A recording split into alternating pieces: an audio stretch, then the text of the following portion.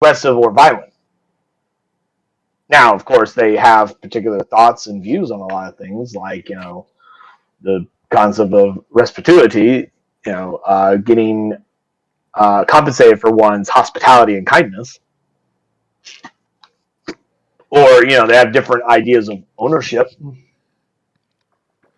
You pick a flower, you're like, oh, it's just a flower, and then a fucking fake creature comes out and goes, hey, it's my flower. You owe me a flower, and you'd be like, but this is a wild flower. And it's like, yeah, this is my fucking flower, so that was my wildflower. Bitch. They see things differently than we humans do.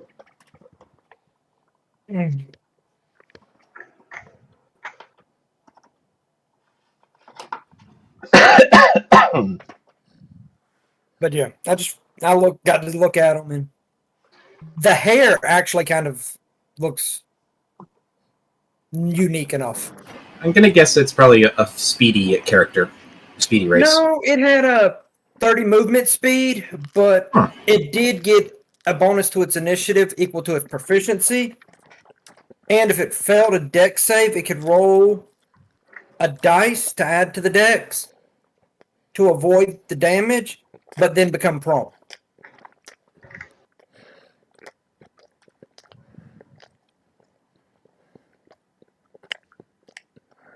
So, it's rabbit person stuff.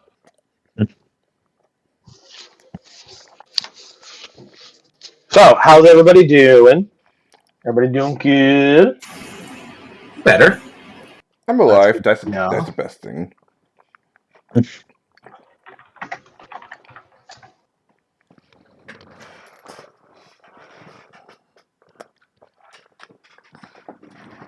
But that I was able to pull it up, but that's some of the stuff on it. I don't know how to explain that.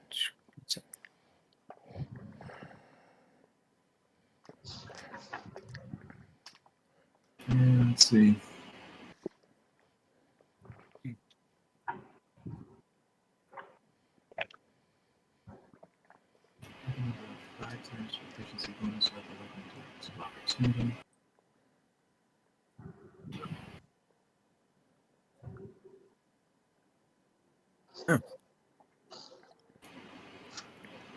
Buddy out.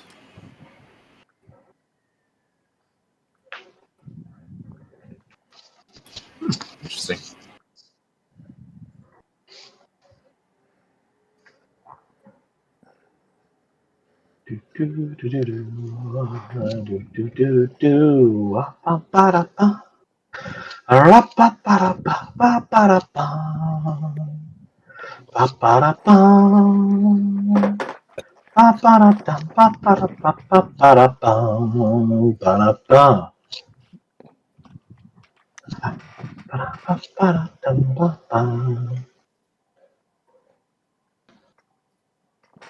Also, as a fun reminder and review, for your current NPC ally, Madame Anastasia.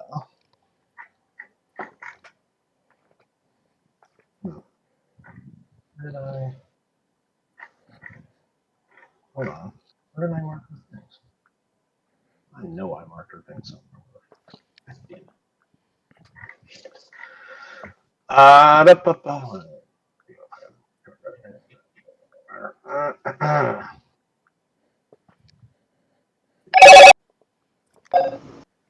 Somebody has a very loud ringtone. I was like, who's that? Sorry. This man.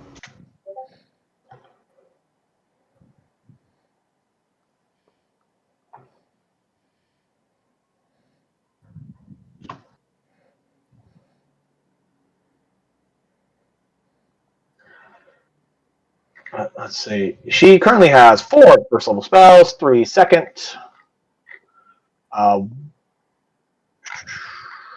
2 third. She has 0 fourth because she used a bunch of Death Ward spells on you guys. She has 1 fifth level. Sorry. Yes. 1 fifth level, 1 second, 2 7, 1 8, and 1 ninth level spell. That is her current allotment. I have 2 spells. She has a arcane ward of a 26 at the moment. And she has, I believe, 3 more uses of her Sentinel Stance ability, which allows her to gain additional reactions for a round. And I think there's everything. Yep.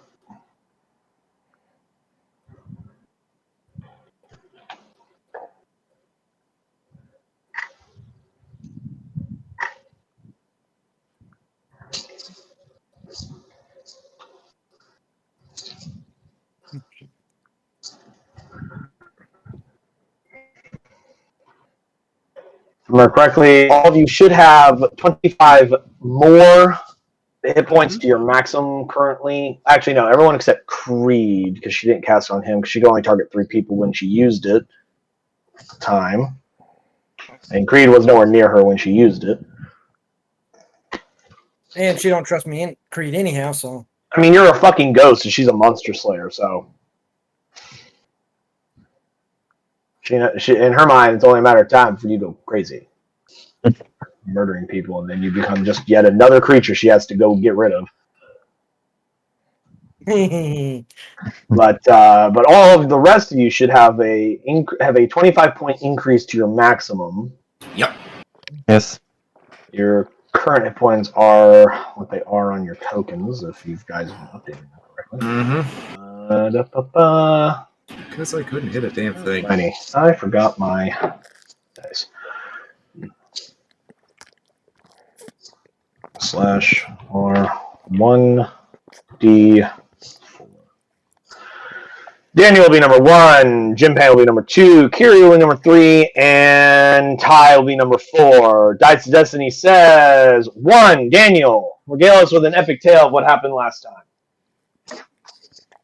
time. After our adventures with the light brights and the movable mound, we decided to go to the graveyard. Don't be making fun of the light brights. Light brights, it's a bright in the night. So, after searching around, some of the crew had visions of delusions because they saw things that weren't there. So you're saying they had dimensions? Yes. They had dimensions. Yeah. Inside joke. You guys aren't going to get it. Jeez. So, but after searching around, I can't remember who triggered the fun time party zombies. Party. It was whoever started talking shit to the hags. Yeah, one of them talked shit to the hags. One of them. Okay, I see how it is. I don't recall talking shit to the hag. I don't know who did it either. What I remember is somebody talked some mad shit at them, and they were like, "Well, you're rude."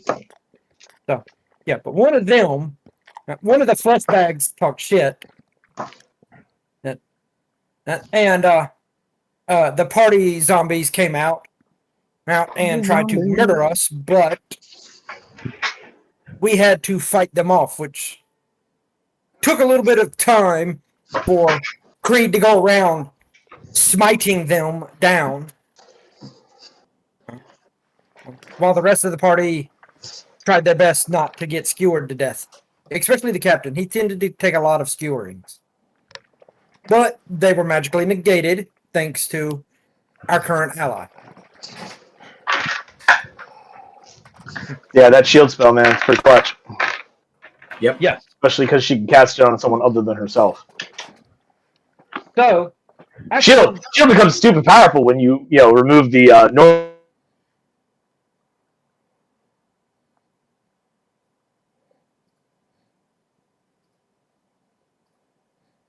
or actually party skeletons. Let's be more accurate. The party decided to take a bit of a break while Creed got back to work and searching and looking for things. Discovering a underground stairwell, he tried to move it himself using the captain's body, which he did not succeed at. And then he got and heard other voices that weren't the captain inside his mind. Well, who said we were all sane in the head to begin with? Like, Oh, as a captain, I'm the most insane. Trust me from experience. So we have found an underground walkway underneath in the big mausoleum, which really isn't that big. It's still kind of small. And we it has paused there. multi-stories. It's Huh? compacted. It's compact. It has multiple stories. Uh-huh. Not that big of a mausoleum. No, it's not. But in the center, we did find a staircase leading down into the deep darkness. Yes.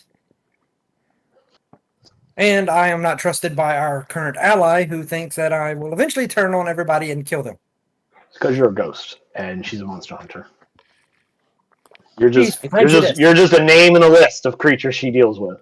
She's prejudiced. She assumes all ghosts are bad. In her experience, they tend to be. She hasn't met a friendly ghost yet. No Casper? Not yet. Because usually, if they're friendly, they're only around for a very brief amount of time and they fuck off. Esper, the friendly ghost. Yep. And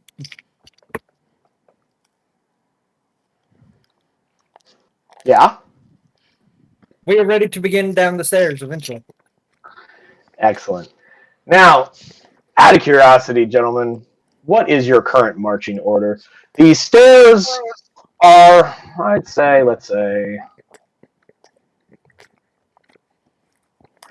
they're wide enough for two of you to walk abreast of one another. Unless you're incorporeal, and then you don't care. Probably hitching a ride. Yeah. He wasn't last time I recall, so unless he's changed his mind. Madame Anastasia would, of course, love to be in the very back, farthest away from the front line. I'll be back with her as well. I'm the captain. I'm going to the front lines as usual. All right, so captain's in the front. Going back. And Ice would like to be in the back. Arcanus and Creed, where are you guys in this marching order?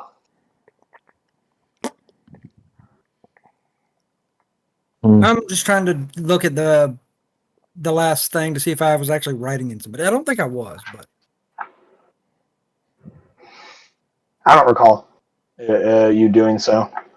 Last I checked, I remember you attempted to jump in the captain. He shoved you out instinctively, and then we ended the session shortly after you guys got the secret crypt door thingy open. So I don't think you've had a chance to decide whether or not you wanted to be in someone else or not. let's see.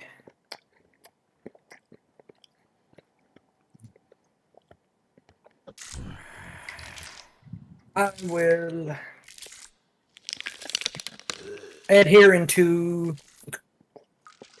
Dr. Ice, if he lets me.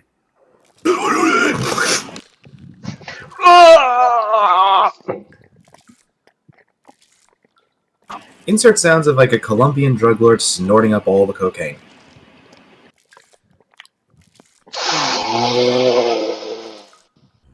It's some good cocaine. That's some good ghost. Nope.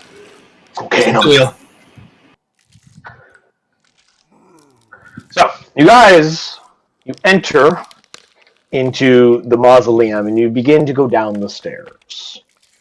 As you descend, you hear the sound of what sounds like strange creatures rattling in the darkness beyond you. At least you see them. And as you descend said stairs, we'll put you guys right here, just inside the entrance. I'll leave Daniel's character icon right there, since he's not technically physically on the map.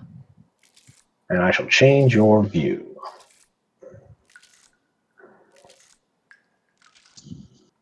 As you descend down into the stairs, you find yourself in what looks like another underground crypt as part of the mausoleum. And standing there is a woman with purplish skin, curved, swept back horns, and little bits of bones and skulls hanging off of her. She goes, "Well, dearies, it looks like you got past a little bodak gritting. Have you gotten some more manners since we last spoke?"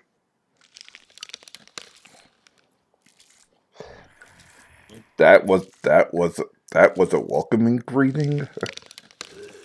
For a rude guest, yes. You can call me Grandmother Morgaine. What brings you to our humble abode? Or shall the lessons continue, dearies? Oh, well, Miss Grandma, I'm going to put it as bluntly as possible. We're here to capture you. No. No one's tried to capture me in a long time. You're more welcome to try, but may I ask for whom? Because I highly doubt you need a hag. Unless you do need one.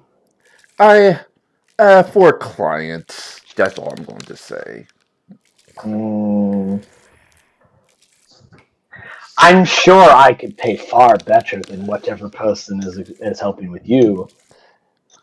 Unless you're one of those types that's only interested in money. I have far more things valuable than money. Trust me, what our client's is going to pay, it's far more, let's just say, valuable than money. Someone wants to be mysterious. Well, unfortunately, dear, I won't be going with you. I have many things that need to be taken care of here, and I'm very busy. So, ta-ta, and she just phases through the wall and disappears.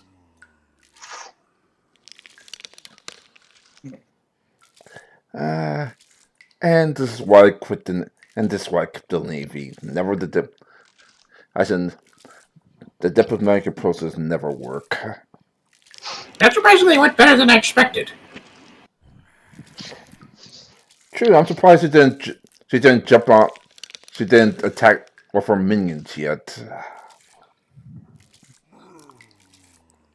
You definitely hear them crawling around you. You just don't see them in this specific room. You see these little crypts here, here, here, and here. And then at the north and south areas, you see a door there. And a door over here. Take it away, gentlemen. Alright. Your first target. Of course. I'm going to check the wall behind her to see if it's she actually faded through it or it's just a trick of the hand. Give me an investigation check as you move over to the wall. You notice there, I believe there's some statues right there, monument type looking things you would expect to see in a crypt. Investigation of 13. You inspect the wall, and as far as you can tell, it's normal, solid wall.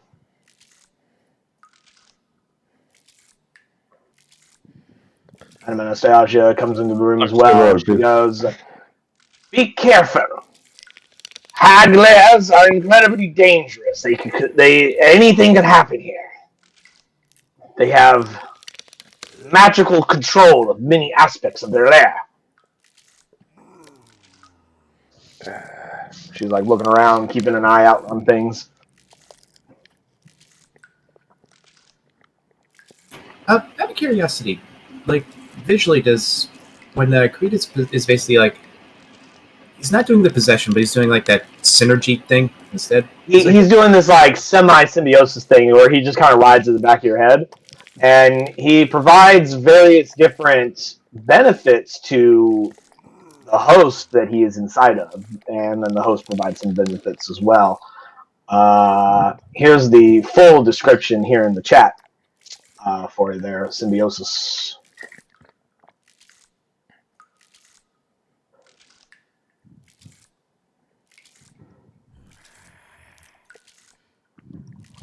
If you wanted to read further to get a full understanding and idea of exactly what kind of things that are happening while he's inside your skull and just playing around.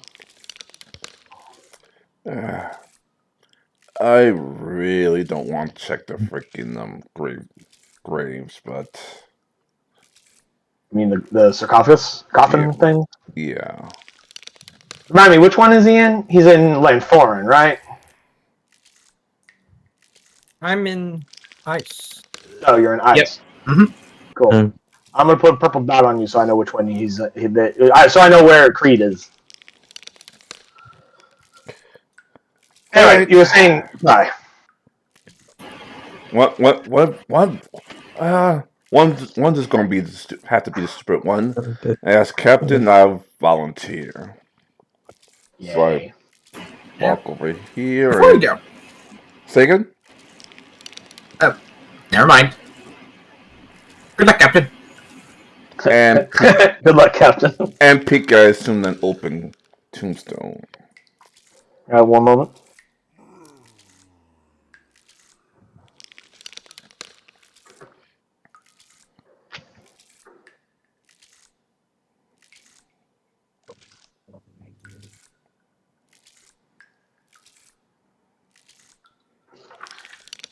Anyway, you said you're gonna open one of them?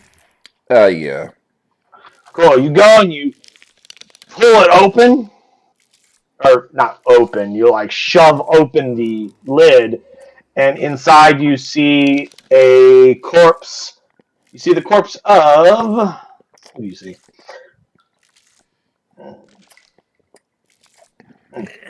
You see Drusilla. You see her dead, rotting corpse inside the sarcophagus. Just, Great. Another trick of the mind. What you see, Captain? Quote unquote dead crewmate over here.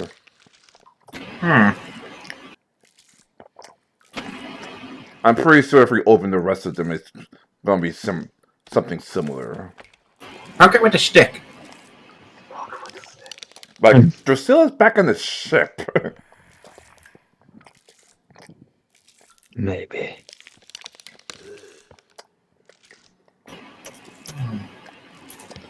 Okay, so like right here, I could see the corpse. Potentially. Okay. yeah, it's there. Yep. So, Looks like Drusilla. and would that be an Still investigation or perception to try and see like if this is just like some illusionary bullshit? Well, what do you think, Kiri? You know where she is. Yeah. Do you really need to roll to see if this is an illusion? It's not an. Okay, just to say, how good of an illusion is it? Insane. Well, how A good? really good one, because fuck you, it's magic. Like, what do you want from me, damn it? So we're going I left or right? poke it with my staff. You poke it with your staff and it disappears. There, I'm shocked. Oh boy. Let's check down here for now. And is there any body that remains, or is it just empty? Empty sarcophagus. No loot? No. You can get loot this early in the fucking dungeon? Get the fuck out of here. Who the fuck you think you are? Damn, those Can illusions. we just kick the front door in and all the treasure's right there at the fucking door? Get out of here. Think about it. No one's expecting it to be there. This is session 10. Do you think he's I'll give you that one, Daniel. But, get the fuck out of here. this is I had session all the loot in the door, just off the main entrance. No one will suspect that's the real loot. that is true. However, because they're hags, there's no guarantee that it wouldn't be cursed. However, I'll give you inspiration for that. You guys are up to 3 now. Yay! Yeah. Go. So what you guys doing? Alright. Wish me luck as I slowly open this door down here. I get my sling out. I have a sling. And alright, stand by for whatever the So hell. you move towards the door and then attempt to open it. Is what I'm hearing. Alright. Alright, stand by for. There you go. Then again, we have no magic. Whatever. I believe both your primary casters has 1 second level spell slot, Yeah. and Yeah. Creed has 2 fourth. I only have 1 rage left, so. Things are gonna get Out of curiosity. interesting. For once, we're trying to stay out of battle until we actually bow the heck themselves. We're not going to succeed, but You never know. I think Kiri's about to say something. What was that, Kiri? If I was reading how the symbiosis works, could Creed cast spells through me? Yes. Okay. In fact, really, most of his spells can only be cast while he's in a physical body because they require material components or a focus. While he's Which I have inside both. you, if you're holding a focus, he can utilize your focus. Of which Rather- I have both. No, yours is a druidic focus. You would have to have an arcane focus on you for it to work. Well, I have a components pouch. Which, yeah, you have a component pouch, so he can use those too. But it's full of druidic components. He needs arcane components. I'm just kidding. Look, the arcane I'm not going to components. split hairs on that one. Look, the arcane components make Ah, it. Ty's feet! Ah! Oh, it's Ty. He's back. Look, the arcane Now we components. can see his lovely Yes. bed instead of him. Ty's having some camera malfunctions. There he is. Loki's. So, you go to open the door, and it's locked. of course it is. Okay. Gonna walk up to the door and is there like one of those like keyholes they could see in those cartoons, like, you know, you put a key in and like No. maybe peek through? No? No, Okay. I'm going to press my head against no the door. cartoonishly large-ass keyhole for you to shove your eyeball through. Aw. Okay. I'm gonna press my head against the door and try and listen to anything from beyond.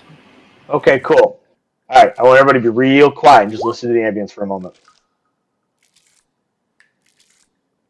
That's what you hear. That is the sounds that you hear. At least I don't hear any cracks about something. I'm thinking, oh, it'll be a cartoonishly large keyhole. Ah, screw you.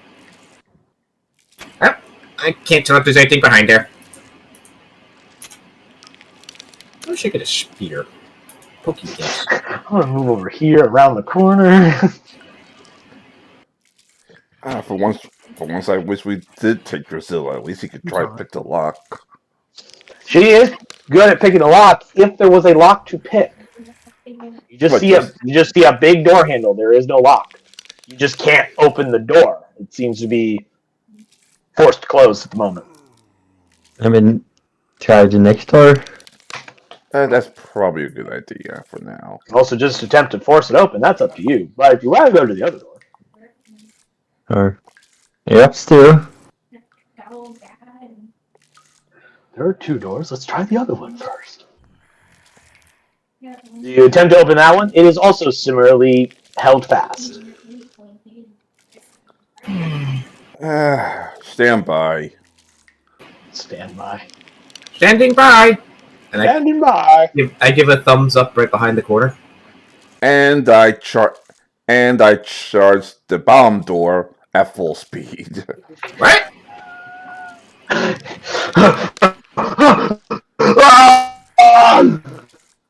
I was not expecting that. You know what? I'll tell you what. I have advantage on an athletics check, if you would be so kind. Sorry, hold on, wait a minute. Huh? Give me a strength check. Not athletics, but strength. A flat strength check. But roll with advantage, because you are just charging from the other side of the fucking room. With your full speed and momentum of force. And I forget how to use a strength. Roll a strength check. You open up your sheet, go to your strength stat, and just click on the word strength, and it should roll it as a strength check. Oh, I have to click on the word itself. Never mind. Yep, there you go. A 16. You slam into the door, and it's just... It does not move. Hey, not Kool-Aid Man it. Nope, because the DC is higher, because these are magically closed doors, because this is a hag lair. Yeah. Well, busting through it didn't work. That's okay. Let's go home. She wanted to argue with me about the beta. Say again? You hear a voice from behind you going, "Dear sisters, I think they're trying to force their way in." Well, that's rather rude. They should have tried knocking first. Maybe we should let them in anyway. We should let them deal with the gods first. And both north and south door open. I need your own roll initiative. Oh, god damn it. That. Well, No movement on your part, Jim Pan. Okay. Your position is outlocked. Roll initiative. Yeah. well, it was nice knowing everyone. Like around its penis area and like going up its chest, it was like you could tell. As both doors to the north and south open, And when I did the autopsy, I opened it and it was like going bruised, like blood. Like it got either I don't know, hit or it got car or something.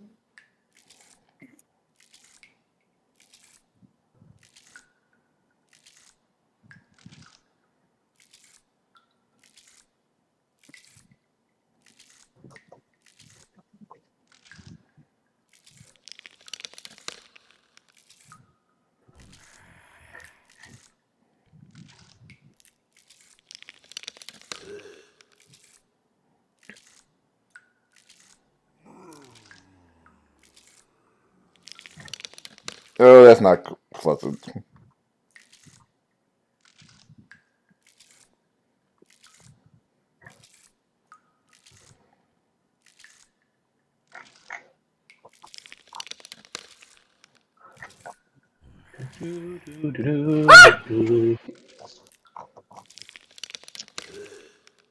I am not liking what I'm seeing, and I am not happy at being close to such a thing. you should definitely not like what you see. Most certainly not. Wait a minute. What's wrong with initiative? Only it's supposed to.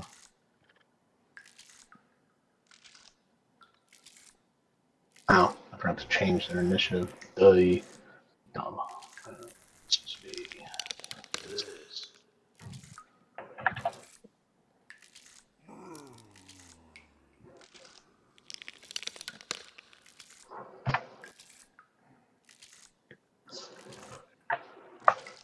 Let me fix that real quick.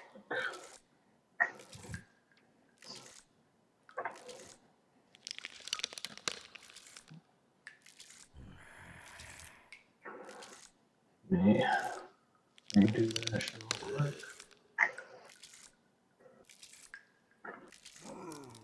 Their proper initiative. That's better. Organized descending. Wow, Captain, that's a really high initiative you got there. That's rather impressive.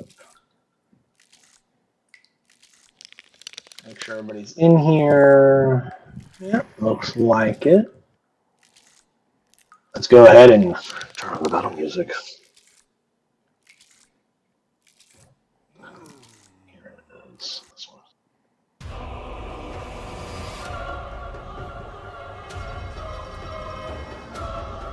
I picked out something special for hags.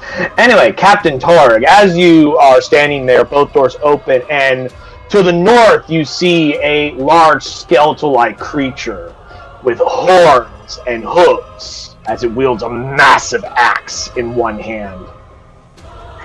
To the south, you see a large, bulbous, fleshy creature wielding a massive morning star as the rotted skin and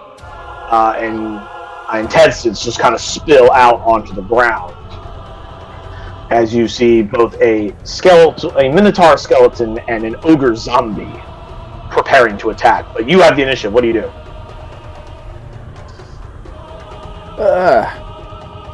Sucks that I can't use my charge ability yet, so... Well, yeah, you'd have to find a way to transform in the middle of this fight. God knows what could happen if you did that. You gotta hog out. Yeah, I don't like Hey, killing, no. I don't like responsible for killing my teammates yet, so... Alright. Pros and cons, man. Pros and cons. 1, You win some, you lose some. 3, 4, 5, 6, 7, 8. So what you doing? Oh, there it goes. I don't think I could get close enough to a Minotaur. Like, I can pop it to a rage. Speed at like 40. You have a speed of 40, if I recall correctly. I don't remember where you were standing originally just a moment ago, but hit that zombie, you're going to need to to... Anastasia.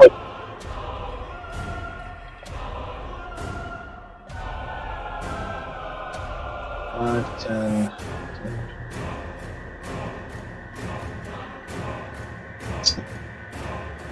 Yep. 40 feet will only get you... So pop the race Two on squares the too fast.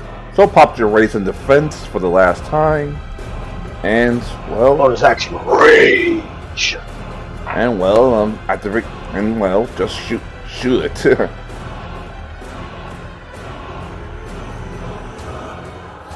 Glad you couldn't get one more square closer, because then you could at least zap it, but I know. it's got to be within a 10-foot aura, unfortunately. And he was 15 feet away. 22 against AC. And so you just pull out your pistol and no! Yeah. Oh, you definitely hit, that's for sure. Excuse me. Let's see, damage and resistances. Nope. Good okies.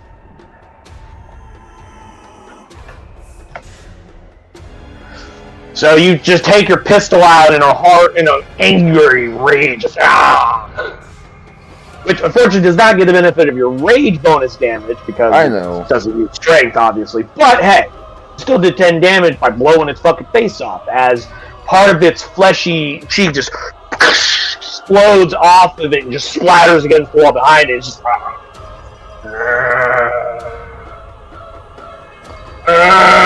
What scares me is lair action, because that's going to be interesting.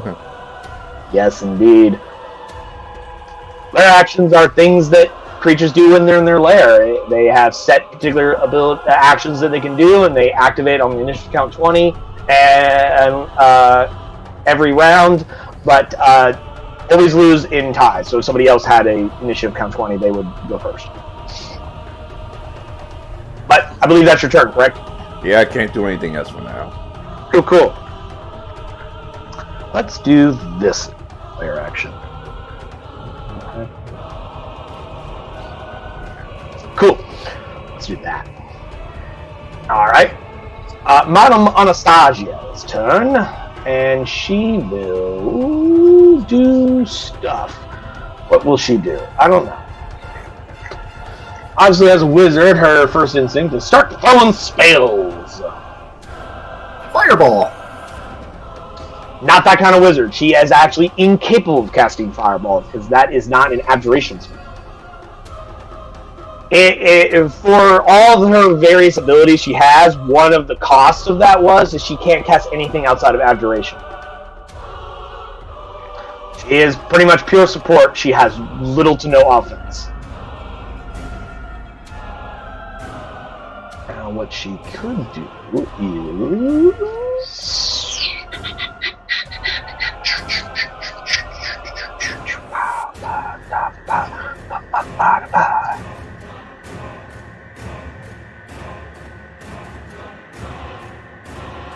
Did she get all the way over there?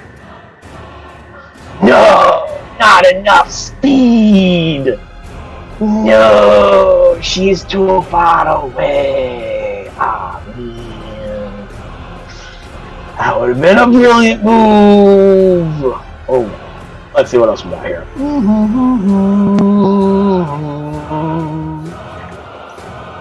Is this a touch spell? Yeah, it's range self, which means, oh yeah. Let's be fucking crazy. Let's see. Do we want to bring that? Well, it's concentration. Let's hold off on that just in case.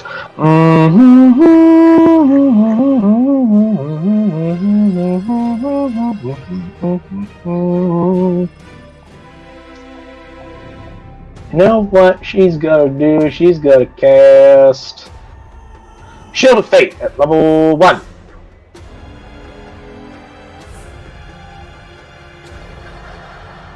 You're 60 feet. You are most certainly in range of that. Concentration marker on her. Ty, you are going to gain the benefits of a Shield of Fate spell, which increases your armor class by 2, so long as she maintains concentration on it. Cool. So your armor class is right now a 17.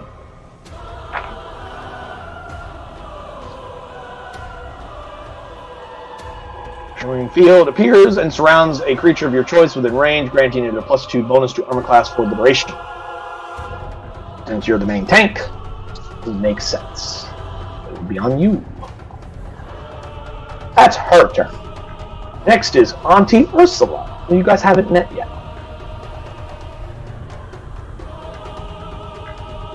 And thanks to their lair action, she's just gonna come right here. She kind of just phases through the fucking wall and just stands on top of that sarcophagus. And she's going to... What is she going to do? What can she do? Let me check. I'll review what they're capable of real fast. Let's see. Well, that's not really applicable in this particular fight.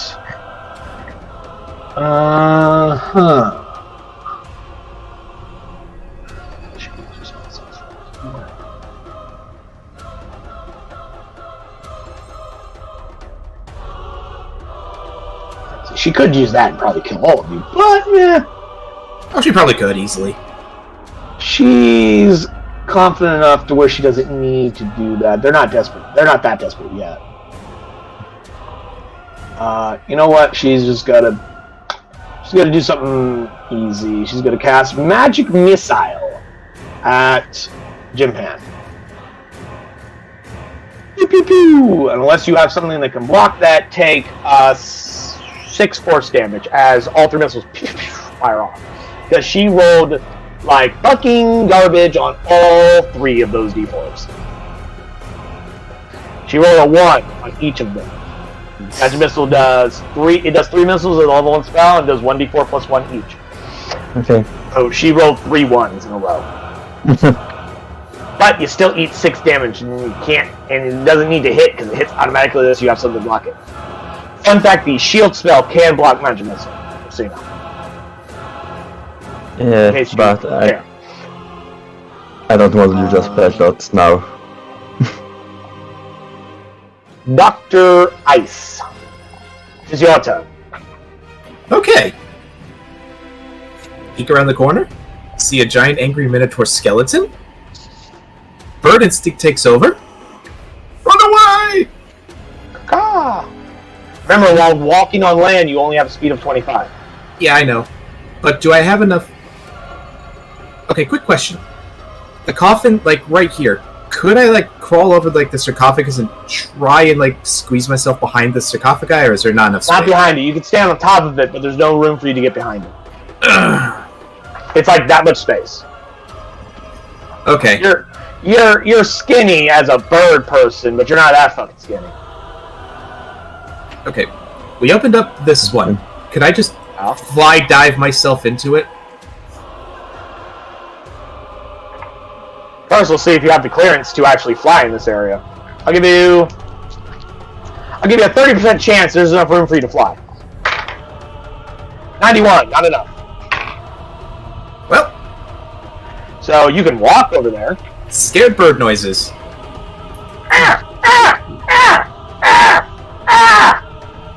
I'm deep. And gonna try and maybe press myself against the wall here. Or Okay. if I can't do that, then I'll just end here. I'm gonna say you can't stand right there because essentially that statue is taking up the space right here. Okay, then can I like theoretically like squeeze myself between the two statues theoretically? Well, considering that's a grid line and not an actual grid space, no. Oh. Because like you'd either be here or you'd be here, so you can't physically be in the middle. So because of the way D&D grid works. Then I guess I stay here and then just try and crawl into a ball. So the scared bird like scampers over and does like slight flapping movements to kind of like bounce like like birds do when they kind of bounce around, and you hide behind the old gypsy woman. You hold the old gypsy woman up in front of you as a shield. Have you seen the heroes, difference in our ladies and HP? Have you seen the difference in our HP? Well, yeah, she's level 20. You're level what? 7? 8? I don't remember anymore. What level are you guys again? 7? 7. You're level 8 at the end of this, right? Yes. Yeah. Assuming we're survived. Right. Anyone that's alive at the end of this adventure will be level 8. Well, that excludes me. Technically, I think you're at least a playable character. You're animated, that counts. But I'm not alive. Anyway, that was your movement, Ice. What else are you gonna do?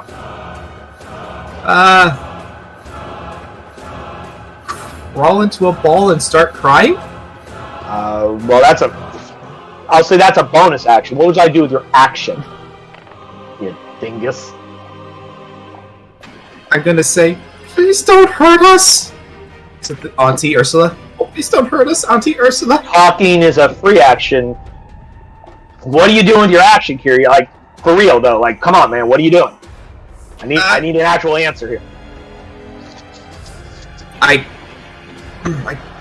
can't come up with an idea of what to do as an action at this point, unfortunately. Dodge. Then take the dodge action. I'll take dodge action. I'll take the dodge action. God damn, man. It's stressful, man. Just a quick aside for everybody. If you really have literally nothing to do with your action, at minimum, you can always take a dodge action, which means attacks against you at disadvantage. Alright, I will take the dodge action. Yeah, I mean, like, don't just do nothing. Don't just do nothing. At least do something with your action, even if it's just a dodge action. Like, good Lord in heaven. Camera's shaking. I've never been in a situation where I've actually had to employ that, so I kind of forgot it existed. A lot of old school players forget about the dodge, because dodge wasn't a thing back in 3.5. It was total defense, I believe what it was called, which is... Partial or total, yeah. Yeah, which is very different than the dodge action. The dodge action is a lot simpler and makes a lot more sense to most people. But regardless, though, that was Ice's turn.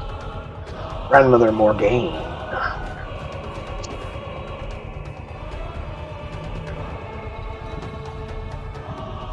She also just comes phasing through the wall.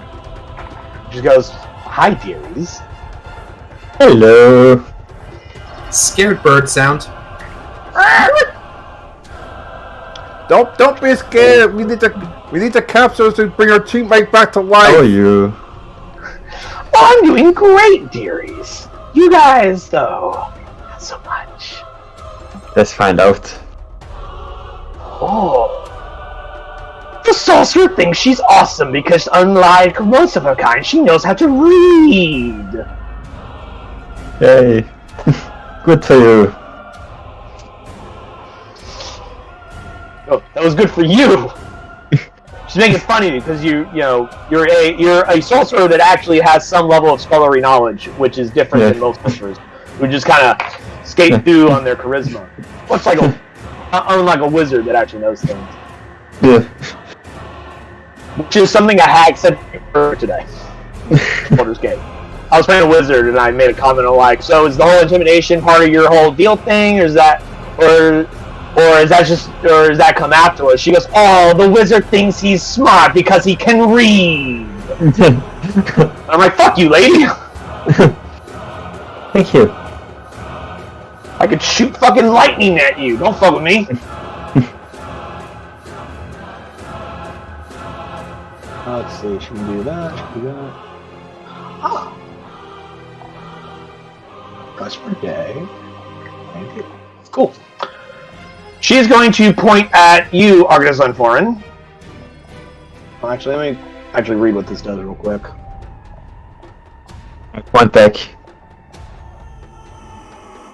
Oop, got my dice. That wouldn't be nearly as useful to you. What's the range on this? 60 feet.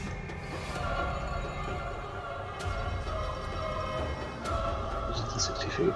Okay. So, never mind. She's not going to target you, Unforeign, because this would do almost nothing to you.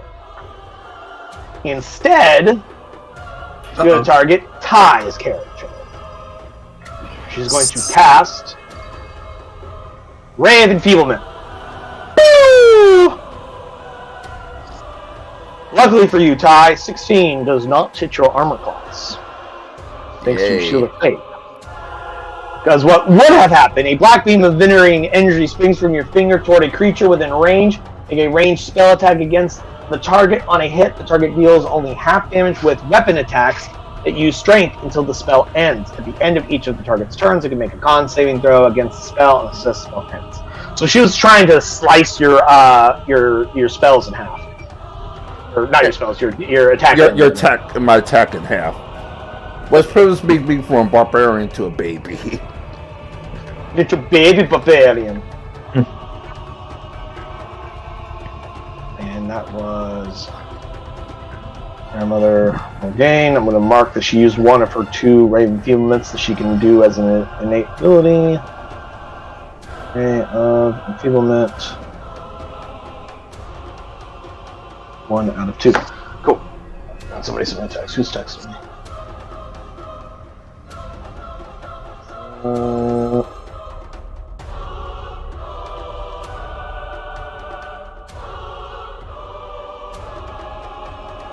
One second, Des. Okay.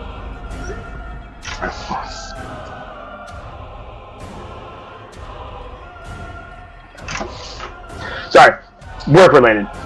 Anyway, that was Morgaine. Lenfarin. I'm gonna cast Eldritch Blast on Ursula. On Auntie Ursula.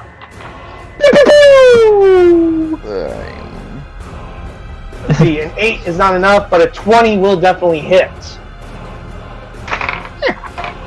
Or 4 force damage. Let me check it. See, damage resistance.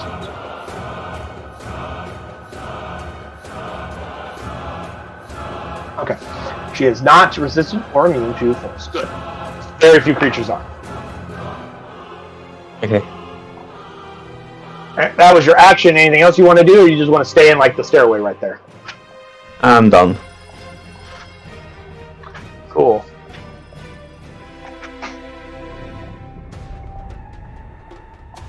Auntie Ethel.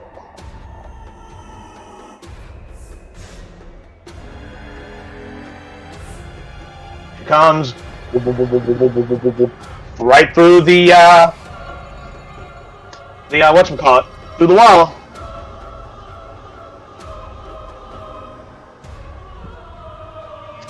And as she comes through, Grandmother Morgaine looks at her and she goes, Ethel, dear sister, that redhead over there, she's quite annoying. Could you do something about her now that we're all here? She goes, of course, sister. She looks right at you, and now that all 3 hags are within 30 feet of each other, they have access to their hag spells. Or sorry, their coven spells, not just their normal hag abilities.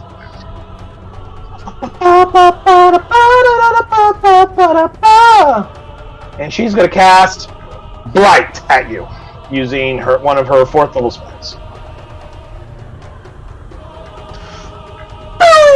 I need you to make me a Constitution saving throw, please.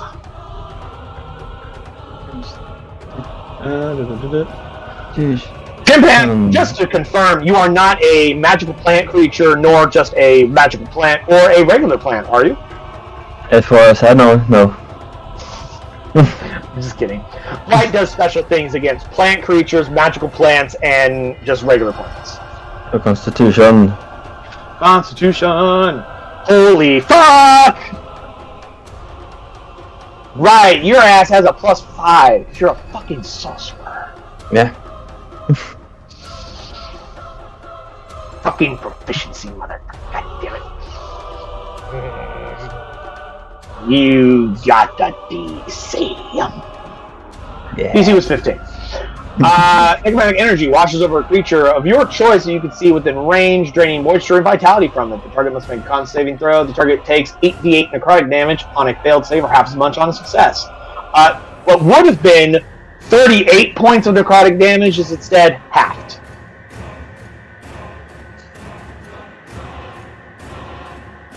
So that would be 30 is 15.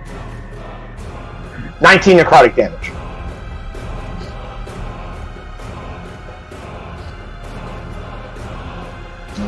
Okay.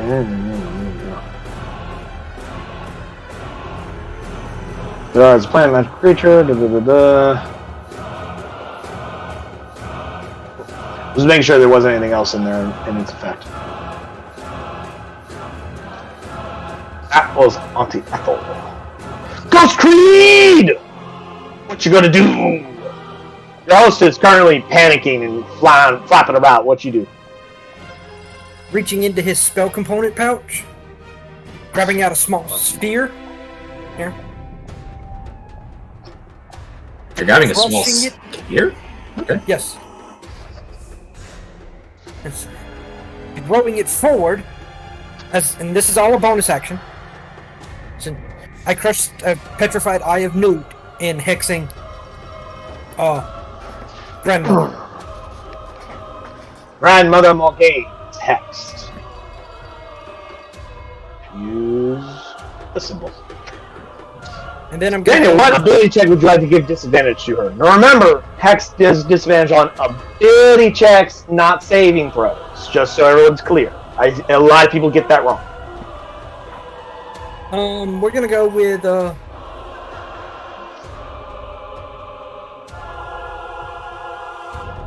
charisma. Want her to have disadvantage on charisma ability checks? Intimidation and stuff like that, maybe. Yeah. Bluffing. I suppose. Usually, my usual choice is strength because of the 6 different ability check possibilities. Strength's the one that comes up the most in combat because it's opposed to athletics checks or dexterity checks and stuff like that for like grappling and whatnot.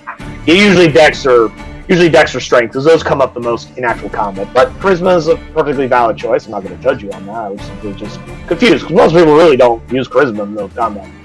But anyway, so you've hexed it with a bonus action. Yes. Now I'm gonna go for the blast. Eldritch Blast. Yes. So I pulled out this Eye of Newt and squished it to cast a hex, and then I started to blast it. Oh, Ouch. fuck. Alright, that first one's a crit. Ouch. You didn't take Agonizing Blast, correct? No. Okay. Because I have 2 different games that have warlocks in it, and it's hard to remember who has what. Because Colleen in my other game took a warlock, and she took Agonizing Blast, I believe. So that's... Alright. Minus number 18 damage. First one is 19. Add 1 more hex because the first one crit, you also double hex dice. 19 damage. Cool. So, Carrie, before you realize what's happening, you've reached in, pulled out an eyeball, squished it, it's all like gooey on your hand as these... Well, actually, no, it wouldn't be shadows. It'd be more of, actually, no. As these, like, shadowy, like, tentacles kind of, like, wrap and caress around Grandmother Morgane's form, and then your hands start quickly moving as you fire off 2 force beams of Eldritch Blast. And then suddenly your hands are your own again, before you even had a chance to blink. Mentally speaking, unlimited power! Unlimited power! And then you hear Creed, No, actually, it's very limited. I'm only a 2-slot warlock. Very limited. This is the power of the sea. Or the power of the sea. I can imagine that your Eldritch Blast is like this beam of electric like aqua blue like energy beam. It's like, aqua crystal blue. Finally, the Minotaur skeletons get to go. They've been waiting very patiently. They rolled garbage on their initiative. Let me check what their speed is. 40 feet. Excellent.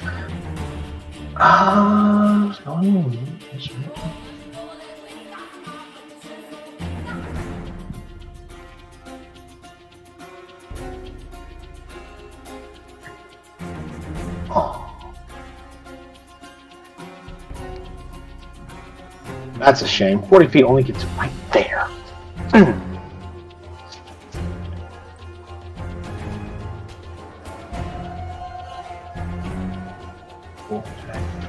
do that. Unless that's reach. No. Damn it! Damn it! What kind of large creature doesn't have reach? I've been betrayed by my own map size! It's like it's intensely trying to kill us. I'm not trying to do anything. The villains of the people you're fighting, the skeleton is supposed to kill you. It's what it does. But, too far away! That's fine. We'll dash to go right.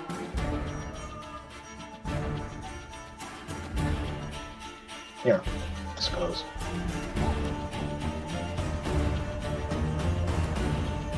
Actually.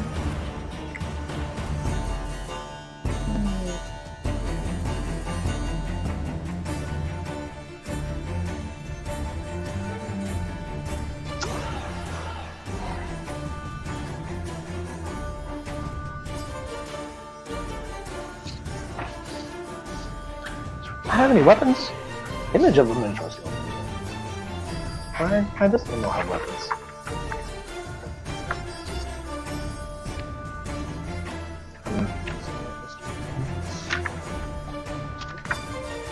Fuck it up. Right.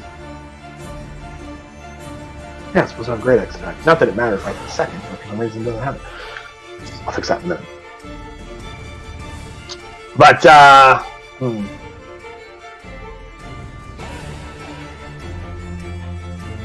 fuck it. It'll just dash to get you right there, just so it's threatening you and Madame. Ogre zombie! Their speed is significantly far less than the skeletal minotaur. However, that's perfectly fine because you're not that far away, as it takes his Morning Star and goes whack.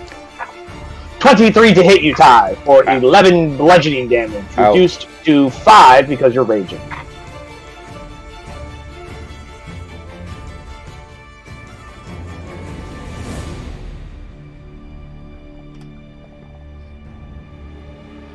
And thanks to the curse of the sword, now that's my only target. Not that that's not going to be my target anyway.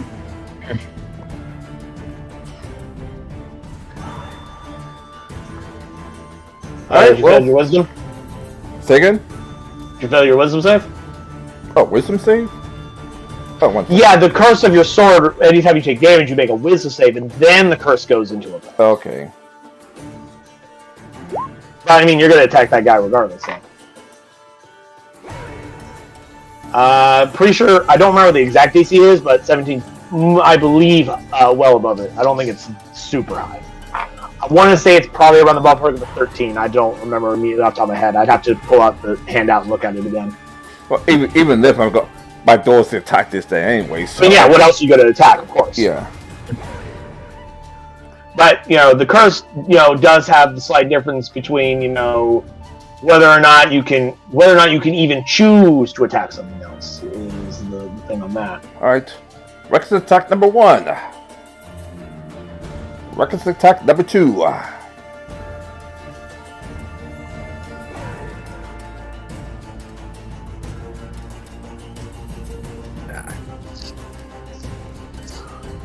Alright, hold on. These are reckless attacks, so that's a 25 and a 25, both absolutely hittable. Because you're using your longsword, the Sword of Vengeance, it is a magical weapon and therefore bypasses any kind of resistances it may or may not have had. Oh, it's 15 for the sword? Cool. Thank you, Daniel. So first one was an 11. Second one was an 8. Alrighty. And Storm Orb for the end. It got a 1. So, yeah, super failed.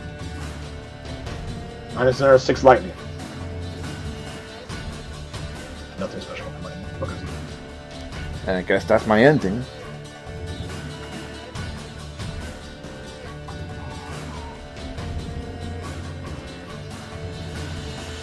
Give me 1 second. I'm trying to fix a bit on the Skeletal Minotaur stat sheet. Oh, Jesus Christ. Really? Damn.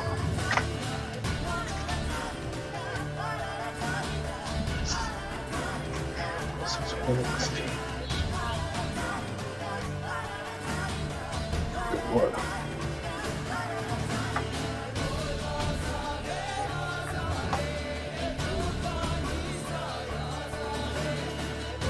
For some reason, it has a great axe attack ability. For some reason, it wasn't on their sheet when a moment ago. I don't know why. It just had its charge ability and its gore attack, and I'm like, why is the picture in the book have an axe if he doesn't have one in his sheet? And I open up the actual stat block in the monster manual and I go, how the fuck did I fuck that up?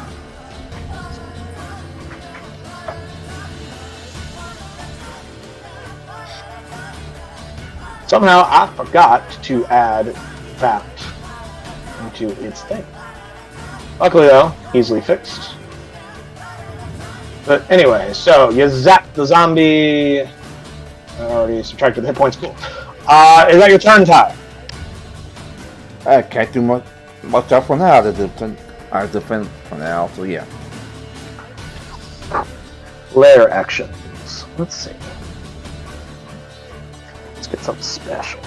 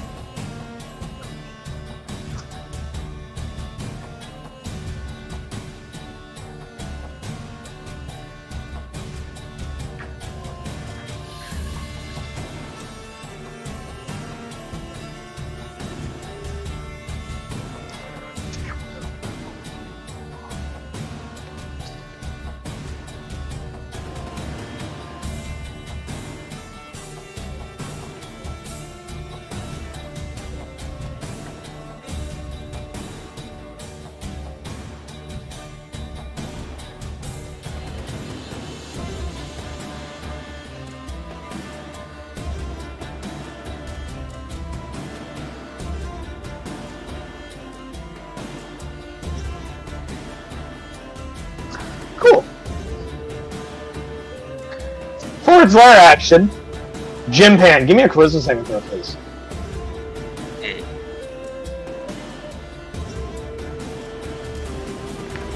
Charisma saving throw. 18. Ooh. Wait. No, never mind. I was looking at the wrong number. Damn it, you did beat it. Fuck. I should have known better. It's the sorcerer. Of course, you're going to have a good charisma save. You only had to beat DC 15. You are not banished to a prison demi-plane. Yay! One creature that I can see within 120 feet of her must succeed on a DC 15 charisma saving throw or be banished to a prison demi-plane. To escape, the creature must use its action to make a charisma check contested by the hags. If the creature wins, it escapes the demi-plane. Otherwise, the effect ends on initial count 20 on the next round. The effect ends, the creature reappears in the space it left or in the nearest unoccupied space if that space is occupied. So, hooray, you're not just removed from this battle for at least a round.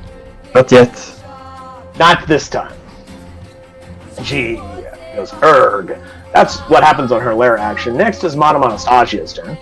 And...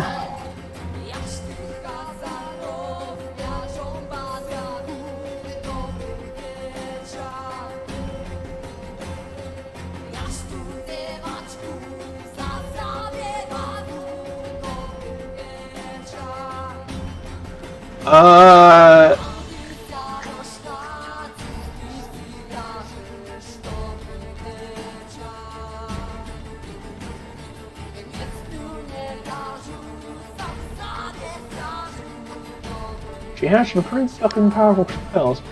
Oh, this is what she's gonna do. She's gonna turn to Kiri because you're the one standing next to her. And she goes, "How important is being able to cast spells for you right now? What? How important is being able to cast spells for you right now?" It'd be very important for me to be able to cast some spells. Okay, never mind.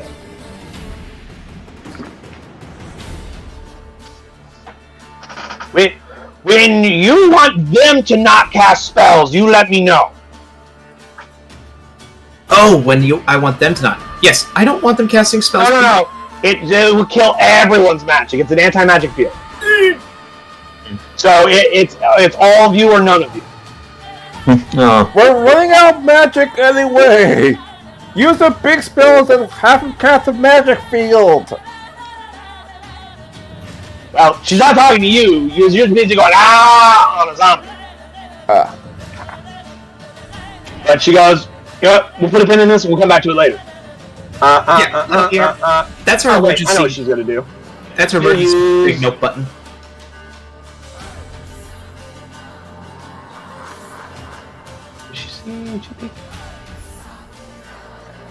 She's going to move to here.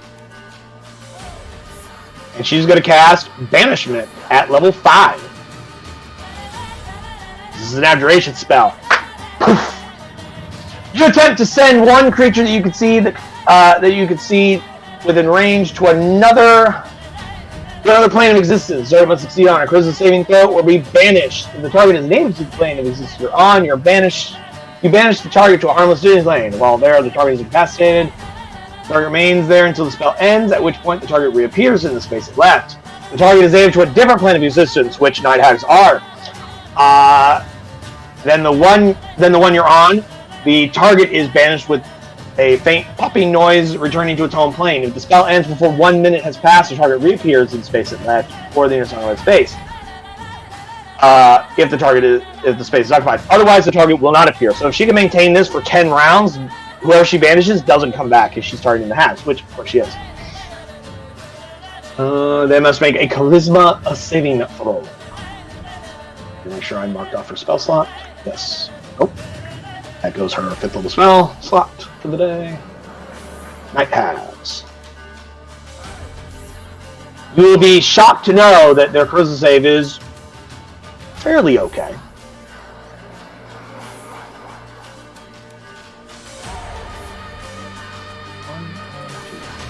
Because she's casting this at a 5th level, she can target one additional creature, so she's targeting both aunties to get rid of them.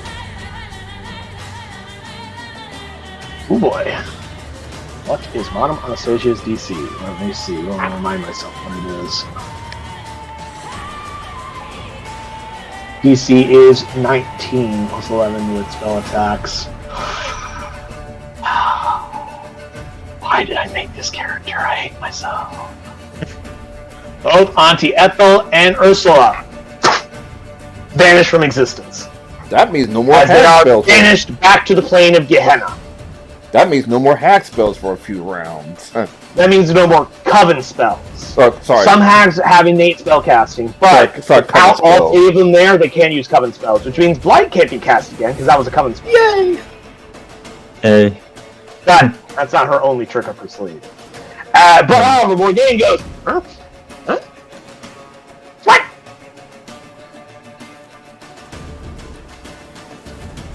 How dare you cast my sisters back to Gehenna?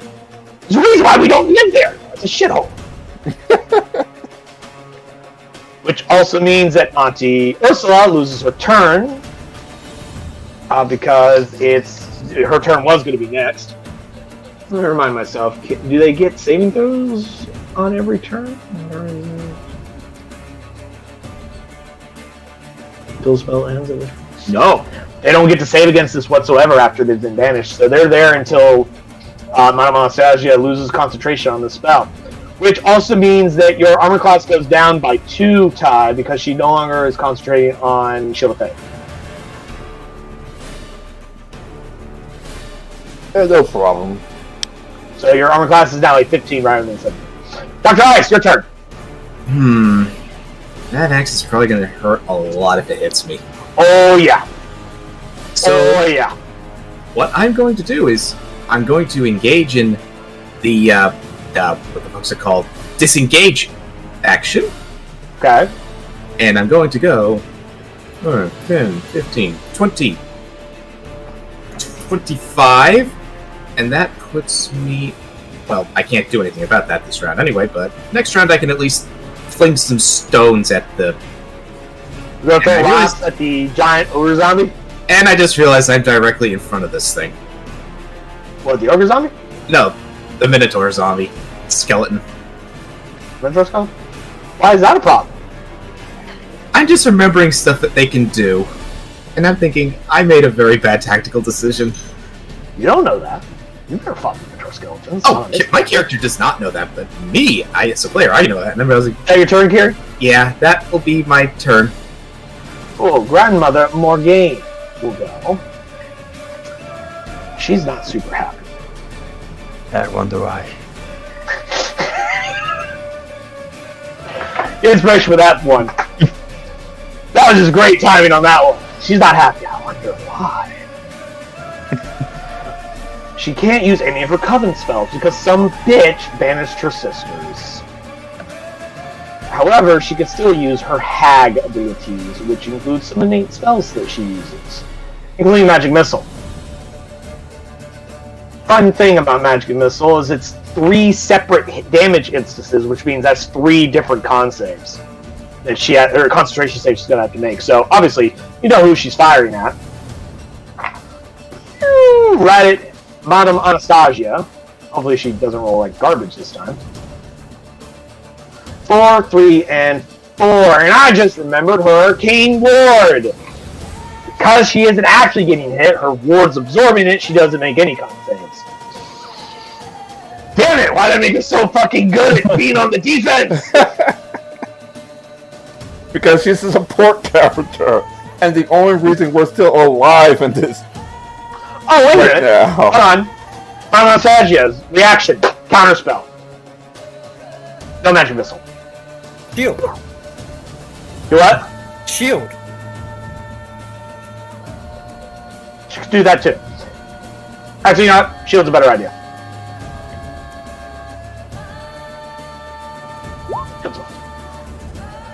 If she goes shield spell, she can cast at will. Because it's one of her special wizard spells that she has. That she can cast at will. Morgaine is not happy. Argon's Foreign. Before that, after she does that, she moves. She'll move over here. Now it's your turn, Lightfall. Okay. I cast Counterspell. Just kidding. come over with Orb Twin Spell. Okay. Who are your targets? That one and Morgana and Skeleton. Minotaur Skeleton. Alright, go ahead and roll those attacks for me.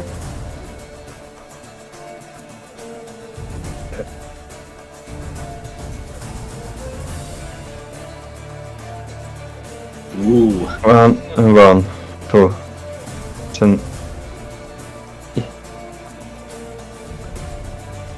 Okay. The first one's 25. Was that at the skeleton or at Morgana?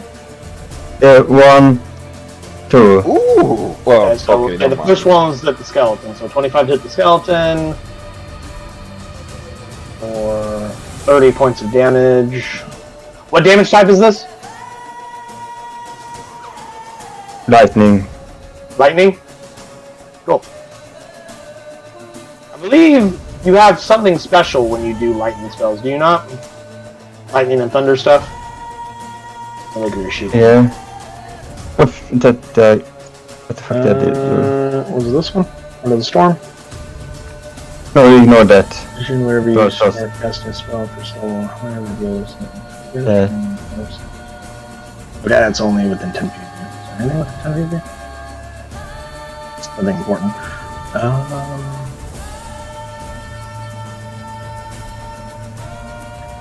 Okay, never mind. I knew something triggered when you used lightning or the damage. I want to say something was added to the damage of the spell itself. Maybe. No, I think you're thinking the draconic one. Maybe. I know those are his two things that involved him when he does magic and whatnot. Yeah, if he was closer to a target, then his Heart of the Storm thing would do a thing. But anyway, 30 lightning damage to you. And the other one, 24 to hit, does hit for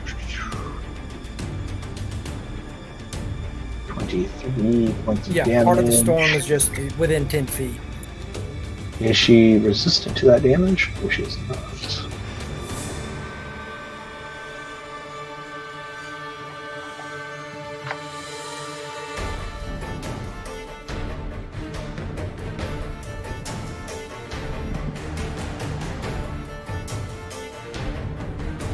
Alrighty. Argonus, is that your turn?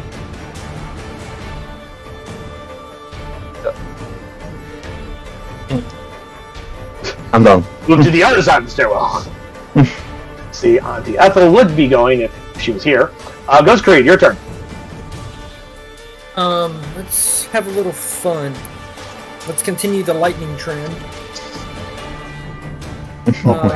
Lightning bolt through the Minotaur and God grandmother. damn it. So, God damn it. Why do I keep putting things in line? I should know better by now. Motherfucker. Okay.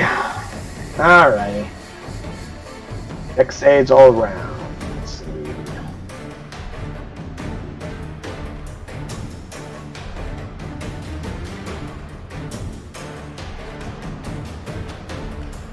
Daniel, what is your DC?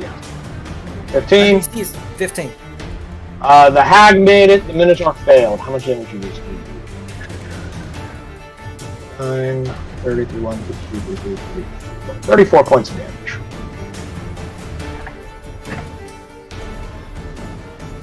She would take 34, but she made the save. She'll take half of that, which is 17. Then she takes an additional 1 for the hex. Hex doesn't proc on Lightning Bolt. Remember we talked about this. It has to be an actual attack with an attack roll for it to proc it. So things like Lightning Bolt or Fireball wouldn't trigger it.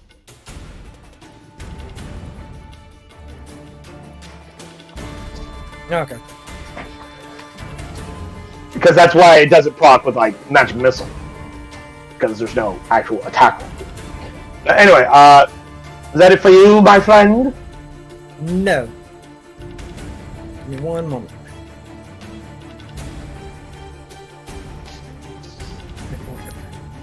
Bonus action. My tendril will come out. Alright.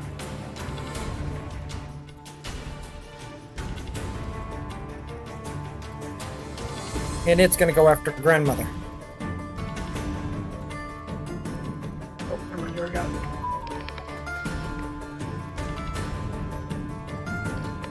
Okie dokies. 11 is not going to be enough to hit her. I'm going to try a little bit better than that. Okay. Is that all for your turn, my friend? Yeah. Oh. Skeletal. My Minotaur move action, I run a mile in his head.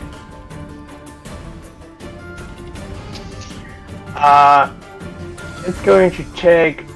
Oh, actually, no, she doesn't have a reaction, so never mind. It won't take that. It's going to charge Carrie. I sadly realized that was going to happen. Because it moved at least 10 feet straight towards you. Activate its charge ability. Assuming it hits with its gore attack. 17. Does 17 hit you, Carrie? Oh, absolutely. Cool. Gore attack takes 16 damage.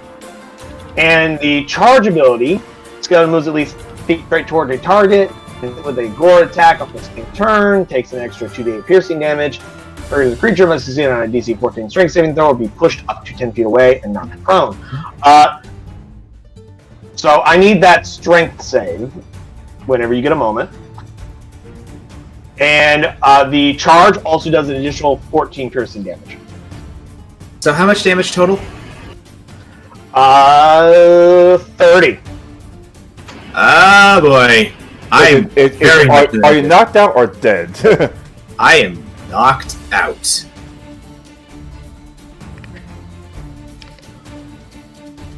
Technically, Creed, you are still inside of him, even though he is unconscious, if you so choose to be. No. But and you can. Well, you'd have to exit him on your turn. You can't do it right now. Now, you said 30, correct? 30 points of damage, yes. Which doesn't drop you so low that we'll just put you right there. It doesn't drop you so low that you die outright. So Nope. you would stop at 0. Yep.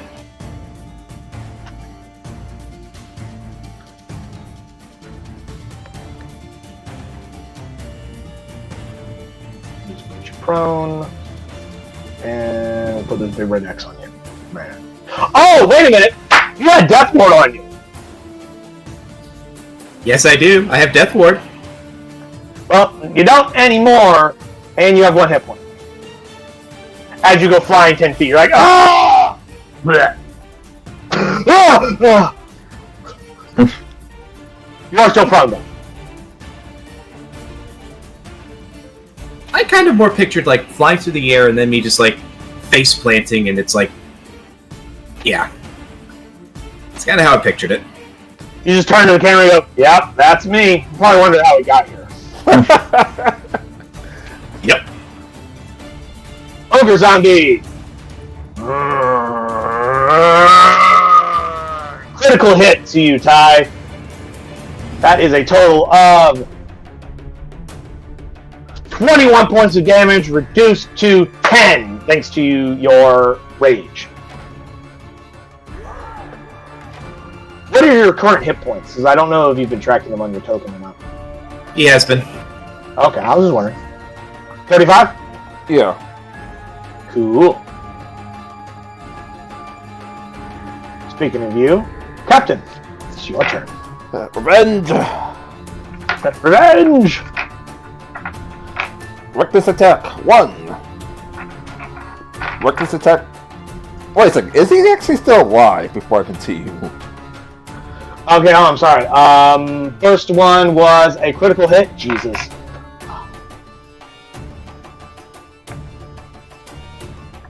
Okay, after your first strike, it is still standing, yes. Reckless attack number 2.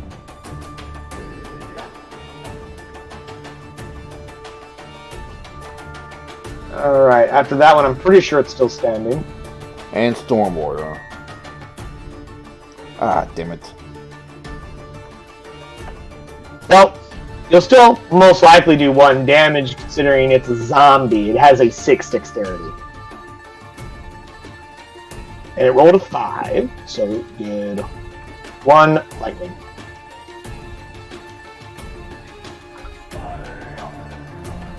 And that's my turn for now. Beating for death.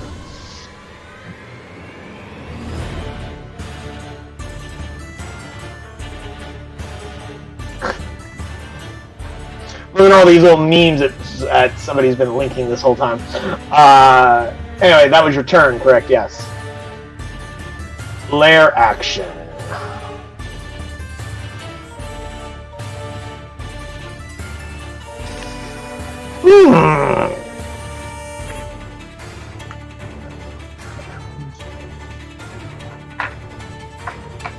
to 3 creatures within 60 feet.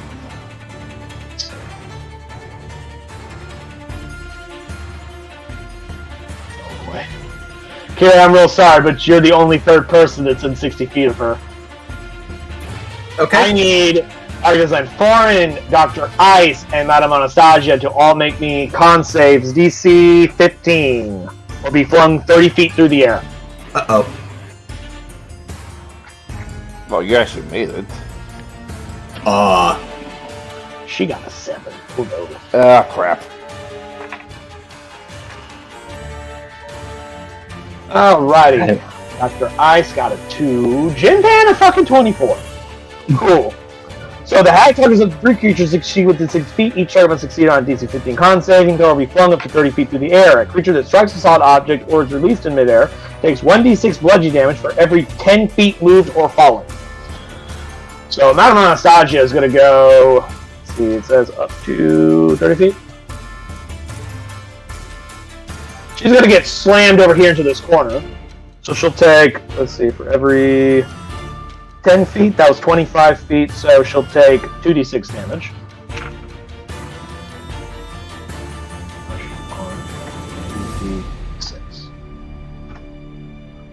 So she took 6 damage. I'll calculate that in a moment, because I have to debate whether or not it would go through her arcane ward or not. I'm not sure. Would getting slammed against the wall be blocked by an arcane ward? I don't know. Artisan, you're perfectly fine.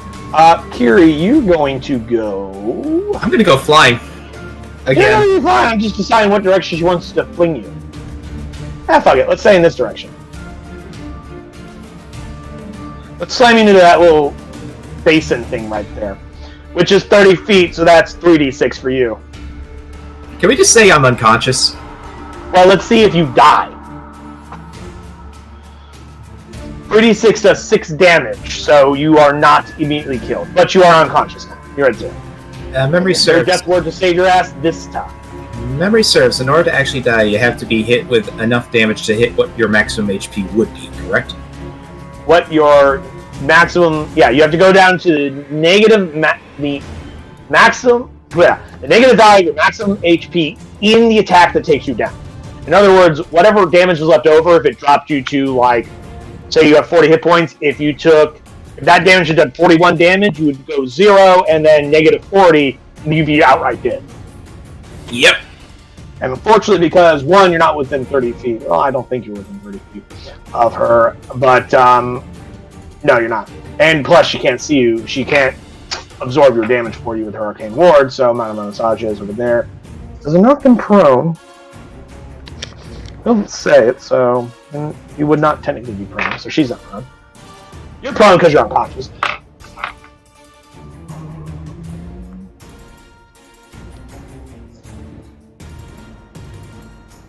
I'm gonna rule because she's getting slammed into a fucking wall, her arcane ward does not apply to this. I don't know, it just doesn't, it feels weird if it did. So I'm gonna have that take away from her actual hit points. And she slams the wall, she goes, "Oh, my old bones!" It also means she needs to make a Constitution saving throw for concentration. 15 makes it. Damn it. Ooh. Curses! That was her lair action. Madame Anastasia goes.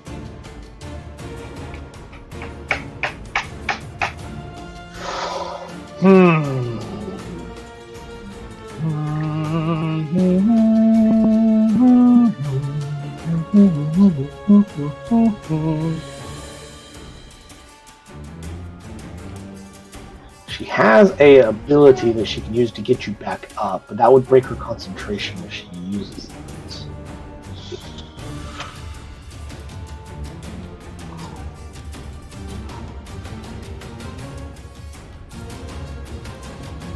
She's going to cast Blade Ward on herself.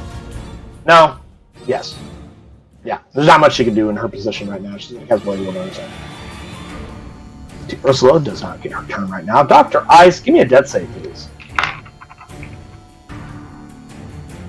Roll a nat 20. Do it. Do it. Do it.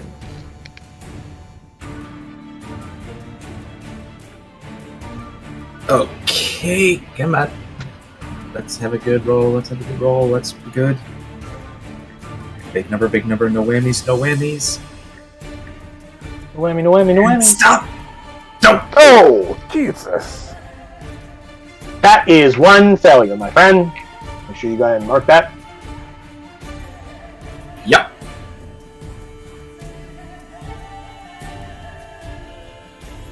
We gotta finish this fight fast.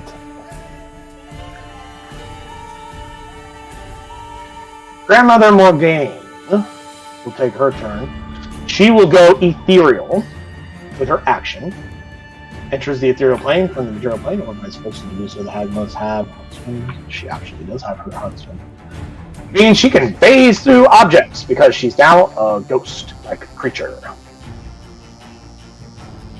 So she goes, bye. Move an action, she moves over here. Into an area you can't see.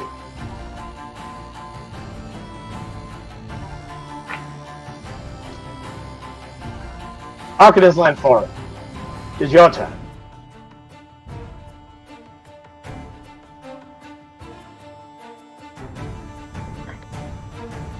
Oh, there you go. Can maybe see.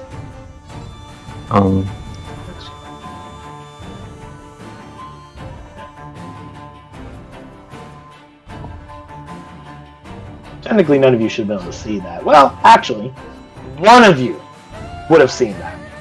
Because only one of you can actually see into the ethereal plane at will. Yes, it is the ghost. Shocking, I know. Okay, I see Eldritch Blasts. I see a bunch of blasting.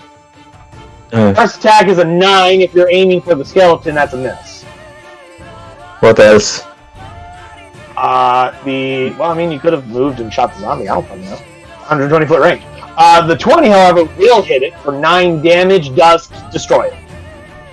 Yeah. You miss the first shot. It goes wide. Second shot slams into the right in like the middle of its back spine, right there in the middle of the thoracic, and just shatters it, and it just starts raining bones.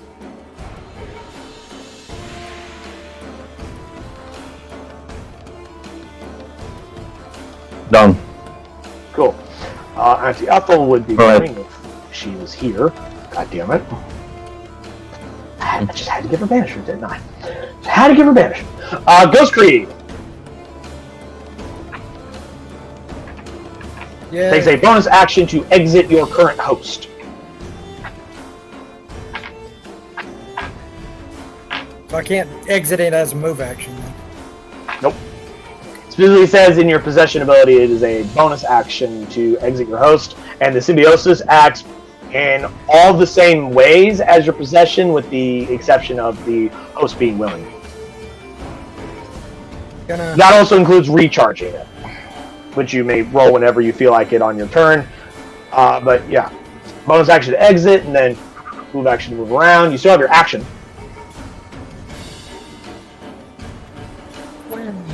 And I will go for the Withering Touch on the zombie for 12. I was about to say a 9 definitely still hits, but you're right, it would be a 12 because you have advantage. 17 necrotic. I think the zombie would be less susceptible to necrotic, but it is not.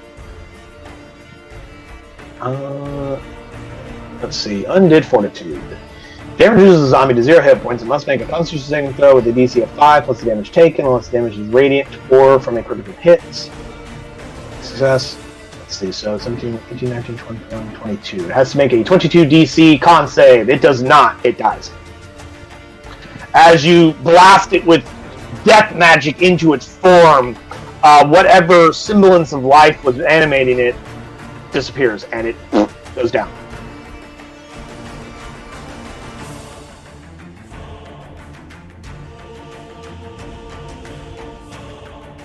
I hope to God you have a potion, Captain. Is that your turn, Creed?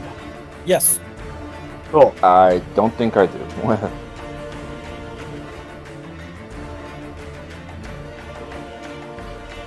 I have potions on me. Oh, I could just take yours and shove yours down your throat then. Yes? The doors to the north open as more creatures become apparent in this encounter.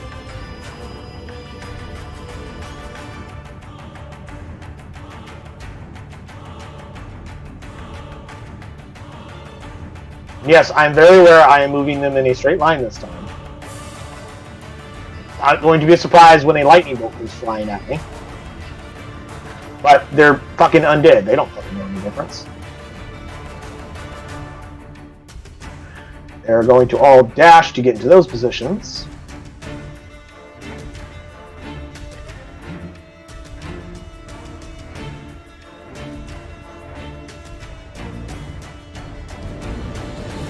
And the door down here to the south also will open.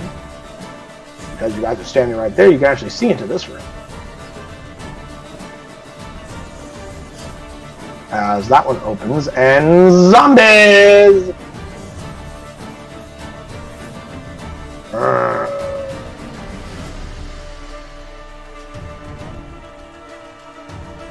That's not gonna be good.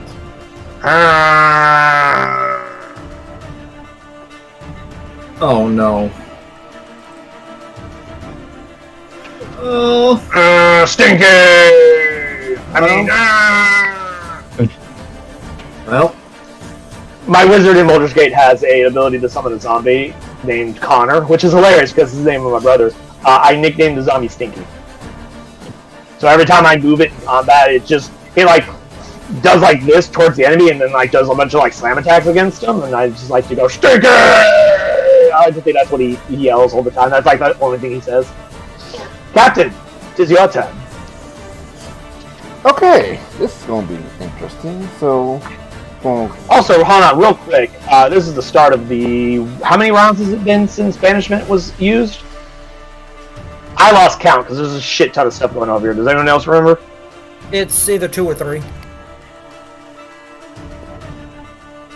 Sounds about right. We'll say this is the third round. So it's been 2 rounds. This is the third round.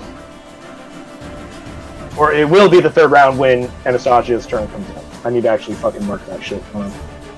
I got to mark too. alright, so go on. It's something I should have been keeping track of, but I've forgotten and lost count. 1. Anyway, Captain, your 3, turn. 4, 5, 6, 7. Take one of Dr. Ice's potions and shove it down his throat. So you like reach into his bag, pull it out, open his beak, just rage feed it to him, and then just slam his beak closed as you hear the sound, the glass bottle shattering as you just force his mouth closed over top of it. Go ahead and roll. What kind of healing potion is it? It is a common healing potion. So 2d4 plus 2. I recall, I believe you guys have acquired healing potions beyond common. I just don't remember who has which one of those. Or how many of those you have. So, Kiri, or Dr. Eyes, you come to with your captain just rage feeding you a potion as he just does this with your beak. Just crunch, crunch, crunch, crunch. Your inside of your mouth is full of immense pain as glass shards shred the inside of your mouth. And then it's suddenly healed and shredded and healed and shredded and healed and shredded and healed.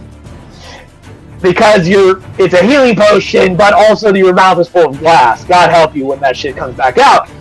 On the other end, it's going to be a bad day, but hey, by that point, you'll either be dead or, wishing you in a were. position where it's not a big problem. You'll just heal your ass with your Cure Wound spell. But you gain 7 hit points and are no longer unconscious. Hurrah. You are still prone, and you will be prone on your turn, which you can then stand up using half the movement. In the meantime, Captain Torg, that was your action. And you also moved a little bit. You can continue moving, of course. Or stand there. It's up to you. Bonus action. Yes, there's also your bonus action. In order to maintain your rage, you must continue doing damage or taking damage. Which is really easy for Storm Heralds because they, at the minimum, always have something they can do with their bonus action that fucking zaps somebody. Depending on what kind of Storm Herald they are. Over zombie, here we go. Yeah. 8. So he'll take all 4. As the lightning that arcs around your body, it hits Zami.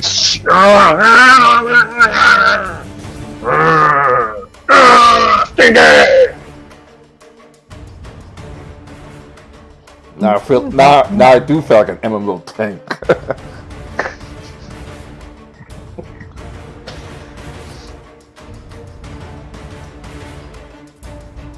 Yes, that skit that Daniel just linked, I think it was Daniel, is not the first time that people have questioned, where does the health potion bottle go?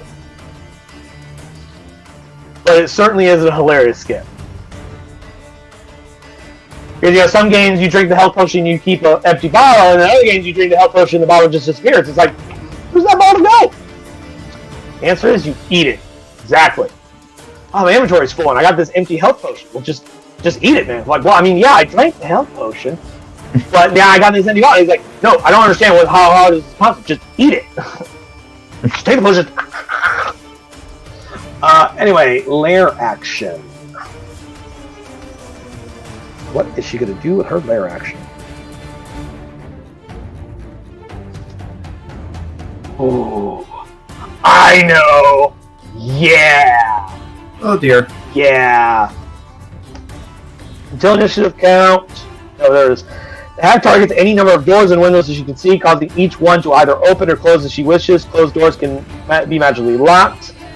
Requiring a DC 20 strength check to force open until she chooses to make them unlocked, or until she uses her action again to open it.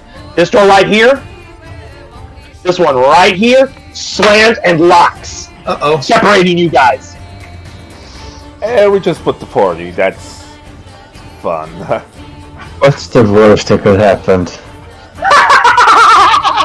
Let me just get a new character sheet. Why'd you say that? I've been looking down at the lair action and I'm like, oh yeah, they can just slam fucking doors closed and lock them. Hey, you guys are on the opposite sides of doors. Boom! Locked. Magic seal lock. That was the lair action. Madam Answer. Because like her other lair actions I was looking at would require her to be able to see you within a certain range, but this one, she can just do it to anything inside her lair.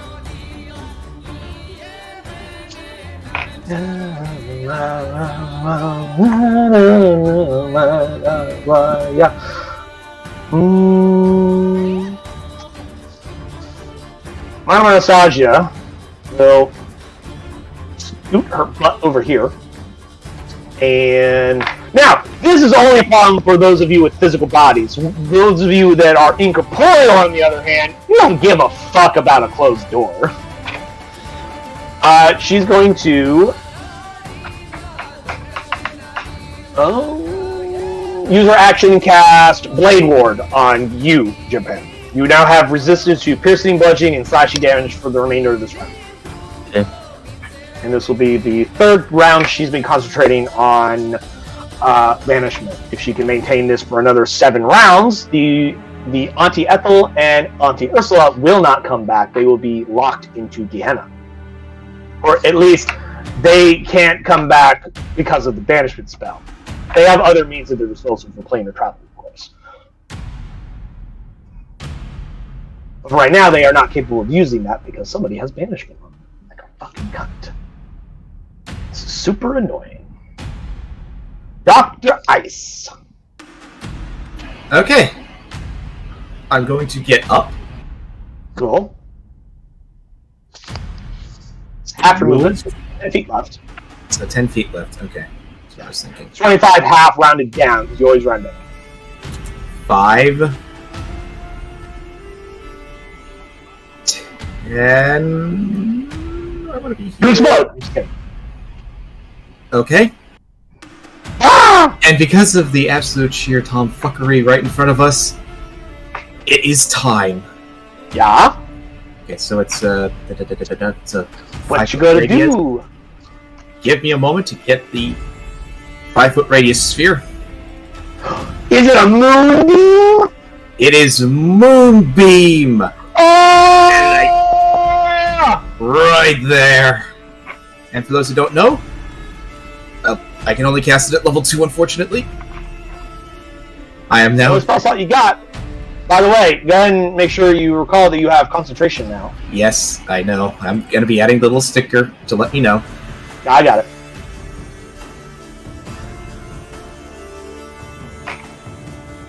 They will take 18 radiant damage on their turn. Because it doesn't occur on your turn, it occurs on their turn. Yes. It's when they enter it on their turn, or they start their turn in it. Or was it end their turn in it? The spell ends when a creature enters the spell's area for the first time on a turn, or starts its turn there. Okay. Okay. Often ghostly flames. I did very good for the damage.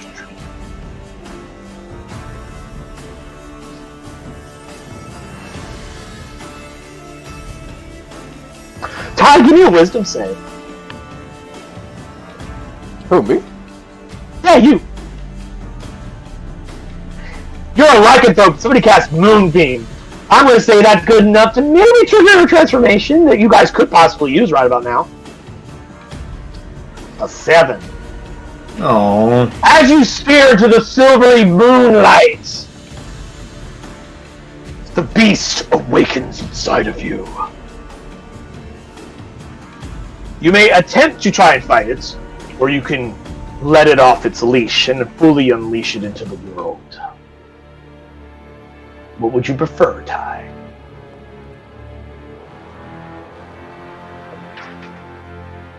If I fully unleash the creature, Dr. Ace is in danger. I mean, a lot of people could be in danger, but that's up to you. If you choose to resist it, you'll still transform because you failed on this wisdom save. But if you try and fight it, I'll give you a wisdom save every round to try and get control of it. But if you're trying to resist it during that time, you're an NPC. You're my NPC. Yeah, remember what happened last time you took control. If you fully unlet it out of the cage, you and I will Jägermeister it, Jaeger control it to the point of like I'll give you certain rules of engagement of targeting parameters, and then you tell me what it is that you're doing. And I might overrule that from time to time, but while you're fighting it, until you gain control, I have full control of your MVs, of your character. So that's up to you. But fully unleashing it means no wisdom saves until you are either unconscious or no longer flailing around as a boar in combat. You go where I tell you to an extent. Alright. Do you need a decision? Because Dr. has nowhere to run, I'll try to control it. Try to control it. Okay, cool. We're going to have you transform right now, though. So we're going to choose your side here.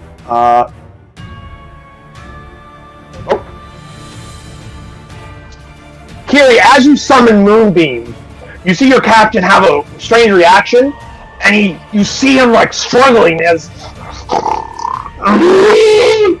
his body starts to morph and pop, and bones start to restructure underneath his form as his snout elongates and his tusks grow longer, more serrated, and his muscles grow more taut.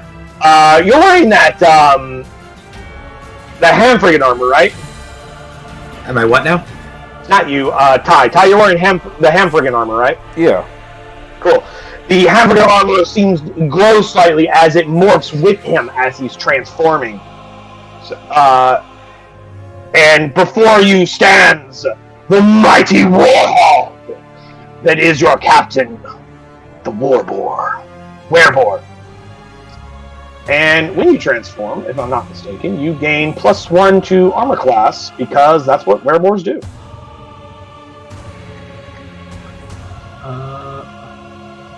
That changes. Strength increases to 17, which is always at 17.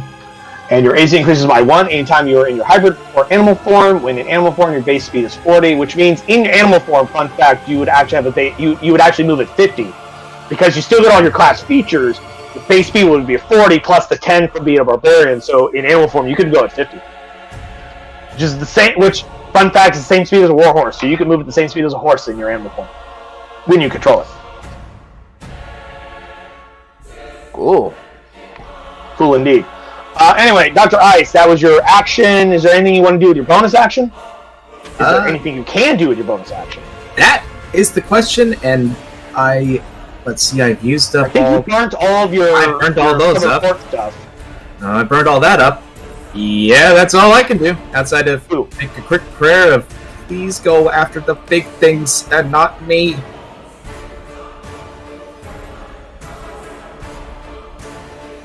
Daniel, remind me, how long does your hex last? When you cast it at, what, 4th level? 8 hours. Okay, never mind. If it was like a minute, I'm like, well, make sure you're counting those rounds, but if it's 8 hours, everyone in this tool will be fucking dead or not dead by 8 hours. Well, the base one is an hour. Then it's 8 hours, then 24. I thought it was less time than that. No.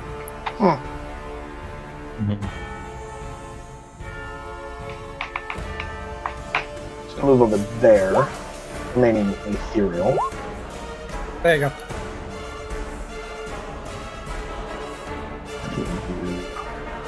Goodness.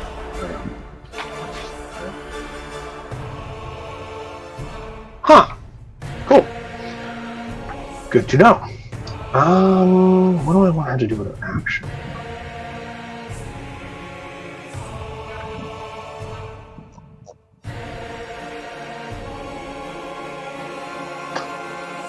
I know what I'm not going to do with her action. Yeah. Cool. Anyway, Argon on foreign. It is your turn. Okay.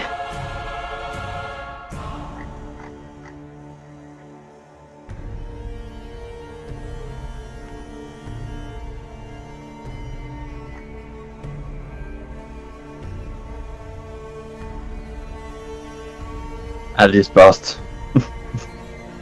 Cool. Who you blasting? First guy on the line? Yeah. 18 and 10. The 10 will miss, the 18 will hit. -4. Cool.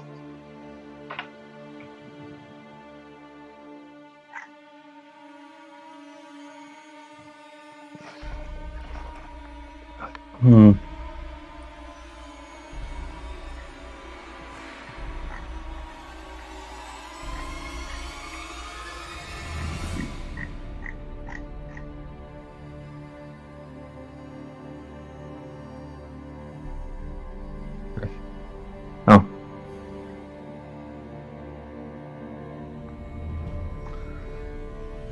Is that it for your turn, my friend? I'm done. Cool. Alright, next is Ghost Creed. Ghost Creed. Alright, you we're doing? gonna start with my Withering Touch on the Ogre Zombie right there. Okay. You get higher than an 8. For 12 damage. Makes sense, yes. Oh yeah, you definitely did. 12, the one right in front of you? Yes. Cool. 12 necrotic damage. Alright. Next, I'm going to move to here. Whoop, whoop, whoop, whoop, whoop, whoop, whoop. Hopefully these things aren't intelligent enough to bother me because I'm an undead.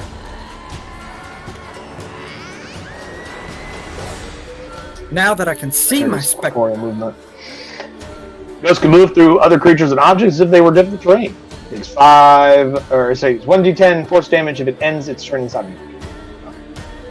Make sure you're calculating your speed correctly, if it matters. Yeah, it doesn't matter to there. Okay. Now I can see But my yeah. tentacle.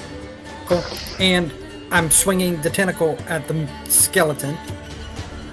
Skeleton. That's cold damage? I don't think it's Yes. cold. Nope.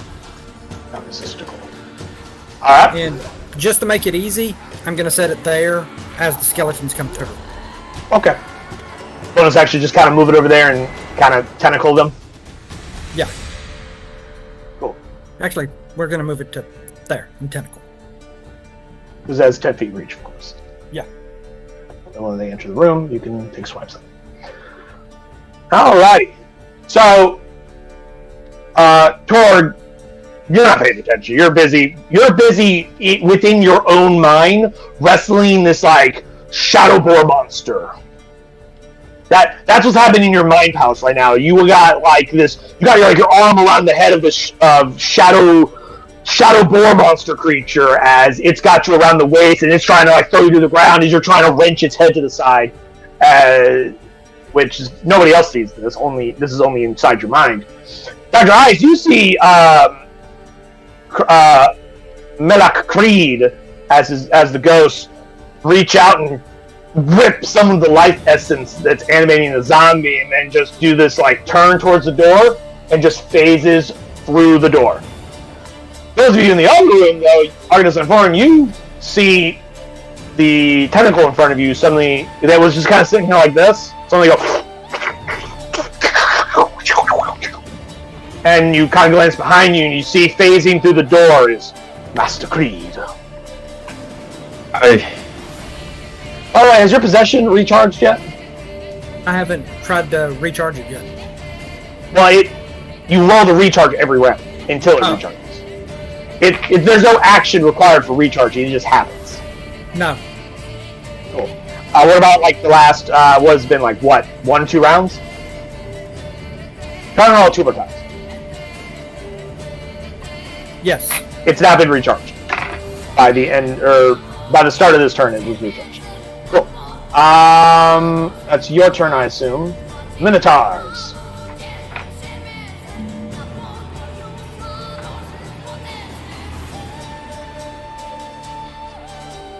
Ooh, 10 feet.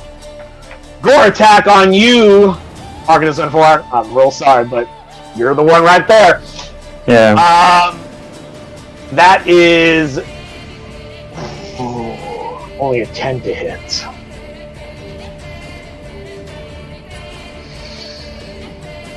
You have mage armor on, don't you?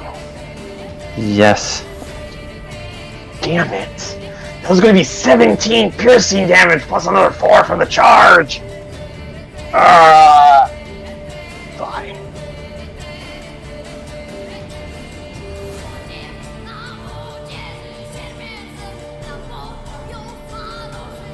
This one moves around to you and will then use its Great Axe attack! 20 to hit, or... you rolled like garbage! 17 to hit, or sorry, 20 to hit. Madame Anastasia will use her reaction to cast Shield on you.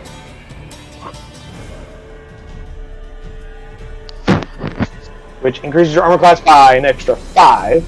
Actually, no. Wait. Never mind, she won't use it because it wouldn't matter.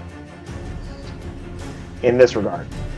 Because it would only bring you to an 18. Right? Yeah. Yes. An 18. Which a 20 would still hit you. So no, she won't waste a reaction on that. And you will take 7 slashing damage. Because he rolled a 1 and a 2 on his 2d12 of damage. I avenge his own damage save against bludgeoning and... Right, you have resistance. Yeah. So instead of 7, you take 3 instead. Lucky you.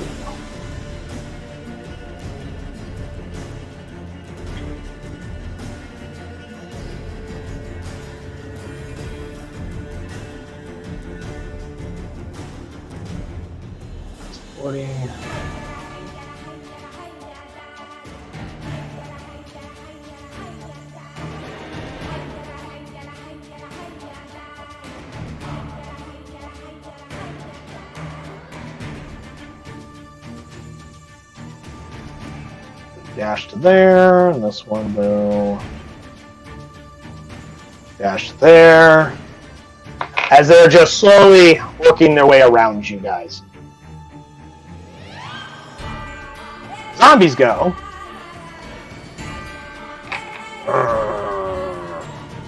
Wait, they have to make con saves. Hold on. Alright, I got 2 of them. Because they're so fucking goddamn massive, Moonbeam can hit a lot more of them. Pretty easily. Yep, and they all take... 2 con saves. I got an 11 and a 9. Can you go ahead and roll that damage for me, Phil? It rolled 18 when they first rolled it. Okay. 18. So they both fail. They take 18 radiant damage. In fact, if you kill them with radiant damage, their undead fortitude does not apply. Yeah, except I'm just thinking I should have stayed behind the captain. This zombie's going to move down to here to get a little bit closer to you, Ty, as it takes its mace and it swings at you. It misses as it slams against the stone wall, just as you just jerked out of the way instinctively to avoid getting smacked. This zombie will move to here and will also take a swing at you, Ty. Rolls a 1. Oh, that's right. I can't control my character yet. Did you have something that you do as a reaction? How about say an opportunity attack or passing through my zone, but never mind. Nah. No. It's not passing through your threat. It's exiting your threat in 5th edition. Oh, okay. Yeah, you can move in a circle as much as you want around people as long as you stay in their threat. It's when you try to leave it is when you have the problem. This one will move to here and make another con save because he passed through Moonbeam. Because they're dumb zombies. They don't fucking know. They don't understand. 14. What's your DC? Kieran? My AC is 13. Your DC. Oh, my DC. Spell DC. Spell DC is a 14. Cool, so a 14 will make it, so he'll only take 9 radiant damage from the 18 you rolled. And this one will just move right up here and make his con save 22, so he'll also only take 9. There's... They don't have a concept of self-preservation or, hey, there's a giant column of fucking moonlight that's burning us. We should not go through that. They're just like, enemy, Mrs. Command attack! So they're just running through it. Yep. Captain Tord, wisdom save, please. As you try to gain control of the monster, the beast within.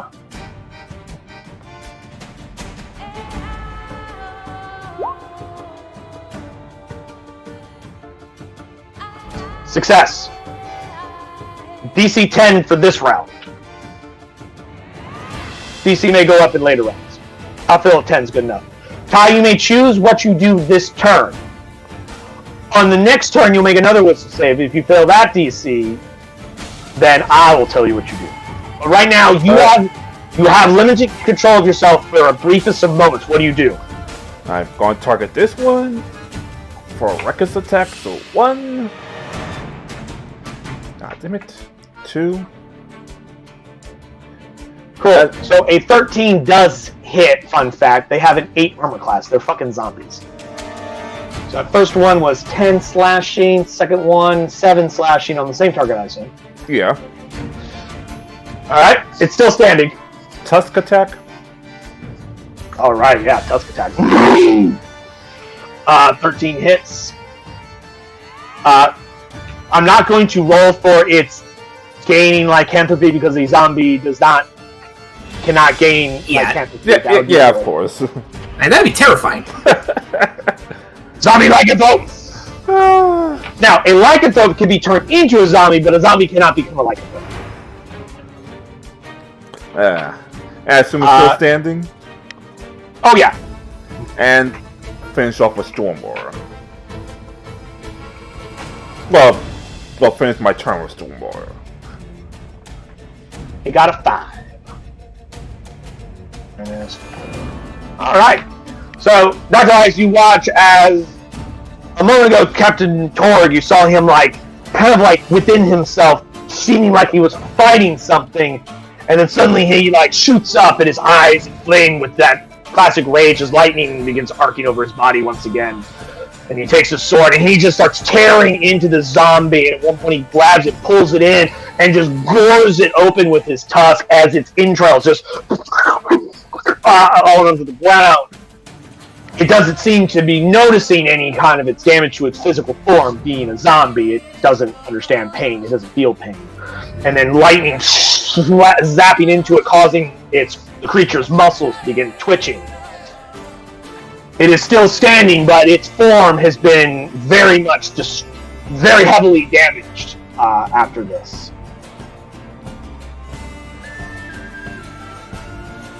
Flare action. Real mean, but let's see.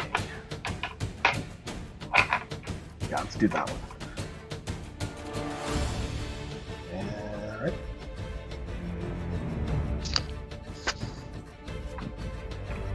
Alright. Madam Anastasia. Let me see here.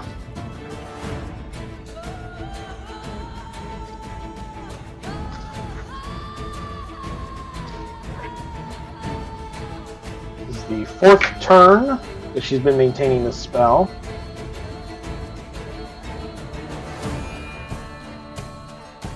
Is there anything she can do that is not concentration that would be incredibly helpful right now?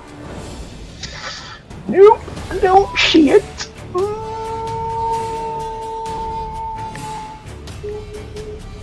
She's out of 4th and out of 5th. She's not going to burn a 6th level spell on that.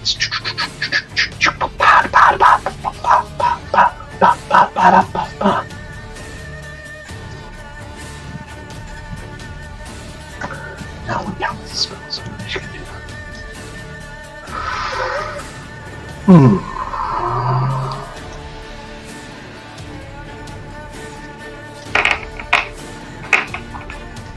Oh, this is a concentration. Has a bonus action.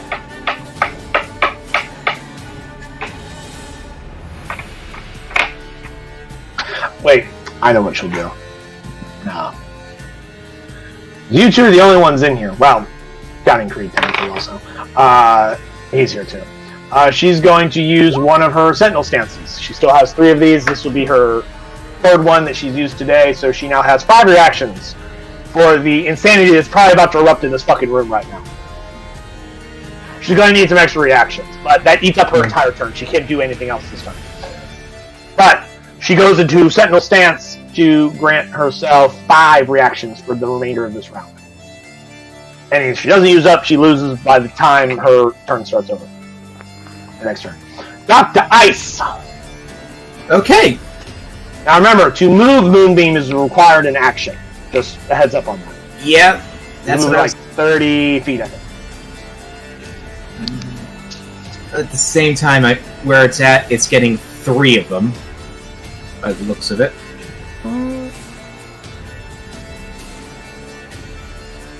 Yeah, it looks like it's getting 3 of them, so... Oh, hold on. Technically, these 2 zombies are actually occupying the same space somehow. I don't know how I did that by accident.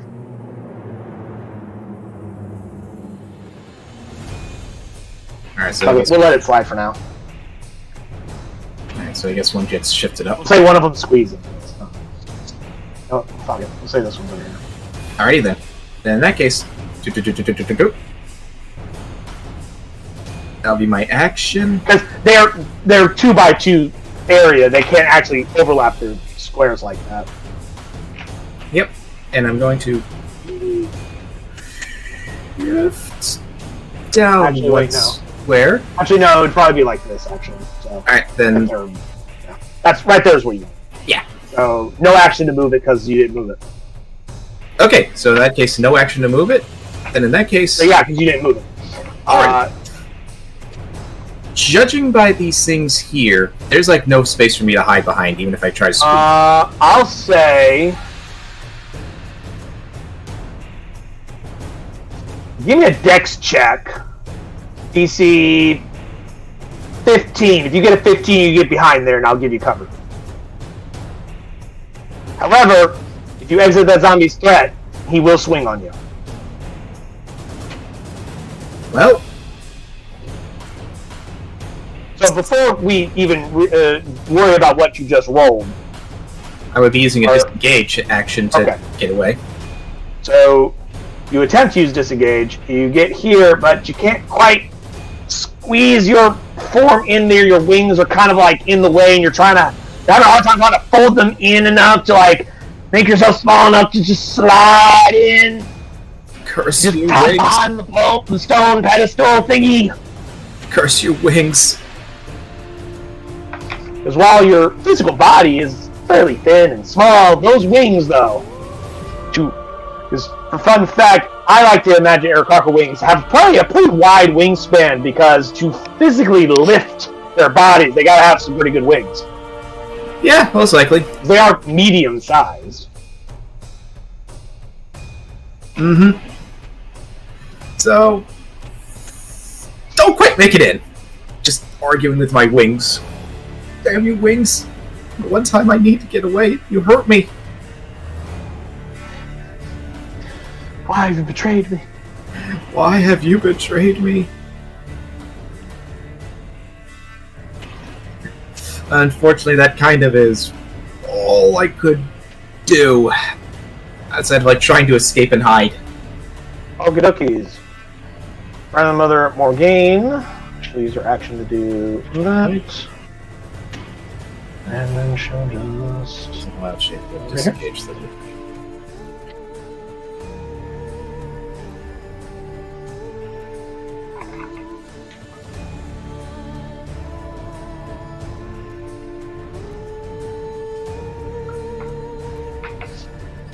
Alrighty. Organist Line Foreign, it is your turn. Okay.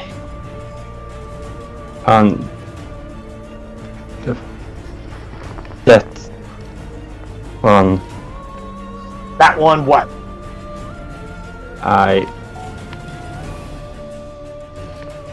Shocking Grasp. Shocking Grasp. Yeah, lightning at the skeletal man. Go ahead and roll your attack. There. A natural one, unfortunately, is not enough. I'm sorry. Fuck. Oh, yay.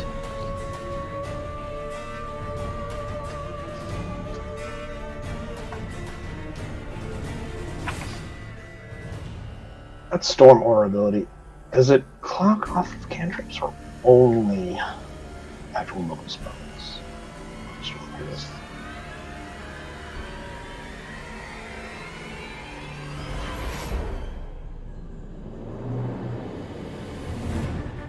Okay, never mind. Yeah. First level or higher. Yeah. Like, maybe a little damage, but no. No. Does not count for cantrips. Auntie Ethel doesn't get a turn because her ass is still sitting in Gehenna with Auntie Ursula going, God damn that banishment spell. So they're just sitting in this like barren desert mountain like wasteland. Both are just sitting like this on a rock, just going, so what do you think the hell she's doing? Morgaine? I don't fucking know. Like, you'd think she would have broken that old bitch's fucking concentration by now. He could come back. Yeah, you'd think, but she's probably fucking jerking off in a corner or something like that. I mean, she's totally not having a problem with these guys, right? Of course not. I mean, they're just a bunch of fucking piss-at little adventurers. There's no way they're having, you know... You think she's had to use more skeletons and zombies? Nah, those two, just the one skeleton and one zombie was more than enough. They're a bunch of little piss-ats. There's no way she's had to actually use resources to get rid of them. So maybe she hasn't just started torturing that old lady yet. I mean, that's it. That's why she's still concentrated. I don't think she's trying to get rid of us, right? Nah, she'd never do that. Would she? Slam cut back to you guys. Creed, what do you do? Move the tentacle to there, Okay. and he's going to attack the northmost skeletal zombie, or skeletal minotaur. Skeletal zombie. Oh, nice. Critical hit. That's cute. Yes.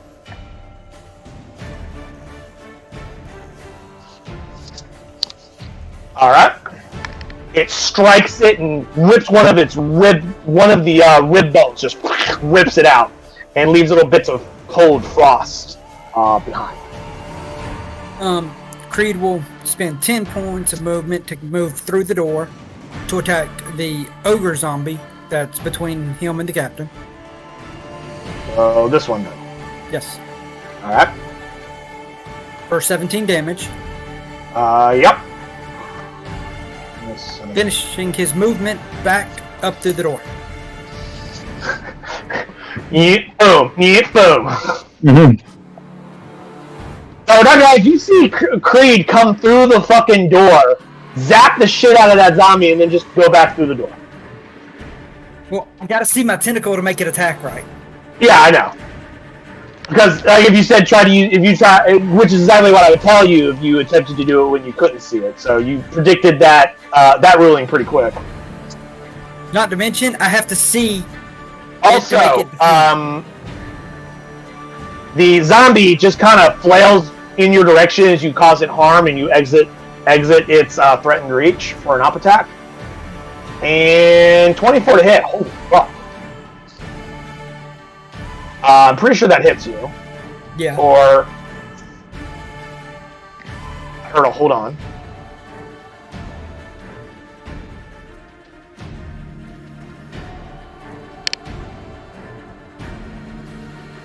Yes, no, maybe? Any kind of thing reacting to that? Or No, it hit. okay. I heard hold on and then nothing else.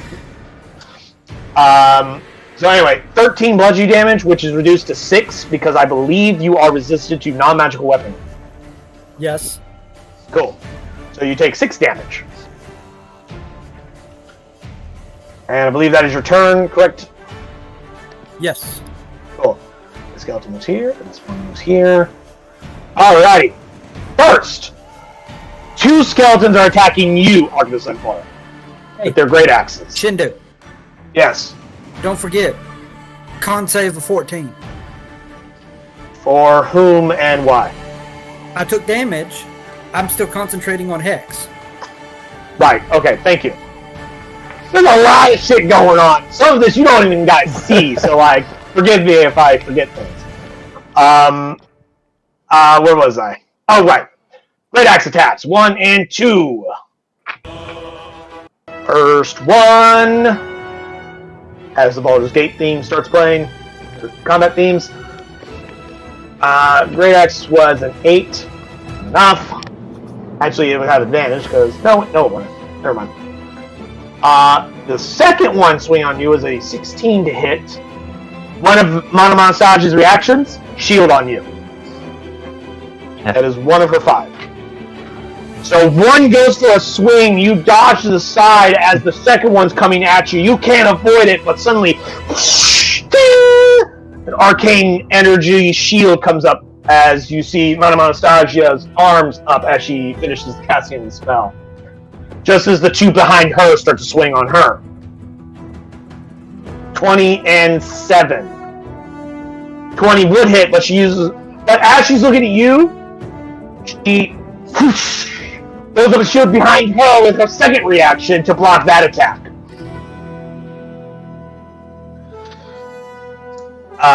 Thus denying a hit against her, which would have been 19 fucking damage if you'd hit. The other one rolled fucking garbage.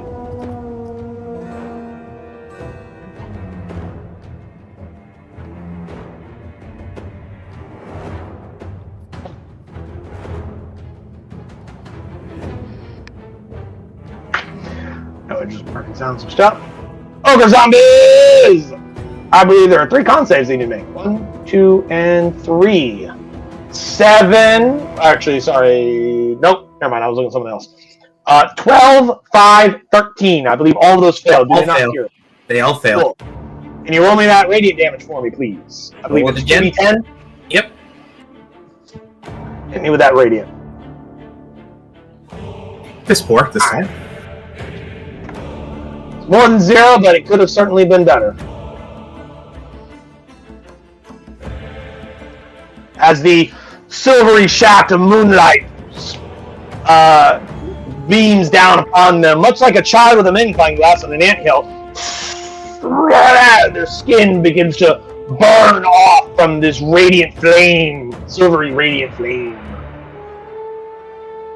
And the zombies will start attacking your captain. 2 attacks because the other 2 can't actually reach you. One is a critical hit, the other one's a 14 hit. However, in your lycanthrope hybrid form, you are immune to non-magical damage that is not silvered weapons. You're immune to non-magical weapons that are not silvered. Cool. So as the zombie just comes slamming down you with this mace, this Morning Star, it slams into your head, it cocks you to the side, and then you just come back up and just shrug it off unharmed. This is why transformation was really helpful right about now, even with its dangers. Speaking of danger, Wisdom save to see if you maintain control. Nope. I'm sorry, Carrie. Alrighty. I'm going to roll a D3. Kira, you're number 1. Number 2 will be the zombie above him. Number 3 will be the zombie to his left. Whomever, whatever number I roll, that's who he's attacking. Roll this D6. 3, zombie to your left. Ty, I want you to unleash everything you can at that zombie. That one was the one that hit you, and you're pissed. You're like, fuck you. Actually, I'm out of range of Ty. He could have moved closer. Oh, right. You're only 1 square away. You think he gives a shit? Well, it's attack number 1. Real like it's attack number 2. Yeah, they would have advantage on hitting you if it fucking mattered. Let's see, 20 and 18 both hits. It's 15 damage total. It's still standing. Tusk attack. 13 hits for another 11. And lightning. Of course, lightning. And the lightning. Wow.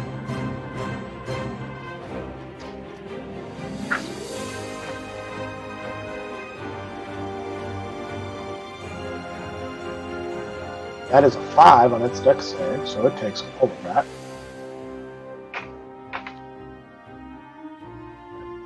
Alright, that zombie is looking real rough after you slice one of its arms off and you disembowel it with the second strike, and then you slam your head into it and you get up underneath its ribcage and you just rip its entire side open as its ribcage comes with your tusk, as you just rip it out.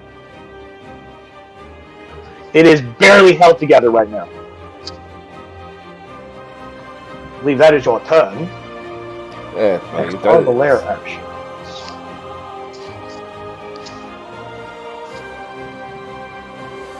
Let's see, she can't do those, so she'll keep that one. Madame Anastasia.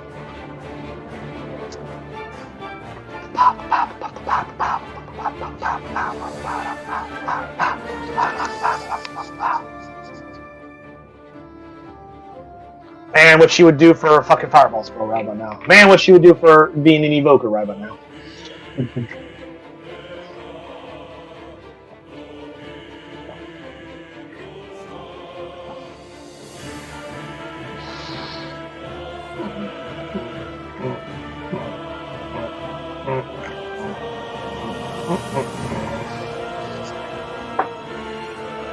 She's halfway there to maintaining her banishment, fun fact for everybody. It's freedom movement, yeah.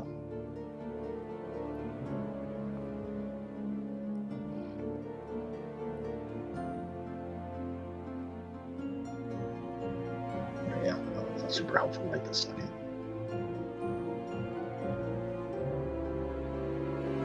She's going to use her action and cast Blade Ward on you, Jimpan. Any resistance to bludgeoning, piercing, and slashing for the remainder of the turn. Oh, Jimpan's gone! Okay. I'm here. Dr. Ice, your turn. I was just reminded when he comes back. Once again, I will be using my action for disengage, and I'm going to attempt to once again try and get behind that thing. So I think he has an idea of how to get in this time. Okay, go ahead and roll DC 15. Hey, you did it. You're now here. You have now wedged yourself up into this up into behind this like stone pillar pedestal thing.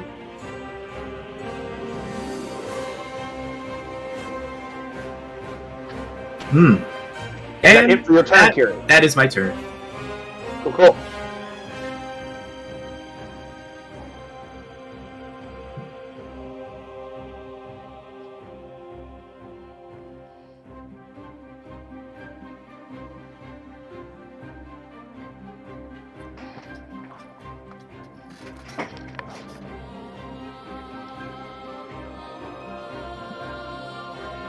Argonauts land for it.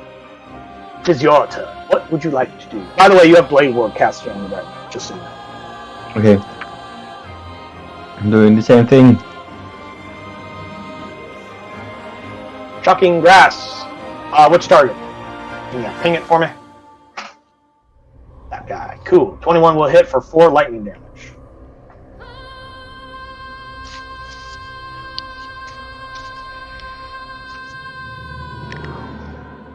Done.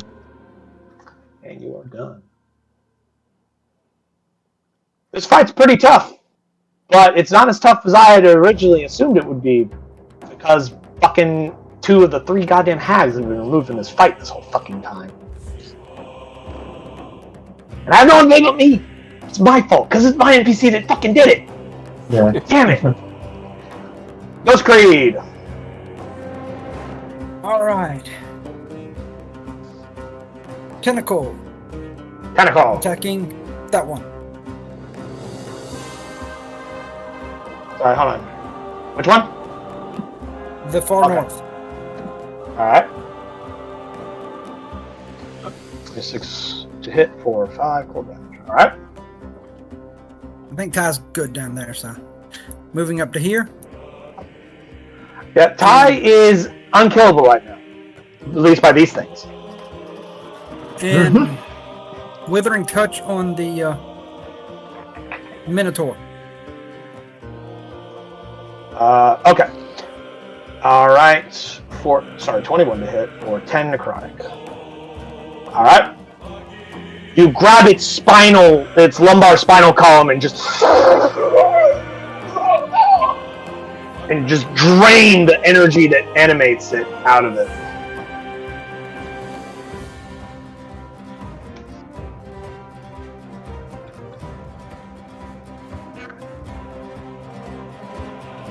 Alright.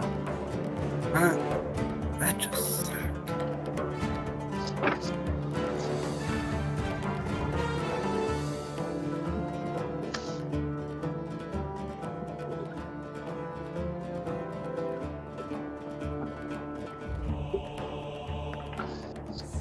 Is that it?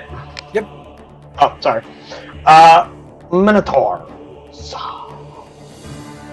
2 great axe attacks against you, Argonauts Unforeign. Unfortunately, they're just okay axes, not very great. One's a 25 to hit, and one's a 16 to hit. Which, unless you have something that can block any of those, I believe both of those hit. Yeah. Cool. You know what? She's going to use a reaction and cast Shield on you to block one of those attacks. Which puts Thank you you. up to an 18. So you only take one of those hits, which does 17 slashing damage, reduced to 8 because of Blade Ward. And I negate 3 of them with my tentacle. So that would have been 17 reduced by 3, which would make it a 14, then half to 7. So you take 7. I try to have y'all's backs wherever I can. At least for now, while he, still is attached to this living world and cares about you. Right now he still sees you as his comrades. Eventually he might see you as puppies. Adorable. but otherwise useless. Eventually, you might see you as termites. Look, he's setting up a nice comfortable house. Look, he's setting up a nice comfortable house in my head. For now. Maybe his head eventually. Anyway, 2 attacks against Madame Anastasia. 25 and 7. She has no reaction to do anything. The 7 is, of course, a miss. It's not fucking 1. 25, however, does 6 slashing damage, which is absorbed by her arcane ward. So she's good for now, but won't be good for very long. And I just realized that she's been casting a lot of abjuration spells, and I haven't been fucking adding points into her fucking ward. I have no idea how many I've casted this fucking combat, so I'm just gonna add 10, and we're gonna call that even. Because I refuse to backtrack on like, okay, she casts this spell, and that's this much, and this much. I'm just gonna give her 10. 10 extra. Ogre zombies! This door comes smashing open as more zombies come crashing in. Go ahead and reveal this room.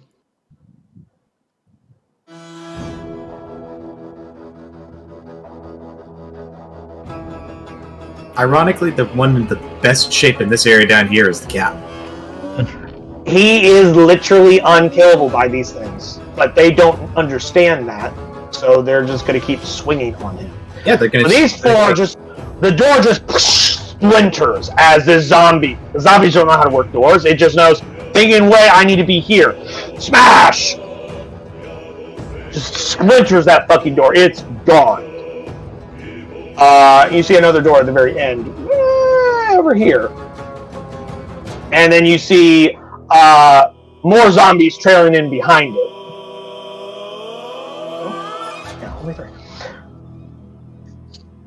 Meanwhile, the zombies, I'm not going to bother rolling their attacks. They are attacking Captain Torg and therefore cannot hurt him. I'll do 3 con saves, though. 18, 12, and 7. Your DC was what, a 14? Who, me? Kiri, Moonbeam. Yes, Moonbeam. Thank Here you. we go. DC's 14, correct? Yep, 14. Also, you can just click on it and it will roll the dice for you, just so you know. So this one will only take 5 because it got an 18. The other 2 will take the full 10. As they continue burning in Moonbeam. Oh, hey, this one dies. It had 10 hit points, and because that was radiant damage, it doesn't come back. No chance for it coming back. It just dissolves into ash as it's just. Yep. It just goes like, doesn't collect go, doesn't get this $200. Captain Torg! Straight to jail, huh? Oh, actually, with that one down, this zombie would have moved here. This happens at start of turn. Captain Torg, wisdom save. Ooh, that's a 3. Dr. Ice, roll me a random stealth check. See how well hidden you are behind me. See if Captain Torg paid attention enough to track your movement. Uh-oh. Ah, crap. Cool. Ty, roll me a perception check with disadvantage. Because you're not paying attention to what's going on around you, you're just hitting things.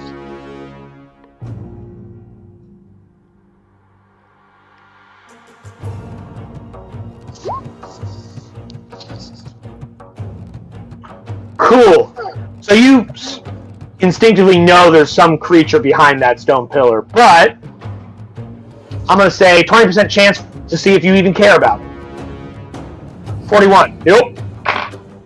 You don't care about it. Go ahead and attack the zombie directly above you. Full attack. Just fucking shred that thing. Best you can. Alright, 1. Recklessly, of course. Of course. 2. You don't really have an option to not recklessly attack anymore. It's all reckless from here. Ooh. Well, let's start with the first one here. there. That was 11 damage. It has 7 hit points as you slam it with 12 points of damage. Which means it has to roll a 17 or better on its con save to continue standing. It does not. It dies. As you remove it from existence. Go ahead and do the remainder of your attacks on the one right next to you, because that one's gone. Alright, so obviously the other two, and then the tusk, correct? Yep.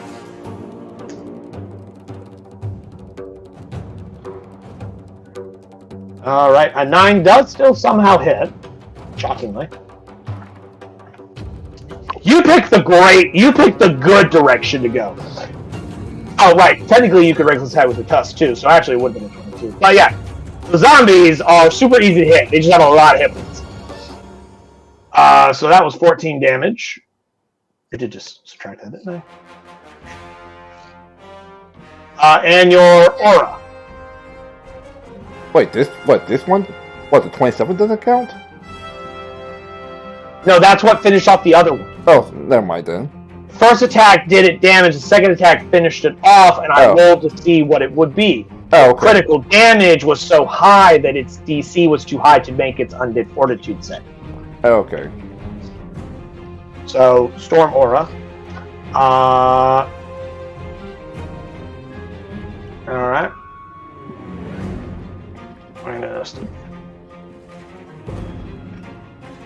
And that is your turn, good sir. Yes, it is. Their actions.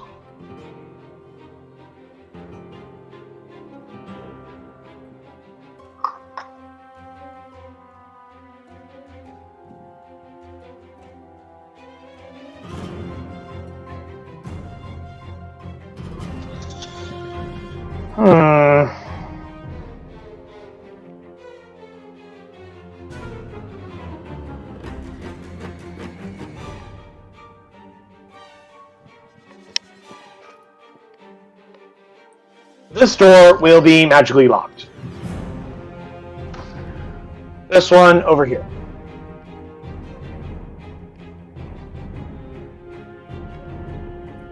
For her lair action. Madame Anastasia's turn. Cast Blade Ward on you, Jimpan. Dr. Ice, what would you like to do, sir? Let's see. Let's just do a little slight movement with the ward, so that way it's right here. Not touching the captain. I don't want it to touch him. Fun fact, Moonbeam has a special effect for shape changers. Yeah, it reverts them back. It reverts them back. Hence, I'm doing what I can to make sure I don't touch him. Plus, they would have disadvantage on their saving as well. Mm-hmm. Hence, I gotta keep it out of his way. And... yeah, they're carefully maneuvering around him so it doesn't touch him. yes. Is that your turn, Dr. Ice? That will be my turn. Cool. Proud Mother Morgan.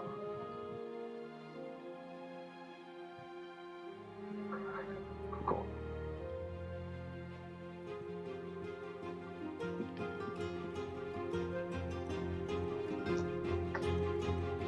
Argonauts and foreign.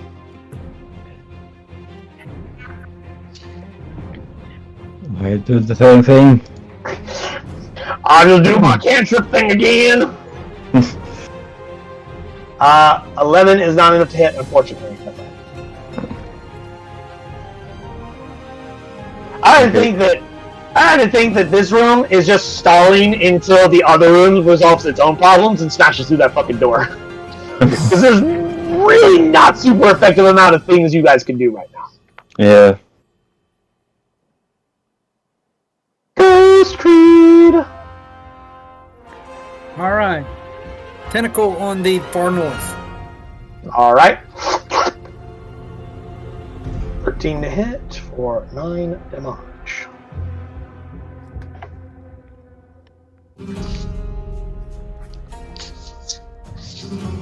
withering on the one between Creed and the Madam Alright. for 14 damage. Hits for 14 damage. Alright. Things are pretty hardy.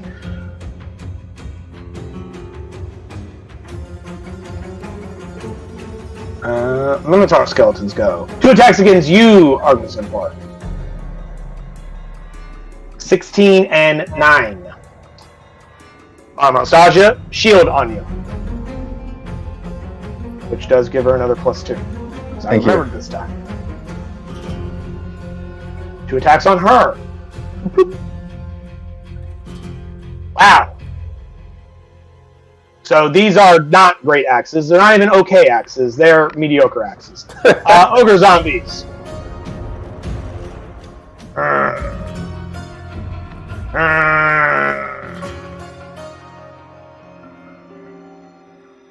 They would begin attacking you if they could harm you. So, Captain Torg, it's your turn. Wisdom save, please.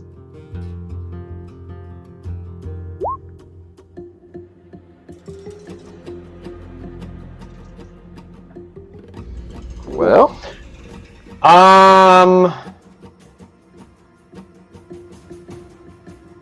Go ahead and let's say another 20% chance to see if you care about Dr. Ice at all. Nope. Continue attacking the ogre to your left, please.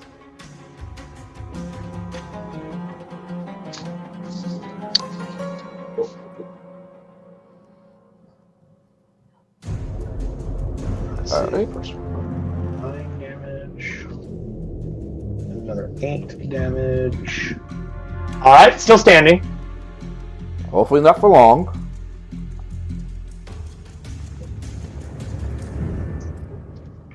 That's 11. Also, Kiri, on the ogre's turn, I forgot about the moonbeam. If you go ahead and roll that damage for me, and I'll get to it in just a moment. Sure thing.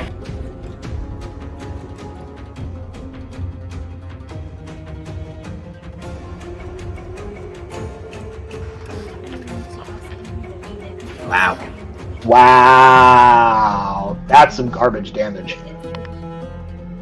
Mulligan? Nah.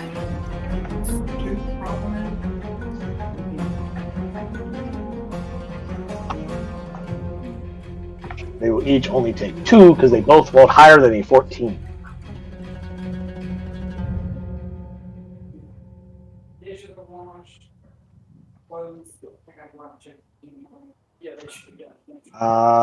Anyway, that is the captain's turn. Their action goes.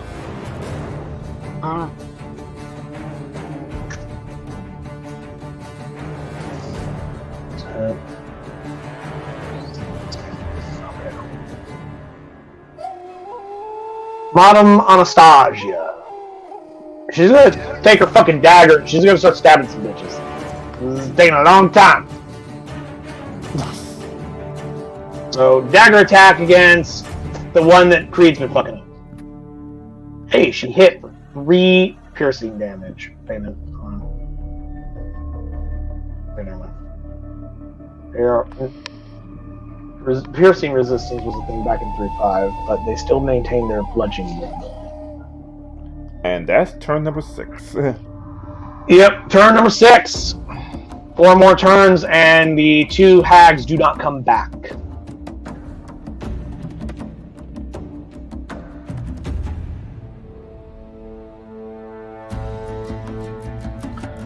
Dr. Ice. Okay.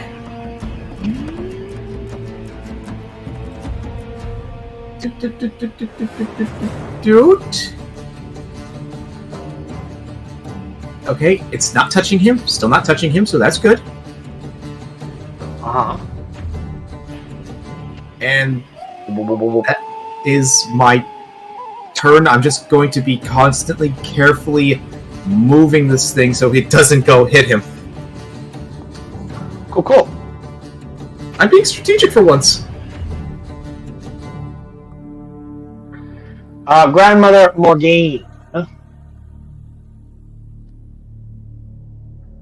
Will phase through the wall to be right there. And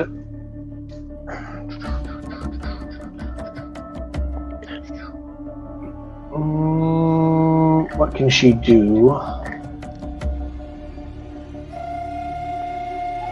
Not a lot, not without her sisters.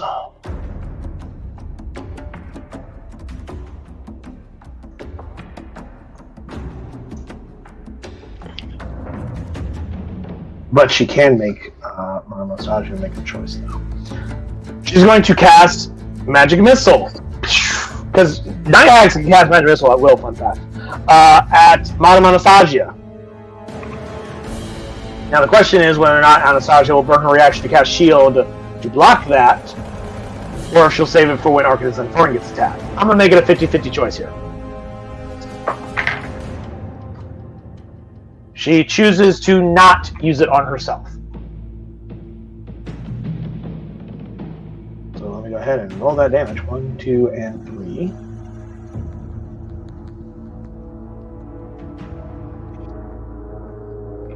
Her Arcane Ward eats 8 damage. I'd like to stop one of the missiles. I don't believe your tentacle can stop a magic missile. That seems odd. Give me a second. Where is it?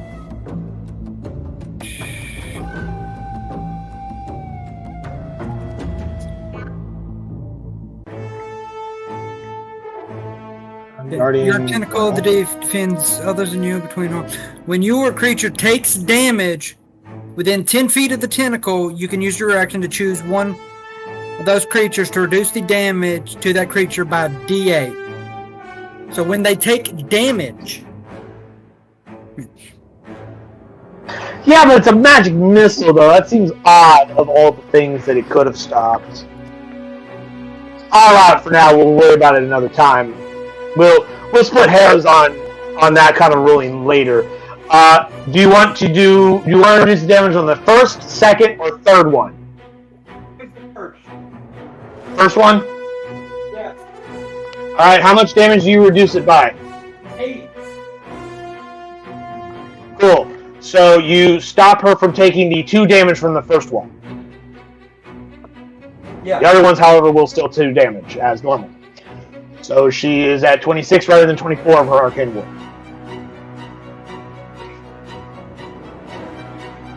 Arcanist Lanfarin, it is your turn.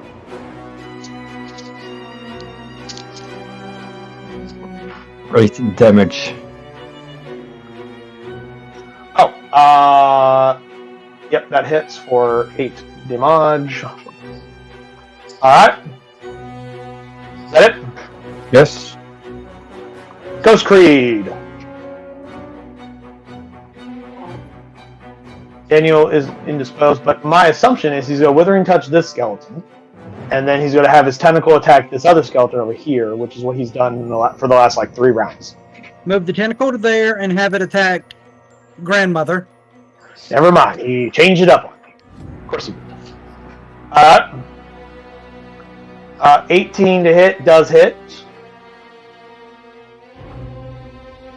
That's 8 code damage. Moving to here. And Eldritch Blast on Mother. Okay, because you're next to that Minotaur skeleton, that is with disadvantage. Just fun fact, just so you know.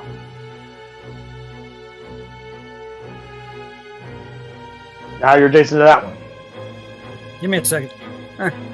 Never mind, I'll just back off 5 and fire. I've got the distance. Alright. Oh, wait, hold on. Up attack. 19 to hit for 10 slashing, reduced to 5 because you're resistant and their axes are not magic. Okay. Anyway, you do your attacks as usual. Hold on, I've got to make a con save beforehand. Oh, right, concentration. Break it! Come on! Does a 20 pass? Yes.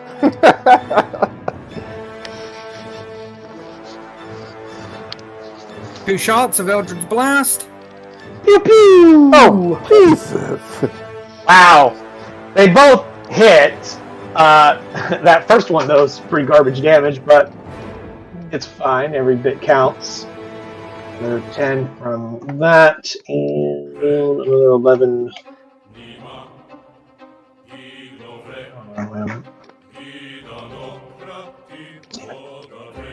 Necrotic either. Fuck.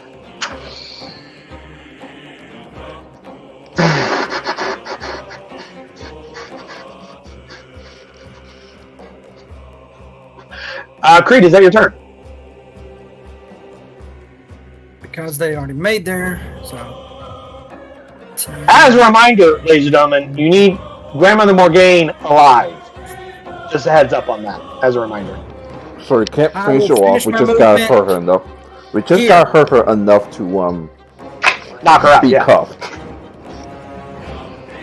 Fun fact, also as a reminder, just for some bookkeeping, you guys still have 4 inspiration tokens on the table, in case you guys forgot. We know. They were saving it for an emergency. We're saving them for emergency. I believe Creed's turn is done. Oh, hey, he's over there. Yep. I assume he probably went through the wall.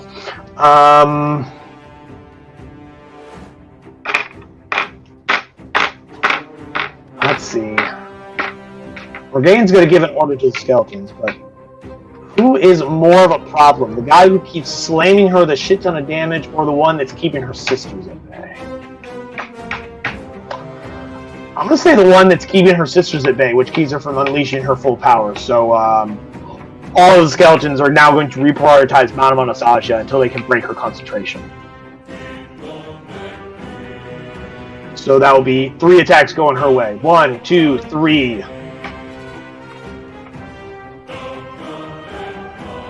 A 9 will not hit her. A 15 will.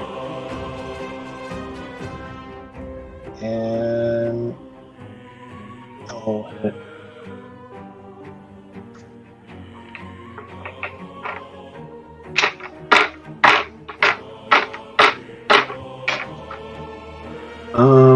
So yeah, only one of those will hit.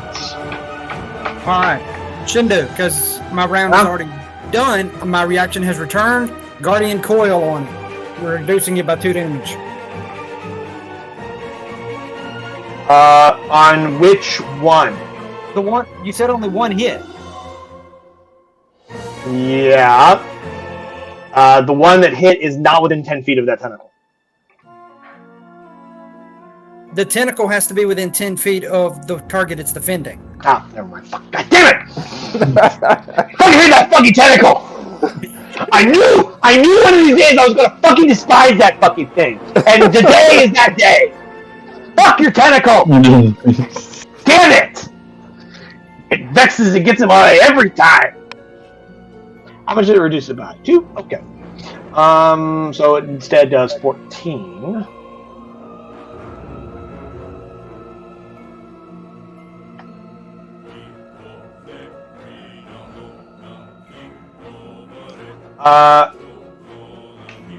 Artisan Foreign, give me an opposed athletics or acrobatics check, your choice, because the skeleton, instead of attacking you, is just going to grab you to try and force you out of its way, because you're blocking it to get to its real target. Acrobatic or athletics? Whichever one's higher, your choice. Doesn't matter. It doesn't matter. He will, of course, use his athletics. He got a 16. You are grappled. You are grappled. Yeah. It will then use its movement to, like, back up, dragging you with it. It will then turn, so you're, like, over here, and then use its movement to go... So you just picked them up. So just picked her up, walked back a couple of feet, placed her down, then go after and yeah, in fact, actually, yeah, it doesn't even maintain the grapple. It just, like, fucking grabs you by, like, the scruff of your fucking robes, or your, No, actually, you don't actually have anything for it to grab, because you're in, like, this, like, leather, like, vest tank top looking thing. But it just, like, reaches down, grabs you by the ankle, and just hoists you up, and just turns, and just drops you out of its way. Yeah. It just, like, drops you over there. That's good. Give me a dex save. See as he drops you, if you fall prone, just for fun. DC 10. Dex save. Yeah. Wow. Now we're the one to ruin. You are so stunned by the fact that he just fucking dropped you behind it. Doesn't even look at it. It just goes. And you're just lying on the ground going like, what the fuck just happened? As it moves into position. However, that's its whole action to do all of that. Ogre zombies. And 1, let's 2, and 3. 16, 5, and 6. I'll say this one right here passed. The other 2 failed. Then roll that radiant damage for me there. Wow. Wow. Okay, Kiri. Last session you rolled garbage attacks. Now you're rolling garbage damage. A improvement from last session, but still though, I'm going to need to roll a lot higher. Ogre zombies have a base of 85 hit points. You're going to need to do a lot more than 2 damage around. Can I use an inspiration? To fucking shred through these hit points, damn it. Can I just use 1 inspiration? No, you can't roll. You can't roll. You can't use inspiration for damage. Oh. Die. Wisdom save. Actually, yeah, wisdom save.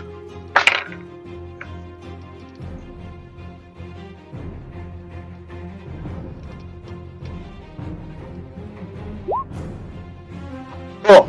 You get to choose what you do. This time. Oh boy. Let me see which one is more hurt. I guess this one would be.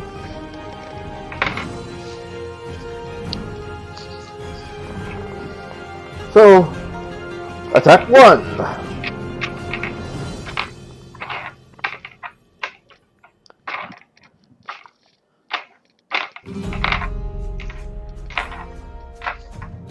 Oh, sorry.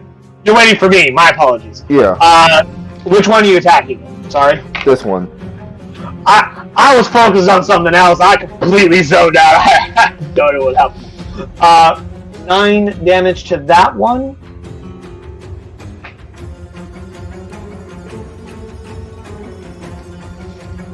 Let's roll a DC 14 con save.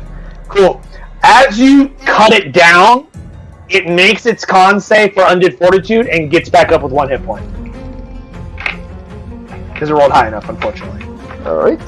You may continue your turn as you wish. It has 1 hit point right now, just so you're aware. You're going to storm on it? Yeah. Even if it saves, that's still 1 point of damage. However, I will see if it does save, because that determines its DC. That's a 6, so it takes 3 damage. It has to roll an 8 or better on a con save to continue standing. 21, it's still standing. Jesus. You guys gotta either crit it or do radiant damage to keep it down. Otherwise, it keeps doing this. 23 to hit for 8 slashing. 10, 11, 12, 13. 13 or better. 10, it finally stays down. And my flex attack on this one.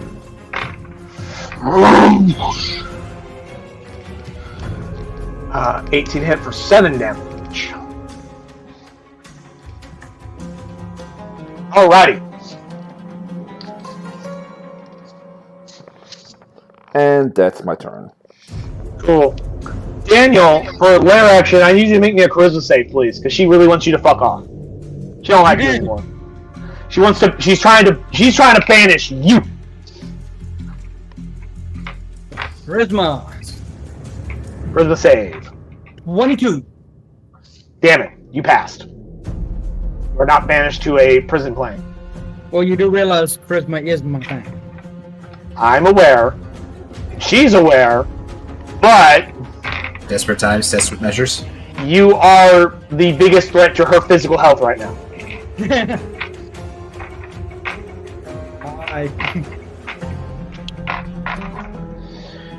Fortunately, her turn comes up before yours, just so she can skedaddle out of here if she so wishes. Madame Anastasia will go, and she will.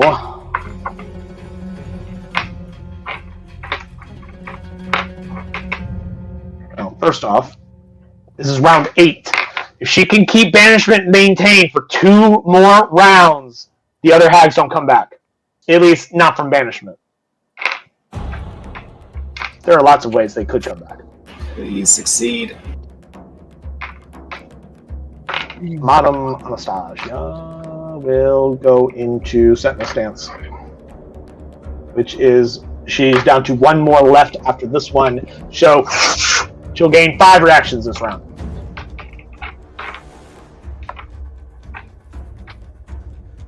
Dr. Ice.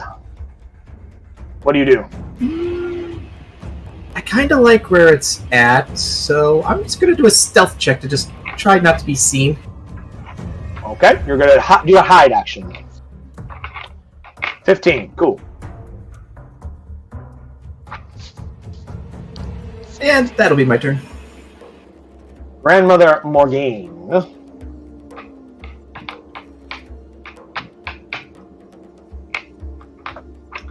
She's going to go ethereal. A little symbol right there. And I'm not going to make her invisible. Technically, nobody except Daniel can see her because he has ethereal sight. Ghost can see 60 feet into the ethereal plane when it is on the material plane and vice versa.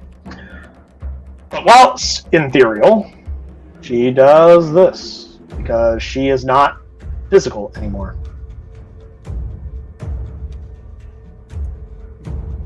Put her right there.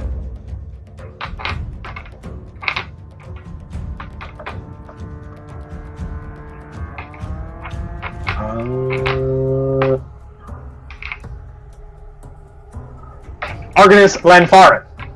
It's your turn. Okay. What would you like to do? I want to. I believe you're the only other person in this group that still has a spell slot. No, You use it I don't already? have a twin spell.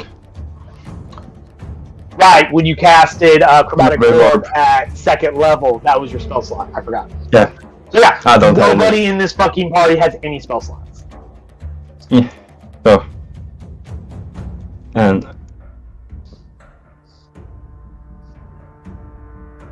on that one, You're doing what? On who?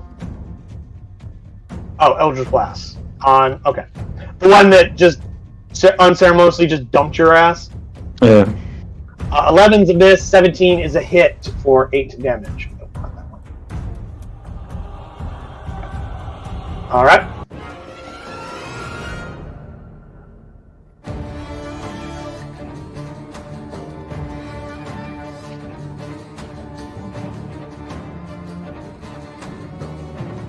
down. Cool. Give me one moment, I'm reading something.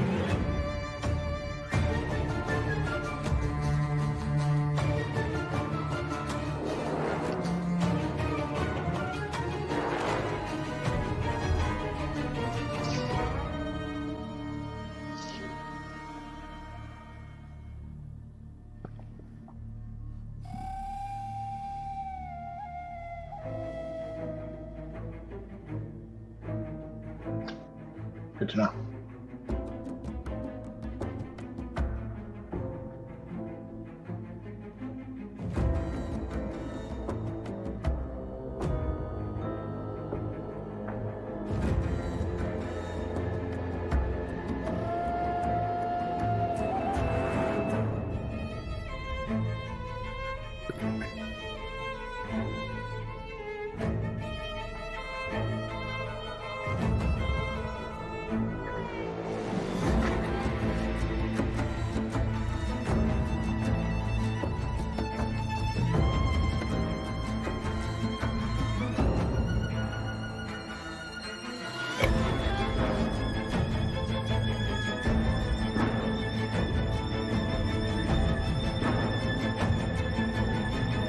Okay, here it is.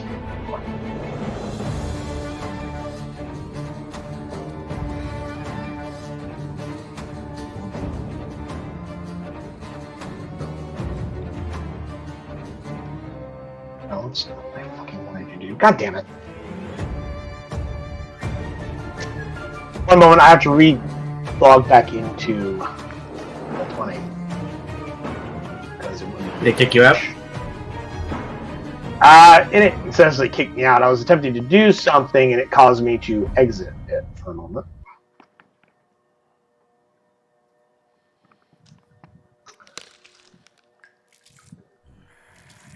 Oh, we've reached the end of our music.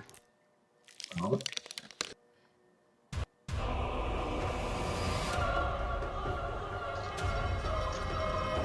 Sorry, yeah, Creed, it's your turn.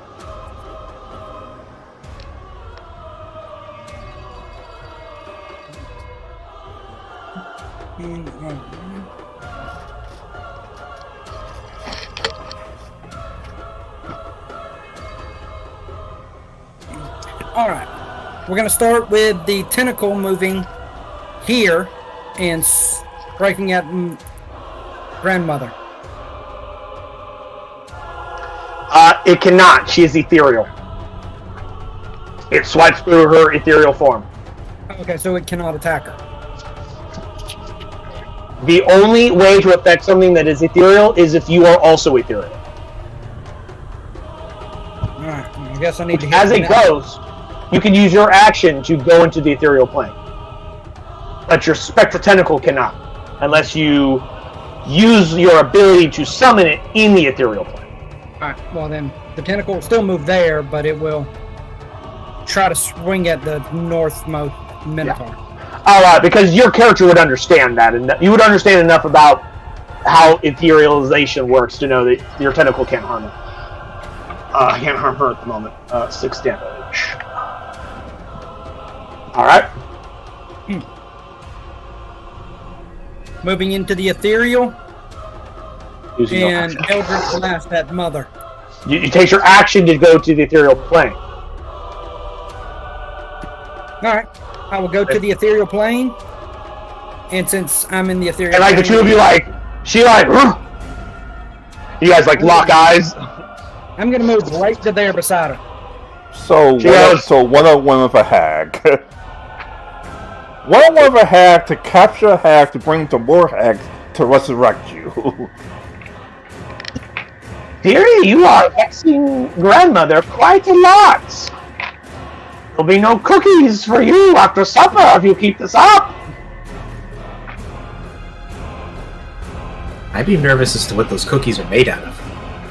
You should be. I am Master Creed. Never Man of the accept sea. any food from a hag ever. Man of the sea! You're a long way from the sea, aren't you, bitch? And in order to enjoy that salty breeze again, you are mine. We'll see about that. You're in my world. As I give the evil grin. Question. If I use my, that ghost transform thing in here, I wouldn't affect anyone out there. Ethereal creatures cannot affect creatures on the material plane. But, I wonder if I could do that and if I could age her enough to kill her. we need alive! Highly doubtful. Alive! And also, I actually don't know if the hags are immortal or not. These are fiends, so they're pretty much immortal. At least in terms of age. Like, they don't age as far I as wonder if I could make her Standard hags, age I'm not me. sure. The standard hags are fey, so no, they wouldn't age either. So now, yeah, you couldn't actually age them because they're not aged. They're ageless creatures. Fiends and hags. Afraid to provoke an attack of off later. But that was your turn. The Minotaur skeletons. All 4 of them are attacking Madame Anastasia. 1, 2, 3, and 4.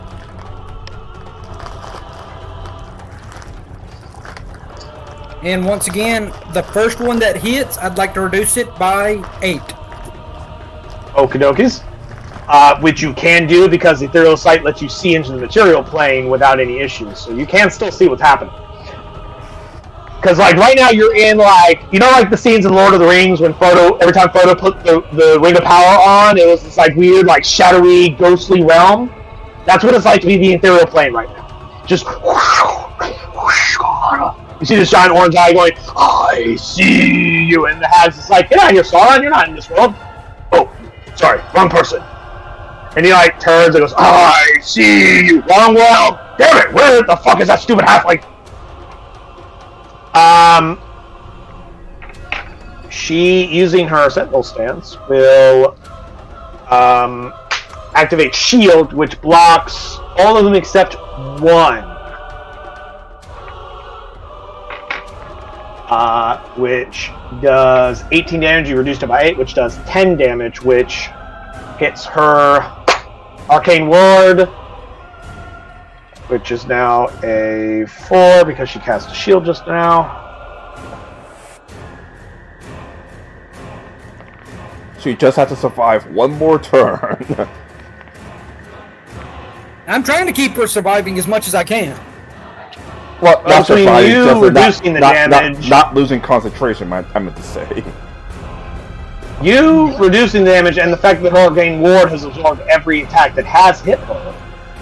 You're doing a pretty good job at it. And technically, she has to survive the rest of this round, and then it's one more round. Because right now we're still at 8, and that number I only ticked that number up on her turn, and she hasn't gotten her turn yet. Yeah, and my tentacle is on the same turn as hers, so Yep. he'll go away when they come back. Or it'll do its last turn when they come back. Ogre zombies.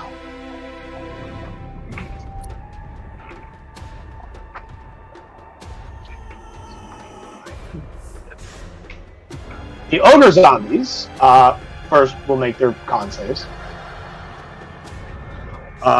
19 and 12. We'll say this one's the 19, so it will take 5. This one's the 12. It will take 11. You see the zombies rear back like they're about to attack, and then they stop. And then they turn towards the door. And they start shambling towards the door as if they're waiting for something. I think I know what's next. Oh no. Get it, Captain! I should have moved it up. Op attack for Captain Torque, please.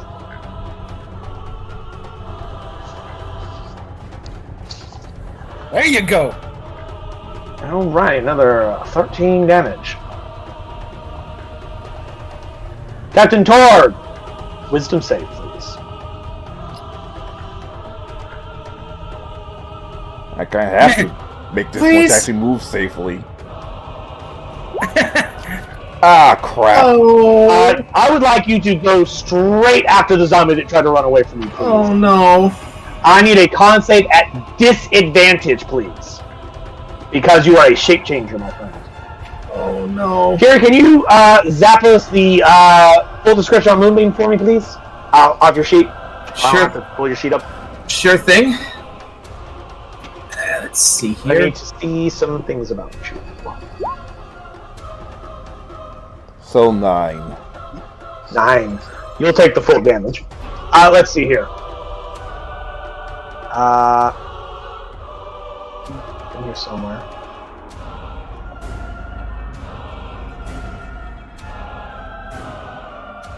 A shapechanger makes its saving throw with disadvantage. If it fails, it is also instantly reverts to its original form and cannot assume a different form until it leaves the spell's light.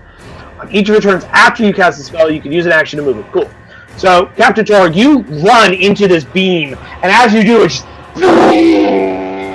take 11 radiant damage. None of your stuff blocks radiant damage, so you will take the full damage.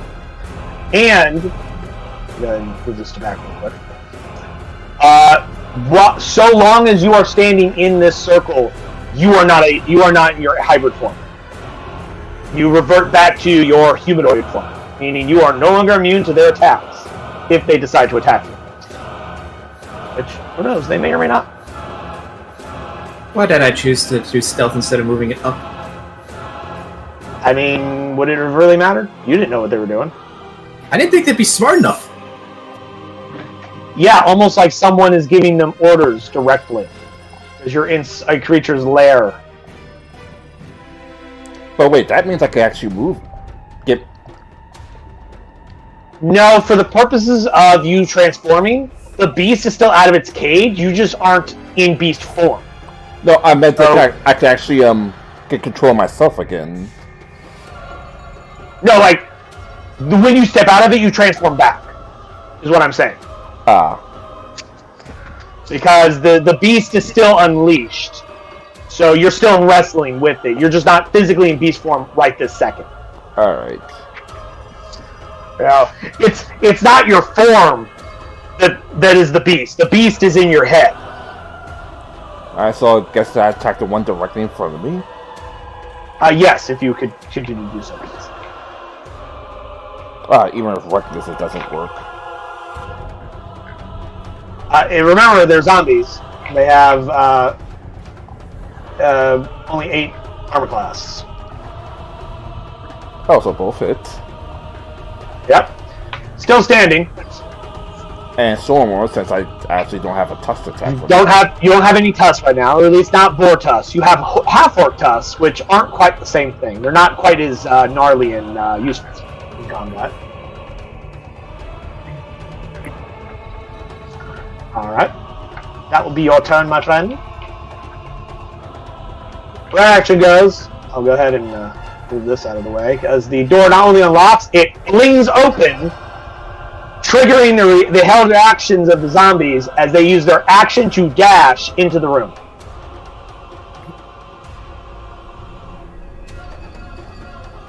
Oh, not that far.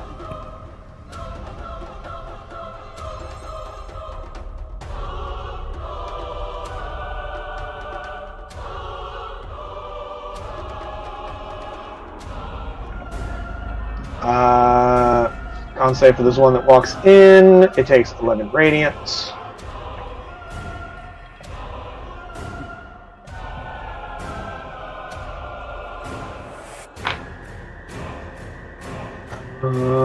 Madam Anastasia. This is the final round, gentlemen. This is round number 9. If she can maintain her thing, we might the rest survive. of this round, they will not come back if banishment ends. They'll stay banished. At least until they find another means of coming back. Because banishment assumes that creatures don't have the ability to transition through the planes.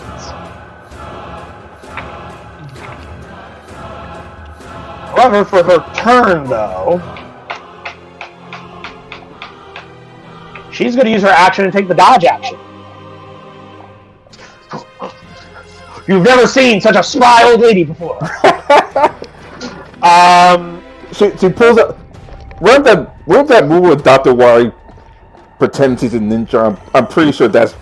No, she's just trying to avoid getting hit because she knows her arcane ward's almost broken, and that she's on the home stretch of this banishment spell.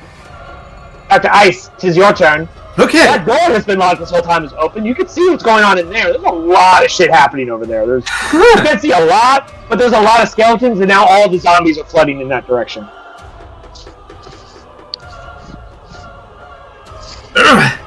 God damn it! All my planning to keep him safe. Damn it! That's all right. Are you still cognizant right now? Or? No. Oh. He's like foaming in the mouth. He's just. I'm gonna tell you this right now. This is gonna be the 8th round for this thing. So It only lasts for a minute, right? So these things can get zapped 2 more times. So where are you moving it? I'm assuming you're moving it somewhere. Yeah, I moved it so originally it was here or here. I moved it to here. You moved it to 30 feet. Why would you not move it here? Oh, good Yeah, point. yeah. Get the more skeletons as well. Yes, let's get them. That Well, way- since And zombies one enter the force to room, try- they'll start taking the damage again. And I transform. Moonbeam is great for fucking crowd control in narrow hallways. If the hallways are 10 feet wide or less, Moonbeam, pretty good. Anyway, that is your action. Grandmother I Morgane. assume I survived this a couple of rounds. I could transform back and start trying to cleave up zombies again.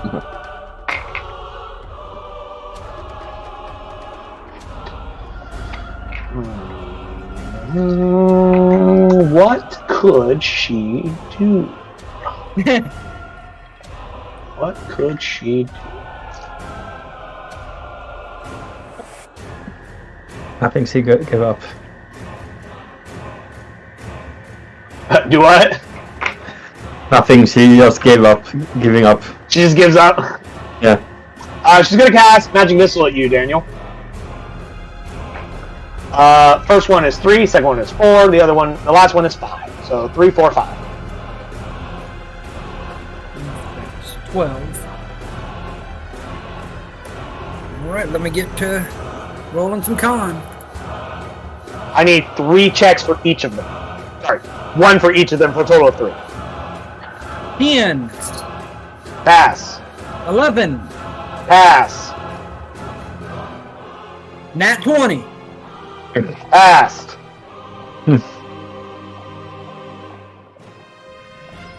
Then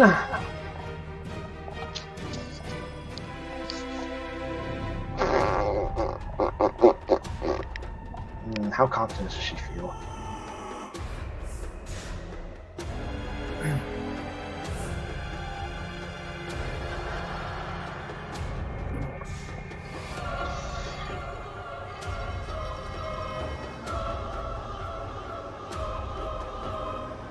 Go ahead and take an opportunity attack because she does this.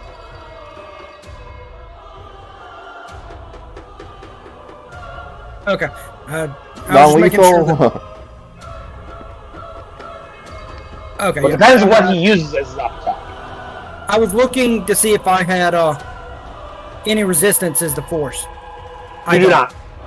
I was just checking. Yeah. Okay. What did she do? Sorry. I was trying to... It was 3 damage, then 4, then 5. So a total of... No, where did she move? Sorry. She moved to the right into the room. Yeah, follow that arrow. Is the direction she moved into. As she just goes through the wall because she's ethereal.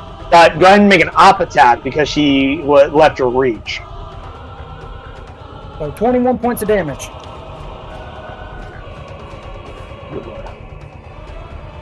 Can we just kill her? And I'm I was gonna working on get it. free back to life.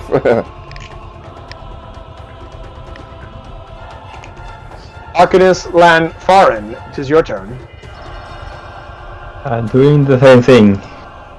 That's last.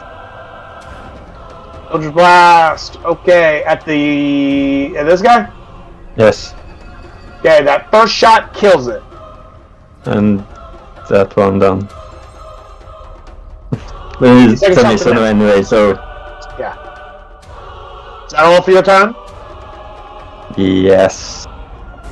Cool. I'd like to thank you, Jim Pan, because you just opened up a perfect spot for one of the extra Minotaurs coming into this room to charge straight at Monomonostasia. He's the way on the way. In the way to charge. No, you can charge right here. Straight line towards her. Crap. I guess we're gonna have to use our freaking Tentacle on that one. Do what? Tentacle on this one. Oh, right. We forgot about your tentacle. 24 to hit for 8 damage. Okay. One more turn left. All right, Spencer. How many times a day can you summon one of those, though? 3 times a day. Cool. How many have you used this day? Because I know you used one in the last fight you were in. This is my last tentacle. Oh, it is? Right, because you used it with the Shambling Mound and a fight with the Wisp and the one with the Bodak in it. Yes. So those are your 2 times. Okay. Next, That was your bonus action. What do you do else? What else do you do? Creed is going to go after the lady in that direction. Alright, before you start moving your token, let me go ahead and show you what your character will see as you start to move in that direction. I don't like the sound of that. What do you mean? It's me removing Fog of War so he could see where the fuck he's going. I'm coming in I after was her. expecting scarier. I was expecting like 100 zombies or whatnot there. I mean, she has a fucking altar with bones on it. What more scary do you want? Piss off, Carrie. Those archers were scary. Bitch. What was that, Daniel? Withering touch. Are you attempting to take her alive, or are you just trying to kill her? I'm trying to knock her out. Okay. Now, I have certain views on non-lethal damage. One of those is if you're doing necrotic damage, you cannot non-lethally necrotic damage somebody. So if you're trying to knock her out, I'm gonna need you to use a different damage type besides necrotic. Otherwise, you're about to kill her. Then I'm gonna be killing her. I'll drag her around later. Oh dear. Okay, cool. 20. Oh, wait a minute. 15 does not hit. Her armor class is higher than that. She lives another round. Whee!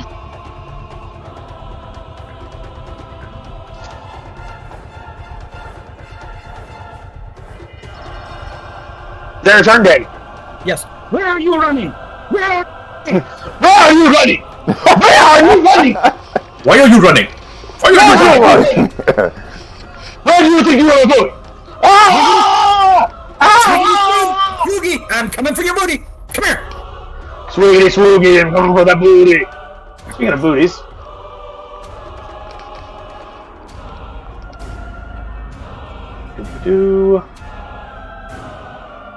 Not to mention, if I kill her or knock her unconscious, maybe some of these zombies may go away. Maybe. Or at least, hey, I'm trying. Maybe. So, despite the macros rolling 26 points of fucking damage, the attack roll is only a 13. Even if I say it would have advantage, still only a 14. I'm very disappointed in my monsters right now. I'm gonna use my Dungeon Master inspiration that I've had for a while. I'm just kidding. Can we count with our own inspiration?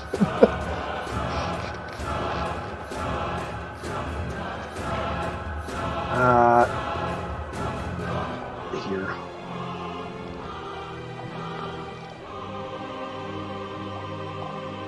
Okay, and I'm gonna need a. Hold on, it's not your turn.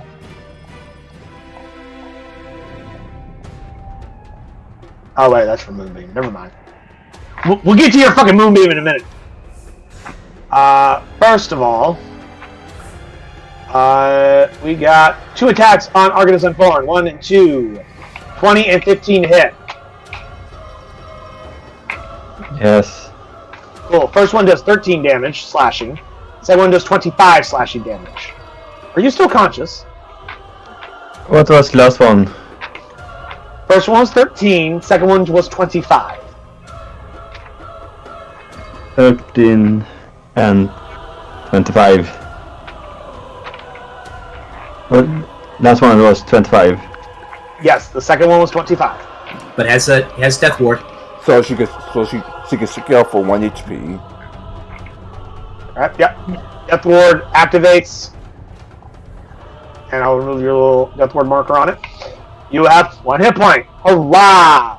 As it just, these just start slamming down, and you're just like, oh crap.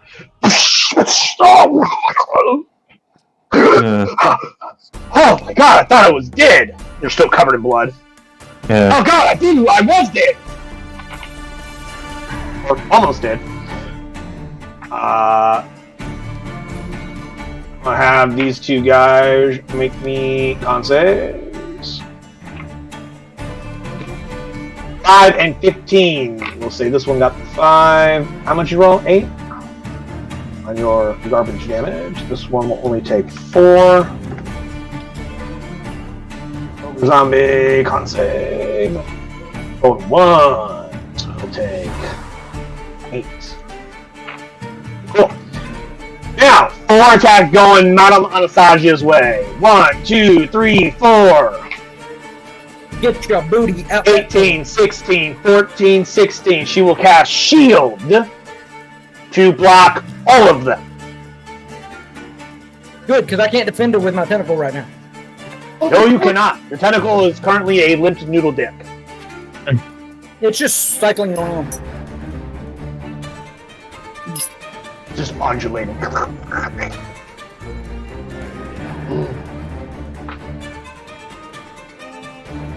zombie would love to get into this room, but this room is very crowded. Can, however, move through ally spaces up to 30 feet, so it's going to go right there. You guys can't reach anyone else. Jinpeng!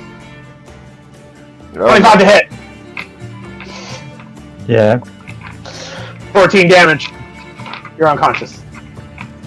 Yeah. Not dead, just unconscious. And spin you to the side here. Big X on you. Right. This one moves to here. On save, 15, so it'll only take 4. Here. Captain Toro, go ahead and take an op attack for the one that just left your reach.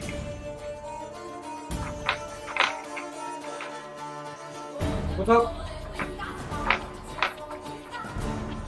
No, it's for Captain Toro. 15 damage. Alrighty.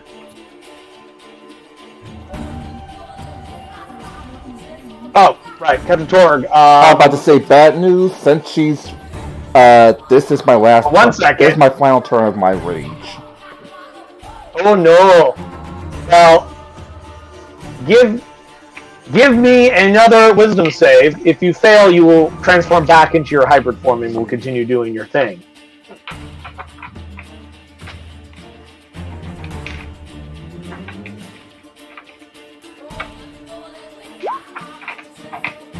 Okay, you passed. Now, you have an option.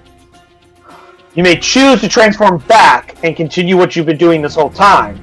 Transformation, however, does take your action. Would you like to do that? I'll transform. Okay, you are opting to transform and continue the endless battle within your mind. So I'm going to use Storm Aura for the final time. Bonus action, Storm Aura. For 2 lightning damage. I have pretty much stopped rolling the dex saves on these zombies because they have a -2. The odds of them succeeding are too low for me to care enough to roll.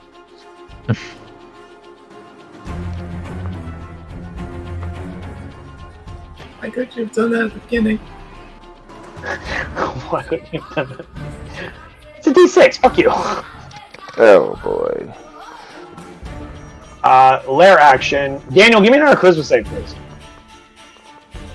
Yes, it does. Come on. Low number. 23. Damn it.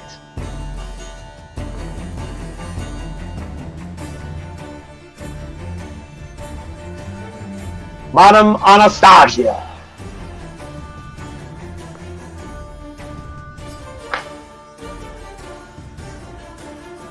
At the end of this round, she will no longer be concentrating on banishment because it will reach its 10th round. Until then, she will cast Play Word on herself. And will continue standing there. At the end of her turn, though, she no longer has concentration on banishment. The hags have been banished. Cannot return from banishment. Can you attempt to poison the hag? Possessed. By what means? Possessed, not poison. Oh, possess. I misspelled it.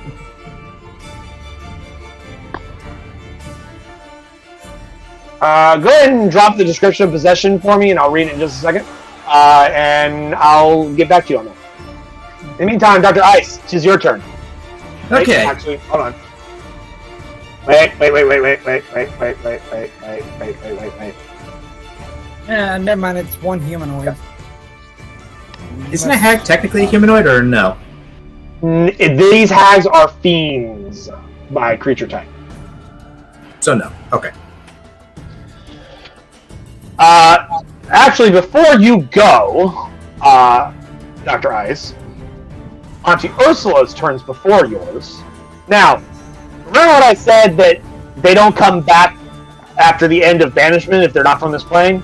Yes. That doesn't mean they can't come back by other means. Hags can plane shift. Uh-oh. Auntie Ursula, not Ethel. Ursula is going to use one of her innate abilities to cast plane shift on herself, because that's what night hags can do. And normally, you can only get close or approximate to a general or specific location. So, like, just the Prometarial Plain or the City of Waterdeep. And they might end up somewhere around that ballpark. Unless, of course, you know a teleportation circle and you know its sigil sequence. There's no way for your characters to know this, but they have one in their lair, as both Auntie Ursula and Auntie Ethel, because you take up to 8 creatures when you plane shift, reappear back in the lair. That's not good. You guys kept them out of here for 10 fucking rounds, so... Kudos on that, but damn it, we weren't fast enough. You got 10 rounds. Yeah. But that's 10 rounds of no Coven shit. Fuckers. Joke's on you. She ain't gonna be able to do that shit again. I'm pretty sure she can't. Oh, she probably can. She has more high level spell slots, but the only spells she has that's high enough to use a banishment spell is 6, 7, 8, and 9. But that was her action. I'm going to mark off Auntie Ursula. Used her plane shift. I believe they can do that, twice per day? Plane shift. Yes. 1 out of 2. And then she will move 30 feet to there. Dr. Rice, now it is your turn. Okay. I'm not going to move the moon circle, because it's pretty much like the best possible place I can have it. I see. Well, Maybe... I would point out, your captain may be running through that hallway at some point soon. Take that information as you see fit.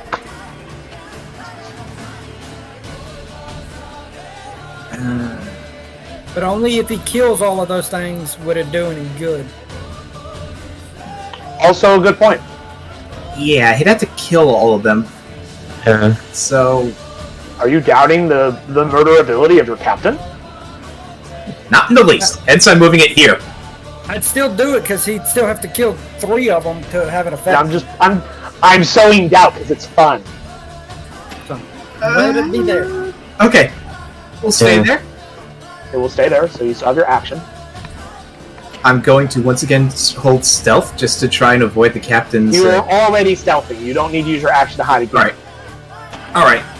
You can use your action to do other things like use an item, like a potion. Yeah, I think I will. Sure, I have 7 hit points and my moonbeam's about to wear off. I'll use my last healing potion. You only had 2? Yeah. Okay. Go ahead and do your thing. Yeah, you're right. If it's a common, it's 2d4 plus 2. If it's something bigger, Yeah, it was a common. there's a handout that Yep. you guys can pull up and look. Grandmother Morgane. We are buying potions if we get out of this alive. You gotta go somewhere that sells them. Or make them. She's gonna use her... If you guys can figure out how to make them, go for it. She's gonna use her action to go back to the Primaterial world and drop out of the ethereal plane and then move 30 feet. That's her turn. Argon's on Farn. I do, Death save, please. yeah. 9. One failure. Go ahead and mark that for me. I did. Auntie Ethel. She will enter the ethereal plane with her action. And then move 30 feet here. She kind of comes phasing through the fucking wall. She's like, what the hell's going on here? As Creed, your turn. 40 feet to here, and I'm phasing out too. Cool. So you drop into the prime material. She goes, "Sister dear, I really need this thing off my ass, please." She goes, "You got it." She's like, "Where's Ursula?" It's like, "She's coming, and she had to use the plane shift." And I'm like, well, and she goes, "Fucking tell her, hurry up!" Like shouts through the wall, "Move it!" She's like, "I'm coming. Keep your fucking knickers in a fucking yeah." You don't hear the rest of it. Minotaur Skeleton. Because I'm assuming that's your full turn since you moved in actions. They will first of all roll their con saves against Moonbeam. And this is 7 and 3. Go ahead. Or sorry, 17 and 3. Go ahead and roll that Moonbeam damage for me. Minus 13. And that is... Oh, yeah, because...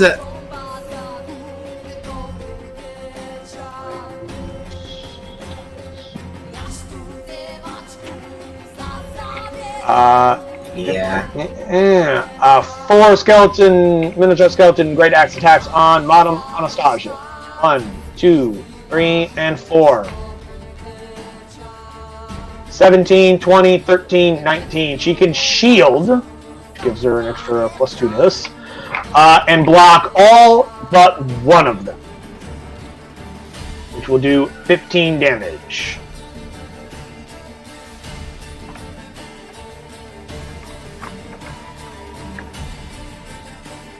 So she will take the remaining 8. As her Arcane Ward drops to 0.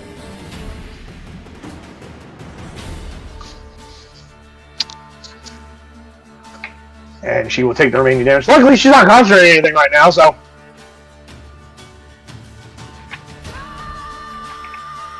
Ogre zombies.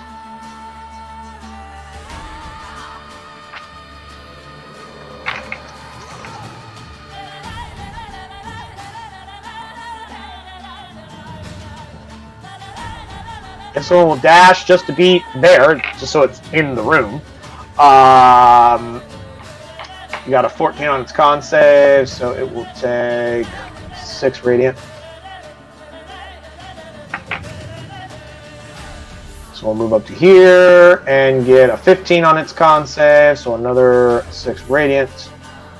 Ty, go ahead and take an op attack as this one continues moving into the room. This room is packed! This room is too damn small! Why did I use large creatures for this map? What is wrong with me? 9 slashing damage. Alrighty.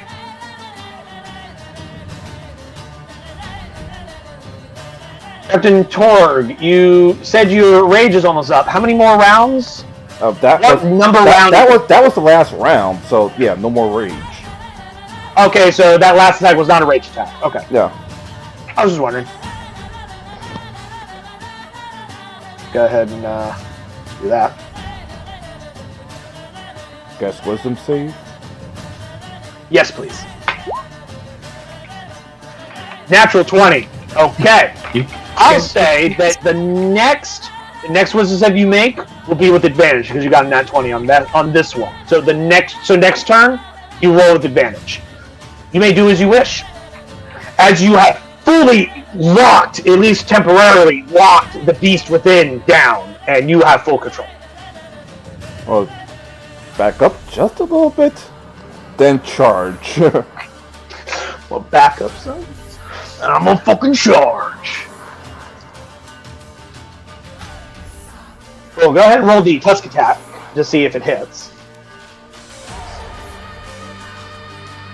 Alright, 23 to hit. You did the 10 damage from the Tusk, plus the extra 19, plus an extra 9 for a total of 19 damage, and has to make a strength save.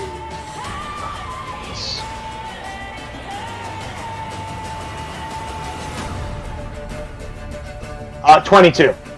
It does not. You don't slam it and push it anywhere, but you slam into it and do extra bits of damage, and you still may use your other attacks because you still got your 2 sword attacks if you wish.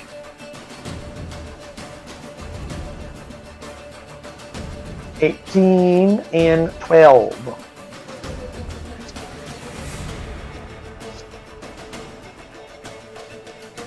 And then 7 natural. There we go. As you just gore it on the back of its knee, and it kind of falls to the ground, not out of pain, but just because you've ripped out its hamstring with your tusk. As it falls down, you just start slamming down onto its back. 1, 2 slams. You're not really slicing anymore, you're just bludgeoning it with this sword. As it's just ripping flesh open with just the sheer force of your strength rather than the graceful swordsman slice. You're just using this like a giant wedge, and you're just slamming into it, just splitting the flesh open rather than cutting it. Oh boy. Layer action. Daniel, wisdom save again. Eventually you will fail. Eventually you will fail.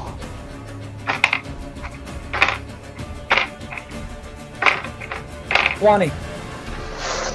Damn it, you passed. I mean, that's great, you passed. Good job. Well, I'm assuming it gets a DC 14. 15. So I need to make an 8 or better. I hate you. I just want you to know that. You always hate whatever I do. What are you I talking know. about? What you Because unlike most people who actually know how to play D&D, you know really, really well about some of the more intricacies of the rules and mechanics of designing a fucking character. Anyway, Madame Anastasia will go. And because she's no longer having to worry about concentration, there's a spell that would be incredibly helpful in this situation right now. Is it this one?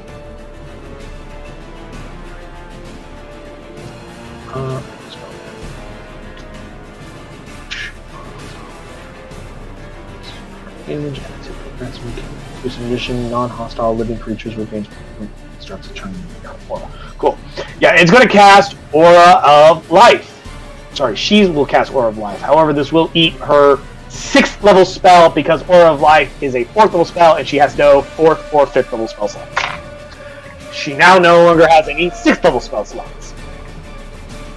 But, for the radius, everyone within... We will use a light. 30 feet. I guess. Everyone within this circle is resistant to necrotic damage, allies of course, and any living creature that starts its turn inside the aura regains 1 hit point at the start of its turn, if it's at 0. Auntie Ursula.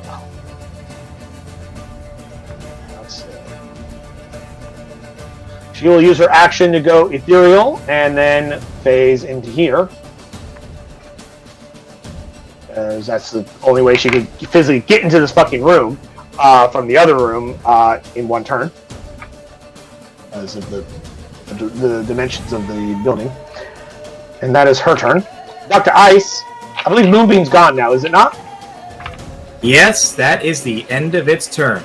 It has served its purpose. Hold on. Is this the 10th round? Yes, this is the 10th round. Okay, so it disappears at the end of the turn. Okay, so at the end of my turn. Okay. Not that it will matter, because... Yeah, not really much I can do. Because the damage only occurs on theirs, not yours. Yep. So you're no longer concentrating on Moonbeam, you're out of spell slots, you have 7 hit points. No, I forgot to Because add my you hit. haven't updated your fucking hit points. I don't know why I didn't update it before. Alright. How much did you heal? I healed... You have 15 healing points. Yep. Points? Hit points. Hit points. Oh, I gained Healing 15 points HP. What? He's Okay. got 15 healing points. Yeah, healing points. Alright. You have 15 hit points, no spell slots. What do you do? Okay, I'm going to try and move my character to here, and gonna chuck a pebble at the friggin' ogre, because why the hell not? Do you not have any cantrips besides your fucking sling? I have poison What spray, cantrips you have? druid, poison spray, druidcraft, and mending. Alright, don't Okay. think poison's gonna work against someone that's already dead. Well, zombies, like most undead, are immune to the poison condition and poison damage. You know what would have been a great cantrip for you to have had? Either like Thorn Whip, or maybe Shillelagh, Yeah, I'm thinking doing that when I can get another thing. or maybe Produce Flame. Those would be super helpful cantrips for you. Yeah. Okay, cool. You hit, and you do 4 bludgeoning damage. Yay! Okay. Hercules, Hercules, Hercules. Did I David and Goliath it? More like Hercule, but whatever. Did I David and Goliath it? Say again? Did I David and Goliath it? Fuck no. It's got like over 30 hit points still. Fuck out of here with your stupid ass sling. Next time, bring a real attack into the fight. I'm always ready to toss them my gun, like, here. They have 5 bullets left. Yeah, if you want to do that on your turn, go for it. I'll let you, like, free action... Yeah, I'll let you free action toss him your gun. On your turn, of course. Grandmother Morgaine. Now that her sisters are back, she now has access to all of the spells that she hasn't been able to use this whole fucking time. She's going to use her action and cast...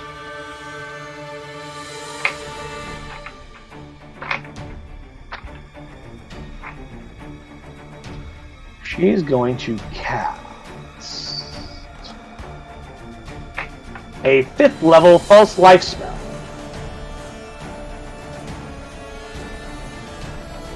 Which gives her 28 temporary hit points. No.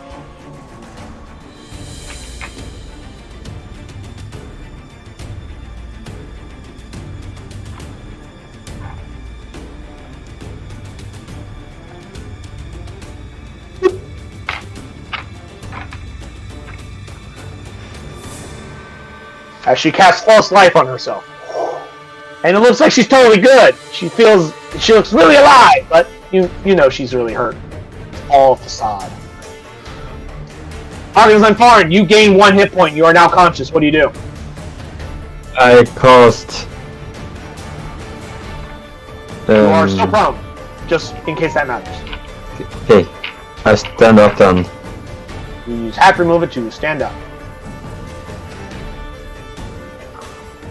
All of the undead are currently not looking at you. What would you like to do?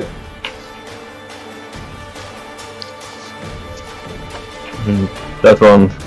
Shocking Grasp on that one. 18 to hit for 10 lightning damage. You got it, buddy. Yes.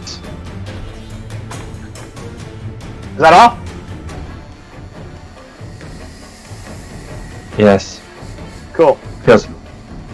Auntie Echo will have to use her action to drop out of Etherealness. She'll move to here. She'll be, you listen here, young man. You leave our sister alone.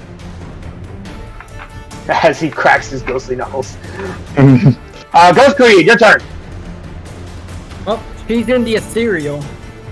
Or both of us are in the material. Yes. You can attack her, yes. I'm going to attack her. Go for it. Huh. Any kind of reaction you're supposed to do about this? Yes, no, maybe. Well, so much for a temp HP. Fuck!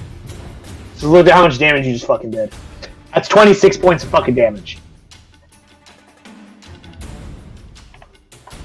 It dropped her down to 2 temp HP. It let her survive 1 hit. Hey, once the temp HP goes away, she goes unconscious. Assuming that you take out the rest of her hit points. Depends on how long the temp HP lasts. 1 hour.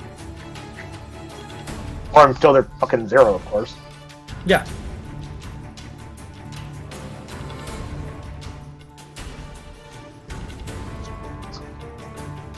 Alrighty. Okay. Sorry, I was looking at something they could do, and I chuckled because I hadn't looked at it this whole time because they haven't been able to do anything like this. And I was like, oh yeah, they have that thing.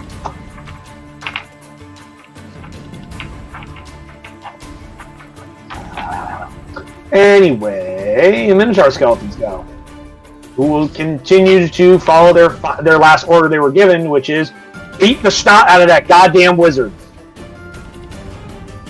1, 2, 3, 4. One was a critical hit, and we got a 22, a 7, and a 24. Even with shield, none of those will be blocked. So what she will do... 1, 2, 3, 4. Put that old woman on the floor. Put that old woman on the floor. Is there anything she can do as a reaction? Absorb elements does not help because it's not elemental. Shield spell doesn't help because none of them were... The only one that's below a 20 is the natural 1 that was rolled, so that already missed. Yeah, now man, she's gonna be taking this shit. It's gonna be making some con saves too. First we'll do the crit, which was 25 points of damage. Drops her down to 58. She might go unconscious. Let me get her con save here.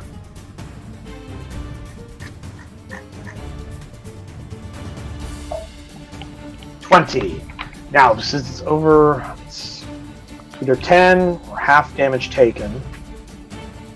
Yeah, so 20 is definitely good enough. Next one was the 22 for 24 damage.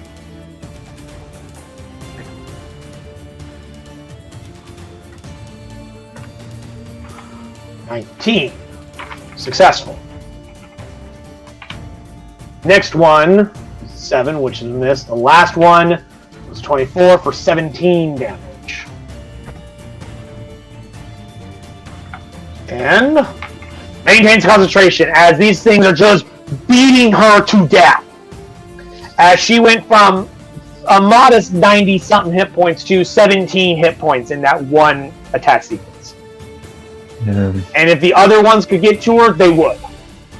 As they're trying to climb over the other skeletons as they're all just overhead chopping with these axes like they're chopping fucking wood. The ogre zombies would also continue swarming towards her if they could get to her. I was looking for you guys since they're not attacking you. Because they're mindless creatures. Their order was kill her. And that's the only thing they can do until they're told otherwise. Captain Tar, your turn. Wisdom save. With advantage because you got a crit last time. You maintain control of the beast. The beast is your creature. You are the master of the beast. The beast does not master you. Once again, I back It resides within your body. You do not reside within it. Once again, I back up. Hand ice my firearms like here. Oh, use hold a on. hand here. Use a weird weapon. Up attack. Say again. 17 hit. Wait, no, never mind. You're immune to fuck. Doesn't even matter. Hand ice my firearm like here. Use a real weapon. He looks at your sling. Just take a real weapon. Does he hand you a flintlock pistol like five and a bag of ammunition? 5 and bullets left. Actually, hold on. I want to say you could give him the pistol as a free action, but if you want to hand him any ammunition, you got to take your action to do that. Oh. Because that's an object interaction. You get one free one per turn, but to do any more, takes your action. So you hand him your gun, you do that for free action. You hand him both your bag of bullets and your powder horn of gunpowder is 2 separate actions. So he only has the one bullet loaded. He has one shot with it. All right. So hopefully, unless Gary comes up behind you and just pulls it off your fucking belt, which he can easily do. All right, and then That's up to you. But you hand him your pistol and you go back to what you were doing. Then charge. I think Ogre. Orcs are much smaller. Not as meaty.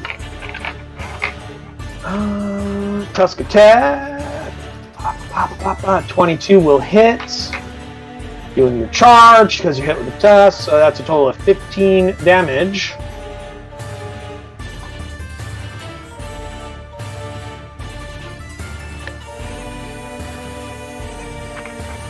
It got a 13 on its strength save. What's your DC?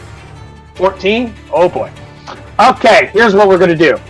Because there's nowhere 15 feet in front of it that it can go as you just slam into it with a charge attack, I'm just going to roll a d6 and both him and the one in front of him will take a d6 of bludgeoning damage as you just smash one into the other. That's a 4. So they will each take 4 damage as you smash one to the other, using the most effective weapon against the enemy, themselves, as you are smashing one zombie with another zombie. Their action, Daniel, charisma save, because they literally have no one else to worry about except you right now. Keep it up. DC 15. 23 again. Cool. Bottom Anastasia. Wait, I saw 2 sword attacks. Oh! Sorry. Go ahead and roll your attacks, please. An 11 will hit for 10 damage. Sorry, that was a 16 because you're recklessly attacking. I'm assuming all your attacks for the rest of this combat is going to be reckless. So long as you're in beast form. 15 to hit for 8 damage. Needs a 13 or better on its con save. It does not get it, so it is gone. 15, 20, 25. You can spend the rest of your movement to go here, and that'll be your turn. Up to you. Yeah, I'll do that. Cool. Now bottom Nostalgia's turn. She'd really like to not be right here, right now, doing this right here, right now. Misty Step. She does not have that. That's a concentration spell. She's not meant to be in the center of all of the attacking enemies. But she needs to do something. Otherwise, her ass is going down. It's going down for real. Shit's going down for real. See, if she just starts casting spells that are not concentration, she can just get some points to her ward. Fortunately, the only spells that she has available that's higher than a 3rd level spell is an 8th or a 9th, and she's saving those for other circumstances.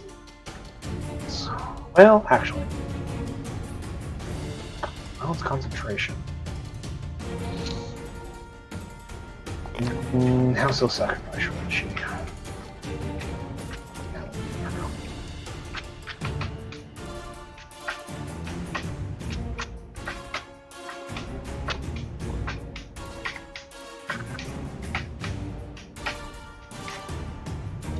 Ooh! I know what she'll cast. Sanctuary! Uses their action, not concentration. She casts Sanctuary on herself. Now all enemies have to make wisdom saves to attack her as long as she doesn't not attack back, which she fairly rarely does anyway. Yeah. It's abjuration, so she must choose a new target. What? It's abjuration, so she gets a charge? Yeah. She gets 2 points. Because the way Arcane Ward works is when every time you cast an Abjuration spell, you get your Arcane Ward increases by double the spell level. And that's a first level spell, so it goes up 2. But now, every single one of those Minotaurs has to make wisdom saves to attack her, or they have to attack something else. Auntie Ursula will use her action to drop out of the ethereal form. and then she'll move here. And that's all she can do right now. Dr. Ice. Okay. What would you So like to do? all I have is just a gun. No ammo in it? Well, I mean, it's loaded.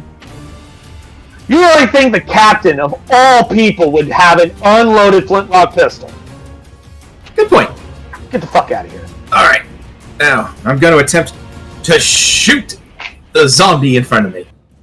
Roll me a d20 plus your dexterity modifier, not your proficiency, because you are not proficient in firearms. So just your dex modifier. Really? You go to fire. Ty, remind me, since you have the stats on your sheet, what is the misfire chance on your flintlock pistol? Misfire are 2 or less, so. Okay. So it does not misfire. However, as you fire, you hit like some meaty spot against the... Actually, no.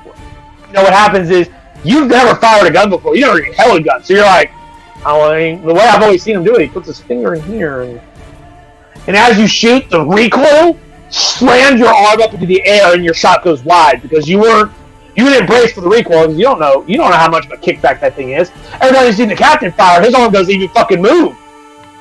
But he also has a 17 fucking strength, and you have none. Yep. So, like, when he shoots, his arm just goes, doesn't even move. Because he is very well versed in firing control. That was your action, you move, I'm assuming you're done. Yep. Grandmother Morgaine. As Xander's over here going 1-on-3 with the fucking Night Hag Coven. Like the badass he always is. Sucks we can't help him, but we have a freaking room full of minotaurs and zombies.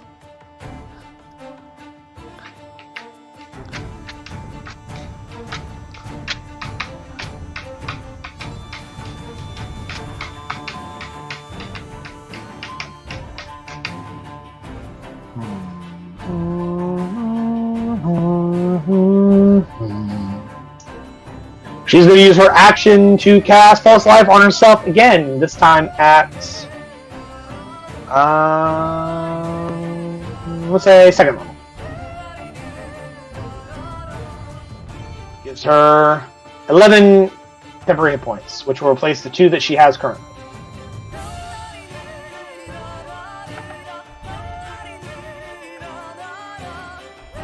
7 HP does not stack, it merely replaces whichever one is higher.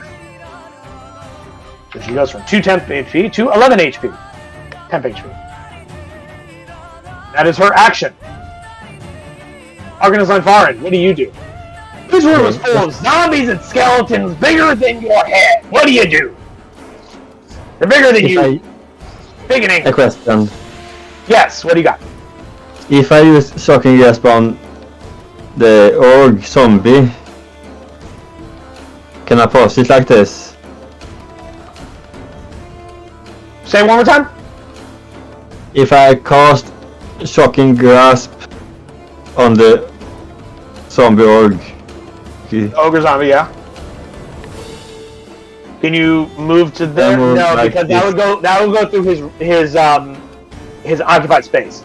Because Okay. it's a large creature, so it takes up 4 squares. You can't go through its space. It is not an ally. Okay. You can still cast Shocking Grasp if you want. You just can't move through his space. Okay, that was my question. Yeah, can't move through their space. They are not allies. They're not friendly. So if I like move over here, they will get opportunity attacks. Both the ogre zombie here and the minotaur zombie here, if you exit from that square, will take swipes at you. If you use Shocking Grasp and hit, you can deny one of them a reaction, or you can use your action to disengage instead. It's up to you. Because I don't want to be here.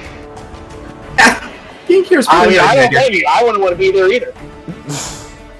So you're using your action to disengage. Yes. Hold on. You can only move 30 feet. Disengage doesn't give you movement. It just lets you move without provoking. Okay, so So you can get to maximum there, 3. yeah. Yeah. They probably are not going to care. I mean, she disengaged, so there's nothing they can do. No, I thought about that. That Minotaur's probably not going to turn around and give chase. Hopefully. No way to know. No way to know. Auntie Ethel Hopefully is going not. to move to here. And she's going to... Nope, not that person. Not actually. There we go. She's going to cast...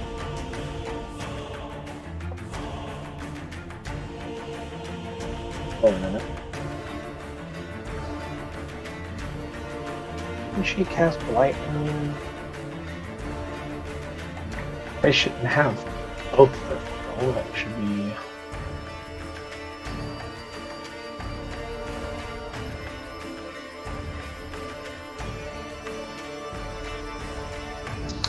Just a reminder, one of you got hit with a Blight spell earlier, right?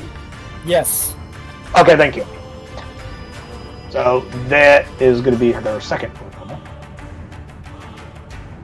She's going to cast Death Ward on Grandmother Morgaine, her fourth level slot. The thing about Hag Coven spells is all three Hags share the same spell slots. So as one uses it, that denies it to another one.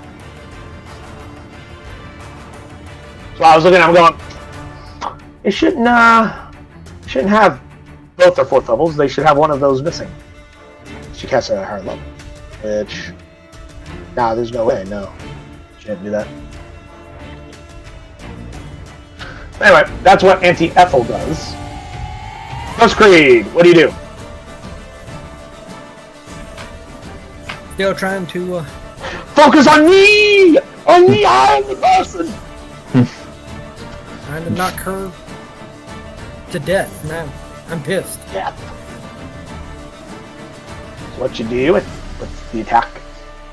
Damn it! Withering Touch. If only that crit had been on the other side of the bracket. Inspiration. Burning inspiration point. Okay. I'll take one off. 20 will hit. Wow, I got it's 2 crits in a row, but not on the side that counts. So that's 18... 24 total. 24. Yes.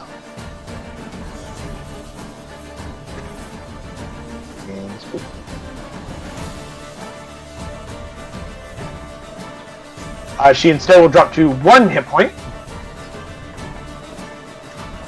As Death Ward activates, that Auntie Ethel casted on her. And they're just like, he really has it in for you. What have you done? And she's like, I mean, we got a lot of enemies, but I don't remember pissing off anyone in particular recently that would send a fucking ghost after me. Should we perhaps try and take control of the ghost? We probably could, but that would require more time than we have, because each of us only have a 6-second round. We have one turn that happens in a 6-second round. Ah, that's right, yes. Most of our ritual spells would take longer than that. At least a minute, which would take 10 rounds. Indeed. Goodbye, Fourfold. Nice knowing you. Goodbye. That's your full turn, right, Daniel? Yes. Cool. Skeletons will continue attacking Madame Anastasia. 1, 2, 3, 4. Man, they're rolling really fucking good on her. Uh-oh. She uses shield to block one of them. That's not a good sign. Is she unconscious? We will see. Let's find First out. one's 25, does 24 damage.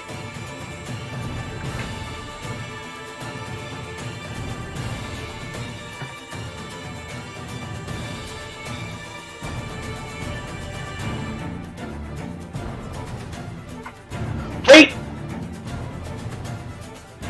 I have to make wisdom saves to attack her. Yes, I have to do wisdom saves. Yeah.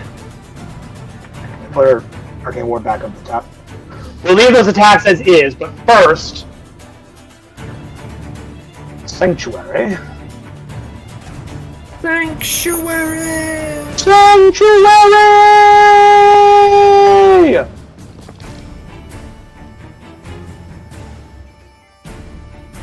save DC 19.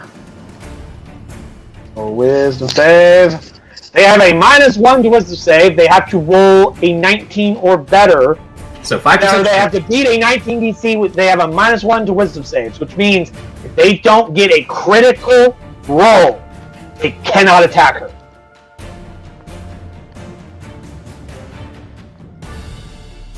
None of them get it. One actually does roll a natural 20, but it's on the wrong side of the bracket. The other side was a natural 1. So they got a 1 and a 20. It's like it's pretty much putting the middle finger up at you. So she does not use her reaction to cast shield because none of them can even attack. They try to attack, and they just can't. They have to choose different targets, but there's no other targets in their range, so they just lose their action to attack. Zombies cannot get to her and do anything. Captain Tor, your turn.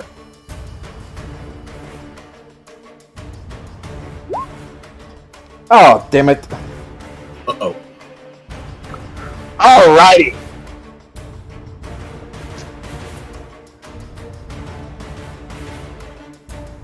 I'm gonna say it would be unreasonable for you to run away from the enemy that's immediate in front of you. So go ahead and continue attacking that Minotaur zombie for now.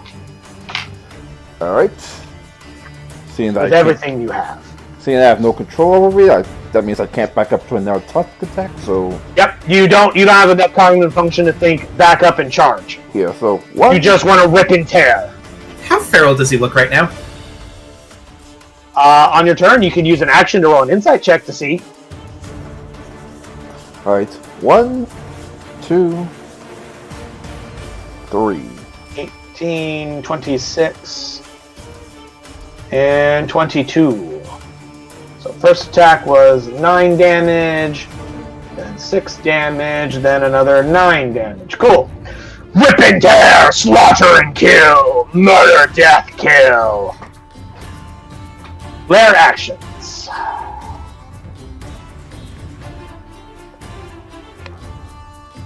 That's not helpful. That's not helpful.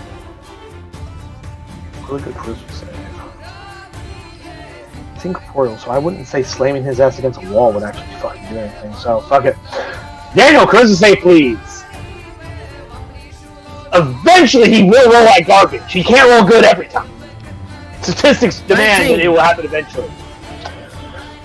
This time is not that time. So anyway, to Manamanastagia's turn. Out of curiosity. Manamanastagia goes. Yeah, she's gonna say, I have these handled! Deal with the hags! And then she casts Blade Ward on herself. And continues to stay there. Why am I picturing her knitting a sweater? Well, she's definitely not knitting a goddamn sweater, that's for fucking sure. We can't What she's doing is she is spinning and moving and sidestepping attacks after attacks after attacks as she's throwing shield up after shield up after shield. And actually, you know what? Instead of Blade Ward, she's got a bonus action. She's going to drop her Aura of Life because she doesn't need to bring anyone up right now. She's going to cast Shield of Faith on herself because God knows she fucking needs some extra armor class right now. So she's losing her Aura for an extra 2 armor class. Which means no longer that they no longer have to do wisdom saves. No, she wasn't concentrating on Sanctuary. She was concentrating on Aura of Life. Ah! Which gave everyone resistance to necrotic damage within 30 feet of her, and if they started their turn with 0 hit points, they gained 1 hit point. None of you are unconscious. Hell, most of you aren't even in her area anymore. So there's no reason for her to concentrate on that spell. And she just told you, I'll handle these. You go deal with the hags because they're a bigger threat in her mind. And this is what she does. She is literally in full defense mode right now. Just trying to not die. Because they gotta make wisdom saves to hit her, and if they do, they gotta beat a 17 armor class, and then she can reaction shield at any time. Which, casting that does give her some extra arcane ward. Speaking of the hags, Auntie Ursula.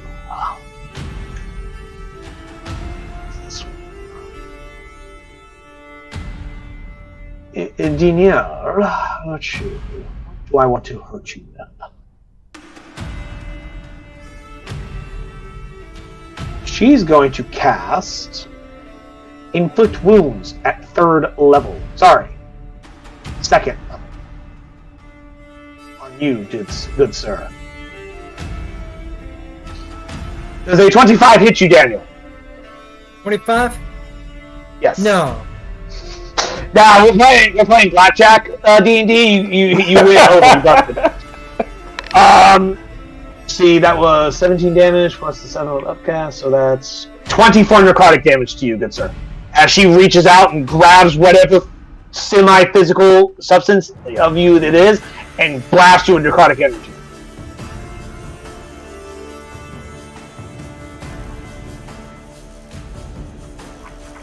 And Are you gone?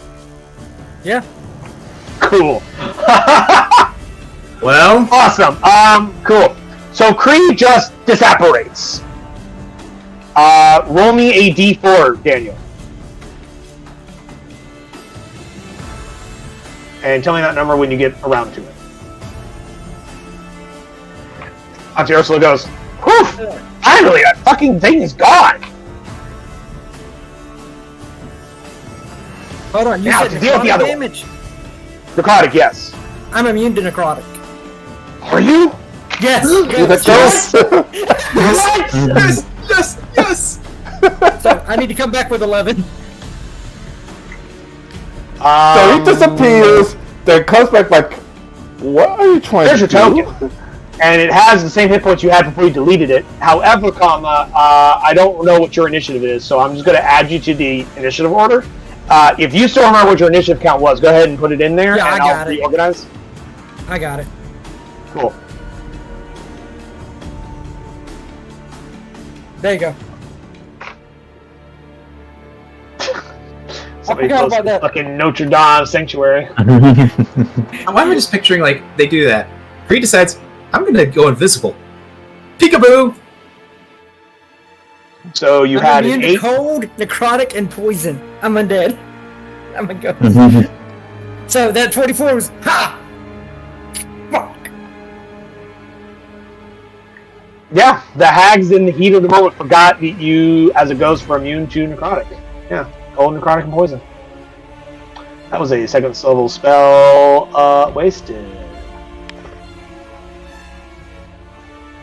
So I'm going to keep your sheet up inside here because, given the nature of these hags, they actually would fucking know what is and is not effective on ghost. However, we'll let it slide that one time because in the heat of the moment she forgot. In the heat of the moment, They can't think straight.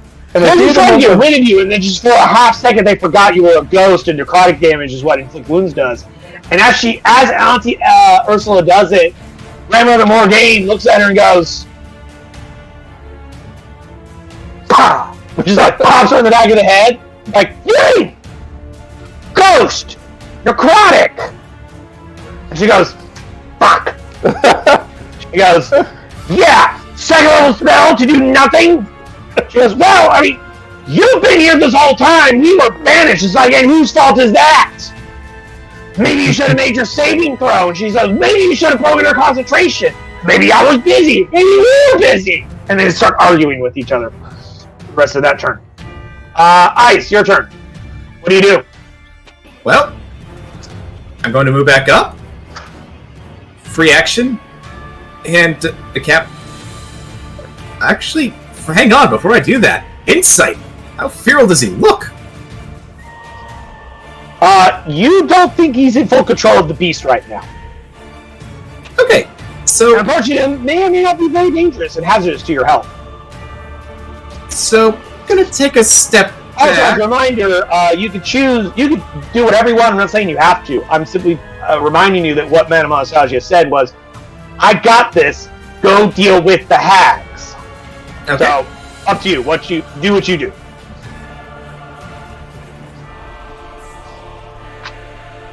And dash, why not? Like, I'm surprised you didn't steal the rain bullets from me before you ran. To be Well, fair, I don't think you're he'd not in control, so he doesn't know what the fuck you're capable of. And to be fair, I don't think he'd even know how to reload.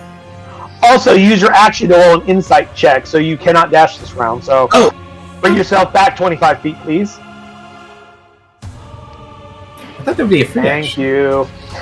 thought Dr. it Eyes, I was a believe free that's your action. turn unless you got a bonus action to do. Nope. Next is Grandmother Morgaine. I got super excited. I was about to be like, yeah, Daniel's gone. No more Ghost Daniel for you. And his ass is like, oh, I'm a minion card, Daniel. Motherfucker. I'd forgot about it What too. could she do? Surrender. Do what? Surrender. Play patty cake. Yeah, she ain't doing that. Definitely not. Try and snort up the ghost to get rid of it. You don't need to sleep, right? Yes. Just love you. Just love you. She has a sleep spell. They could cast it twice per day as part of their innate abilities. As a ghost, I imagine you're probably immune to sleep. You know what? Eat magic missile. She could at will cast this. 1, 2, 3, 5, 4, and 2. Because they hit automatically. Doesn't matter if she's close to you or not. That's Yeah, I have your character sheet for your ghost like minimized next to me, so I can bring it up. I just didn't feel like bringing it up when I asked. that's 11 on the dot. God damn it! Cool. You're officially dead now.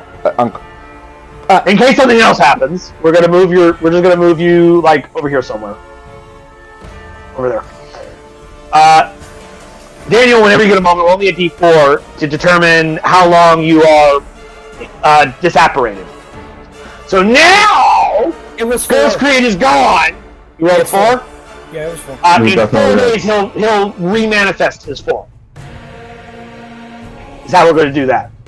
Because unlike liches, it doesn't specifically state how long a ghost would take to reform after you get it to fuck off for a while. So we're going to say a d4.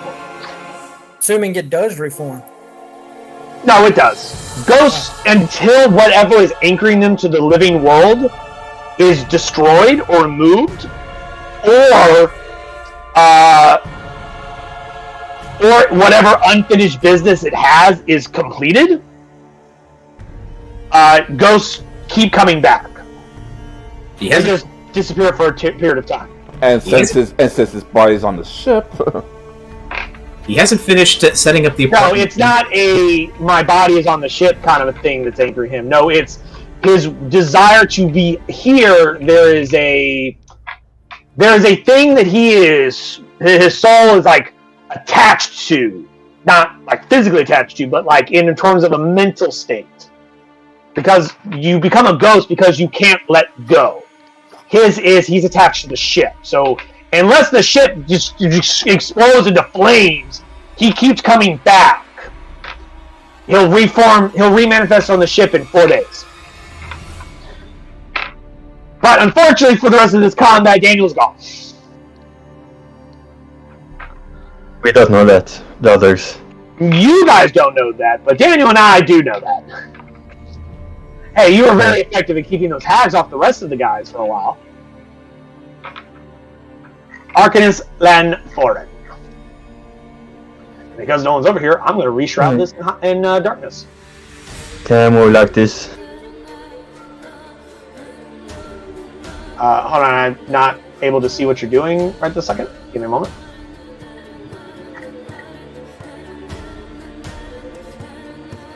Fun fact, this particular soundtrack that's happening right now is from the Witcher games, Witcher 3. There, you actually meet you meet these 3 ancient crones, which are essentially like hags. This is the music that plays whenever they're on screen. Just so you know. oh boy. This is like the fucking 3 crones like theme music thing.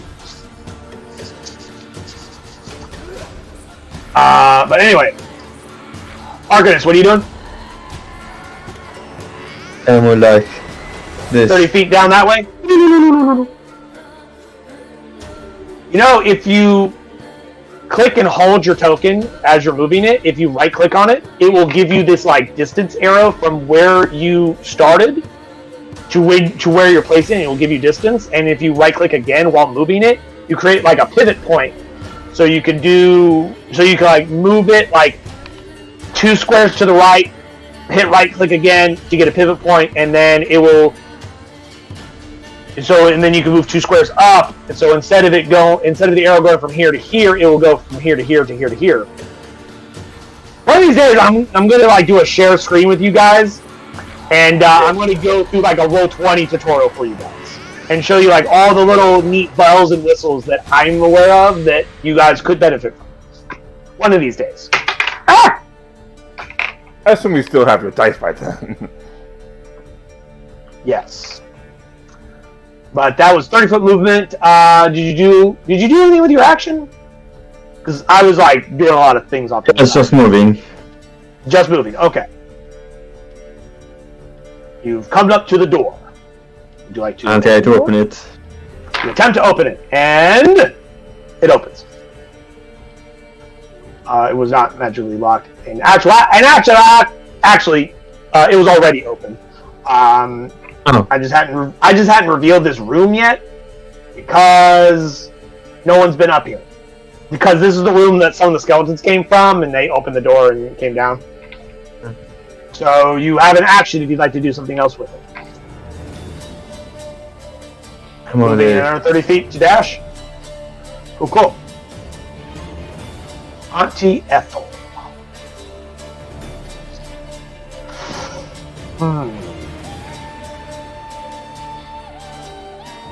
Yeah.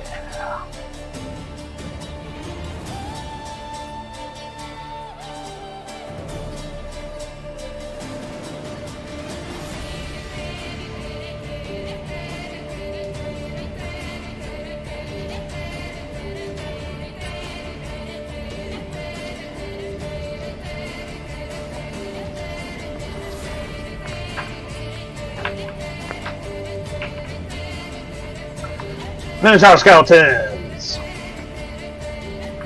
Wisdom saves. Yep. 4 wisdom saves. They have to roll a natural 20 on one of these in order for any of them to hit. 1, 2, 3, 4. Nope. Ogre zombies cannot get to her, Captain Torrig. Roll me a wisdom save to see if you can make any decisions right now.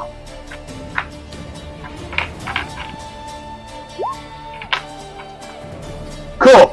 You maintain control and may now choose an action. What would you like to choose? You know what Madama Sagia said, and you know what's happening currently. Up to you. What would you like to do? Okay, how do I use the arrow again? Okay. You know when you guys move your tokens? Yeah? Yes. While holding it, right click on the mouse button. Right mouse button click. It creates a little arrow. Yeah, so like you this. should be able to see. So while you're holding it, while you're moving your token, while you're clicking and dragging it with the left mouse button, right mouse click. Creates a little distance arrow, and it shows how far you can go. While that arrow is in appearance, after the first click, if you click again, whatever square you're hovering your token over will create a pivot point. So you can like go around corners and shit, or take right angle turns and whatnot to determine how far you have in a distance. And then when you drop it and to like move, see like that, it shows you the pathing. So your token will physically move in the pathing. So instead of your token just going from like here to here, you would see that instead. And it would look like that on your screen too before you let go, but when you let go after doing all of that movement, it will show everybody else what your path is. Where'd your token go? Oh, there you are. From here to here, because that's pretty much 100 feet with charge. I'm assuming you did this. So you have 40 movement speed. You would get to 80 feet right there if you're dashing. So yeah. So you see how like that looked? Yeah. I said one of these days I'm going to do a Roll20 tutorial for you guys, so you can see all the neat things that, because like when I watch the game from your perspective, I see that there's a lot of like things that you do that you could do more efficiently if you most likely knew what you could do with Roll20. I've been fucking with Roll20 for a long time, so I know all its little bells and whistles. Plus, I've looked up Roll20 tutorials on YouTube for other things I didn't already know. Like how I made your token be able to swap images without changing the actual token itself. I learned that from a tutorial that I just randomly saw when I was looking up something else. I just saw it and I'm like, multi-sided tokens? What the fuck is that? Or shifting tokens, or I don't remember what the title of the video was. I wasn't even looking up videos, I was looking up images. I was looking up stuff for like lycanthropes. And the video specifically was about, hey, if you have a PC lycanthrope, here's how you can make a token for them to be able to change their image out for when they're in beast form and not beast form. Because you can swap your token out, because I have it to where you can access that table that lets you swap your image out. Yeah, once I just do it because it's full faster. control of it, that is. Yeah. Well, I meant like you, the player, can like swap your image tokens out if you so choose. I just do it because it's just faster for me to do it than try and explain to you, because you may or may not remember the last time I told you how to do it. Let's see. They're going to use their layer action to slam some doors and lock them. Just for fun. We're going to say, because I can choose any number of these. This door. This door. Oh, come on. And this door. This door. That door. Not that door. So those doors all slam shut and lock. You need if you want to force them open, you need a DC 20 strength check to force them open. So that means I'm the only one that has a chance of unlocking any of them. Pretty much. I only have a You have to 5%. roll a 17 or better to break that door down. This is a strength check, not an athletics check. However, that's to force it open with physical ability. If you guys found a more creative solution to destroy the door or remove the door from existence or anything like that, by all means. That would help if we pretty much had no more magic. I mean, you got cantrips. But, just like lots of objects, they have an armor class, they have a hit points, and they have I think they have damage thresholds, I think. So, you guys could, literally just try and destroy the fucking door. But that will take time, and of course you have to do enough damage. It has to be certain types of damage. Like, you can't destroy a door with necrotic damage, for example. It has to be something that can actually harm an object. On Anastasia with...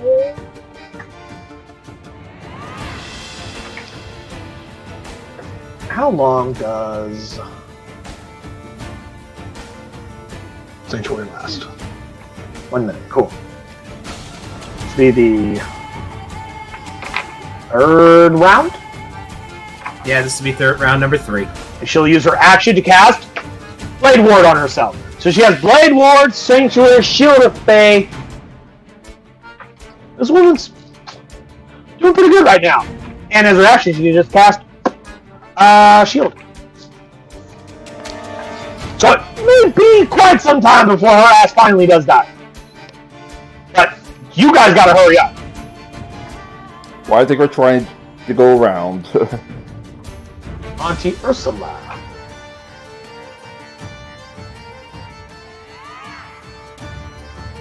Some of us tried to hurry it up. Some of us did really well, but unfortunately can only do so much. Yeah, it was only a matter of time. Ursula will go ethereal. and move to here. And she just kind of like phases into the room. What's up, bitches? But they can't see that yet. That's right, they can't. She can see you though. Dr. Ice, a door just slammed in front of your face, and you heard the distinct sound of it going click. Okay, I know for a fact I cannot muscle my way through this. No, but you can blast your way through if you wish. As I pull out my Dungeon Master screen to figure out what the average AC and hit points are of these objects. Let's see. Object, hit points. Well, let's start with armor class. I'll say it's made of wood, and it's a door. Armor class of 15. I'll say it's medium size for object hit points, so and I'll say it's resilient. So it's 18 hit points on average. Armor class of 15. Armor class of 15. Okay. Yep. If you have something you can use to actually cause physical damage to a door, I'm sure you can figure out what things would work. If you can hit an armor class of 15 and do 18 damage, you can break this fucking door down. Mm-hmm. It's gonna take your action to do it, of course.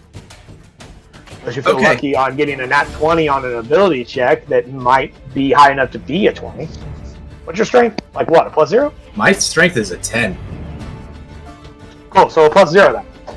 Yep. So if you roll a natural 20 on a strength check, you can bust the door down, or you can try and literally break the door.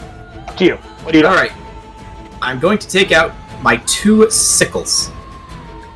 Attack one. And bonus action, another strike. Cool. Just so you know, you don't add any damage modifier to your offhand weapon when you're two-weapon fighting. That's the way it works. You still get it to the attack weapon. I don't have any modifier damage I can do to it to begin with. Oh, so it won't fucking matter. We don't have to worry about that. Yeah, I don't have a I like strength. how you roll a natural 20 on the first second. Now, this is a resilient wooden door. So I want you to imagine this, like a big wood door. Possibly like iron band reinforced. Typical medieval looking door. And your plan is to pull out 2 sickles, which are these curved blade weapons. I want you to think about that for a moment. They do what? Slashing? Yes, slashing. Yes. Cool. I'm going to say that while you're using sickles, if you roll 5 or lower on the armor class target number, which is a 15, so if you roll 10 or lower on any attacks with these, you will start to blunten your sickles. If you roll a 1, you will break them. Okay. Because you're using a bladed slashy weapon to beat a door down, rather than like a bludgeoning weapon like a hammer. Which I would say if you're using a hammer, no problem. So just keep that in mind. However, you did roll a critical hit on that first hit. That's the reason I chose this, because I knew I could get 2 attacks with it. They are light weapons, yes. Let me get my drawing tool here. What did I say? Actually, hold on. We will use...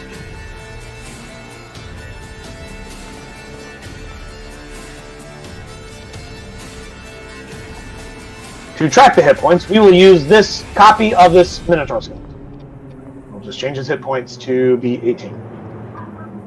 Oh, hi, skeleton! Hi, skeleton, this is a door. Totally a door. Ain't no attention to A it. skeleton door. That was 9 damage. You've done half its hit points to this door. So I imagine I probably made a few holes so I could at least see through it, but... Like, you, wedged it in between, the wood paneling, so it's kind of, splintered a little bit, as you've, wedged it in there, and then you slam the other one in there, and you're trying to, pry it open. So you got, a decent spot where you can, poke your eye in. That's probably the You best I see can see. your captain. Grandmother Morgaine.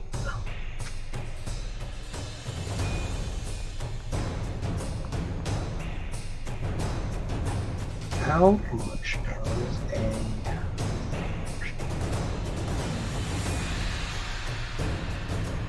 Well, since I'm kind of out for a bit, I'm gonna step away.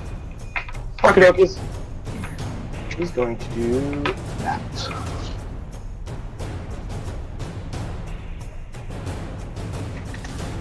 D4 plus 4.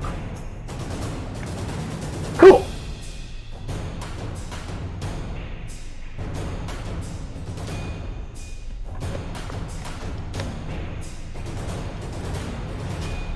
Oh yeah, she's not fucking hexed anymore because somebody's not around anymore.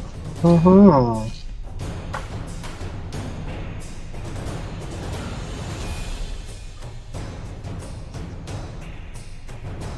I find it really humorous that a druid does not have proficiency with an axe.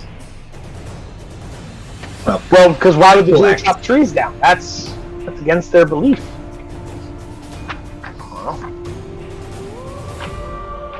Most axes, other than maybe the hand axe, I think, are also martial weapons anyway. You only get like simple, don't you? A handful selection. Oh, so you're in the same boat as the wizard. Yep. Arganizline Foreign. Here's Johnny! I see somebody's linked the thing from The Shining. Of course. Arganizline Foreign, where are you? There you are. Okay. What are you doing? Can I double move and then open the door? Yeah, you can free action open the door. I open I'm the going to go door. ahead and reveal the hallway for you.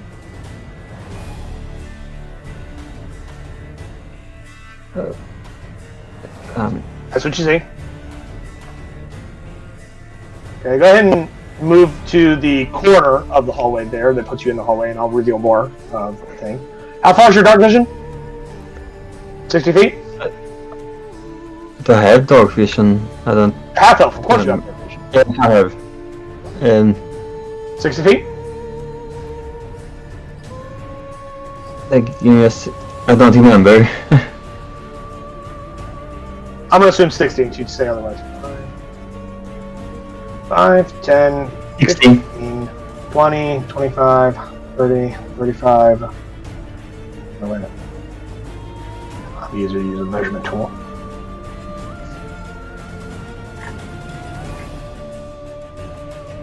Cool. Yes, I have. Right up to there.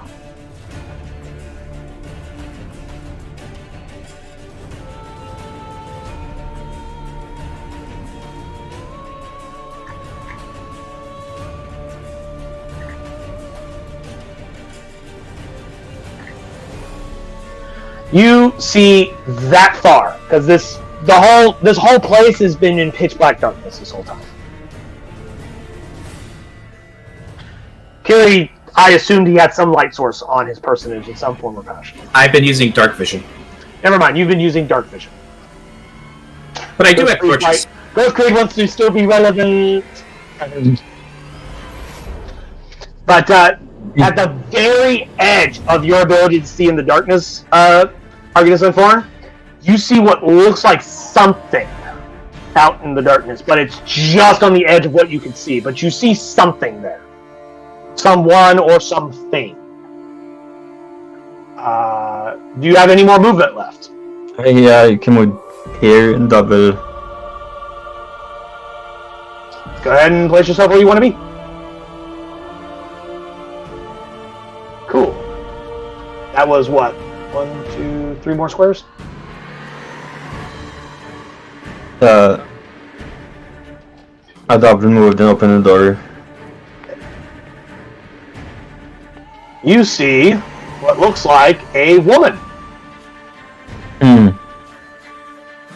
She looks terrified. Her face is streaked in tears, and she sees you, and she is like, "Oh my God! Are you with the hags? I just want to go home. I just want to go home. I'm not with the hags. Can you take me home, please?" Come with me. Come with us. Okay. I'll let her move on your turn. She's going to dash right to here.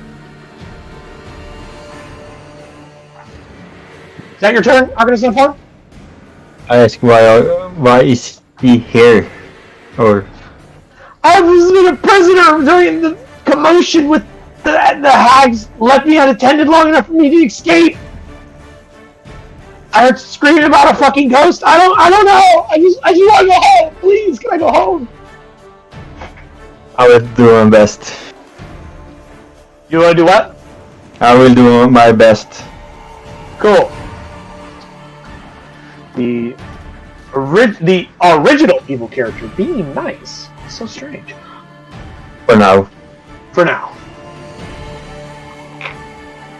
Cool. I'm gaining her trust. Yeah, maybe. At least I try to. Speaking of gaining trust,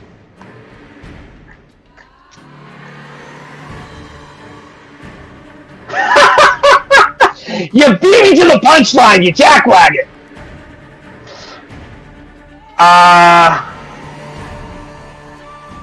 Oh boy. Where is it? There it is. I saw that coming like. Yeah, I saw 20 that. feet. Because you didn't roll any insight or ask any questions, I'm gonna say she gets advantage on this attack as she reaches out and she casts Inflict Wounds on you. Oh. Oh no! That's a critical hit, my friends. He's immune to necrotic damage. Is he? Yes, sir. Jim Pan, I have a very serious question I need to ask you. Because you have aid on you, this does count for your maximum hit points for this question. What is your maximum hit points right now? Because this answer may determine whether or not you're unconscious or dead. With the plus 25, it's Yeah, the plus 25 from aid. 67. 67 is your max right now? Yeah. That's my max. Cool. You take, with a critical hit from Inflict Wounds, that is a level 1 spell, which, for those of you who know what it normally does 3d10 necrotic. You're eating 6d10 necrotic damage from this attack. Oh goddamn! I'm sorry. I'm so sorry, but this is what they do, man. This is what they fucking do. Before they die. And you heard them do it on me a moment ago. Yeah. Didn't work on him. Works on you, though. That's all. Another door. And that is Another a room. total of 33 points of damage that you just fucking ate. You have 1 hit point. Which means you dropped to negative 32, but your maximum is 67, which means you, instead of death, you're unconscious. As the tear-streaked woman comes close enough to you and goes, I just want to go home. She grabs you by the throat and goes, but I'll be taking you to my home first. As you feel the light just drained out of you as the darkness swallows your vision as you fall unconscious. Yeah. Because hags have an ability called shape change. They can shapeshift into a humanoid form. And they did that to trick you. Because hags are not creatures of great combats. They're creatures of deception. So they tricked you to take one of you out. Yeah.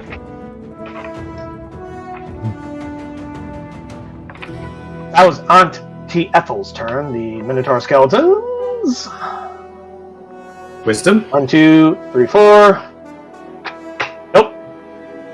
29. Captain Tard, there's a closed door in front of you. What would you like to do? First off, wisdom save.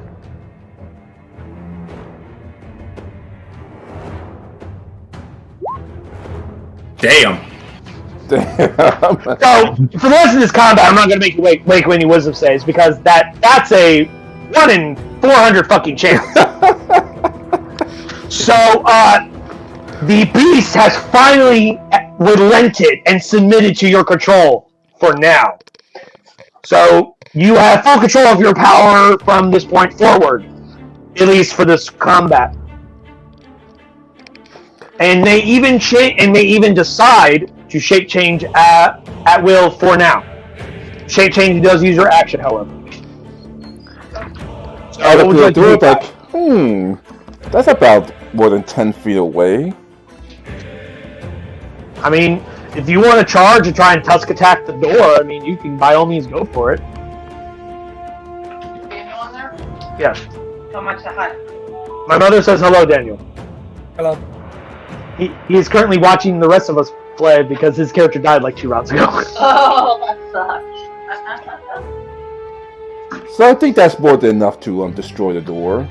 Oh, shit. Hold on. Yeah, 22 will hit, doing a total of 22 damage, followed by, I'm going to say that because it's a fucking door, it does not succeed on a strength save. So the door, you just, fully in control of your lycanthropy. You feel the power of your beast flowing through your veins as you just go into you just get fully down, almost to all fours, but not quite because you aren't quadrupedal right now, as you didn't transform into your animal form.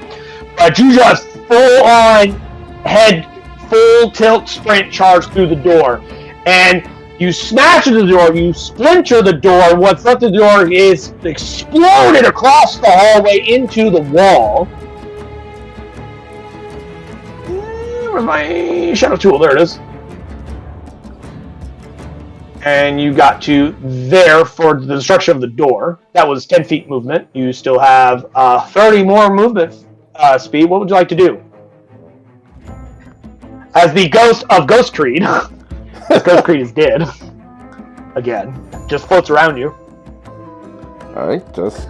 You got 30 more feet. What would you like to do? Alright, 1, 2, 3, 4, 5.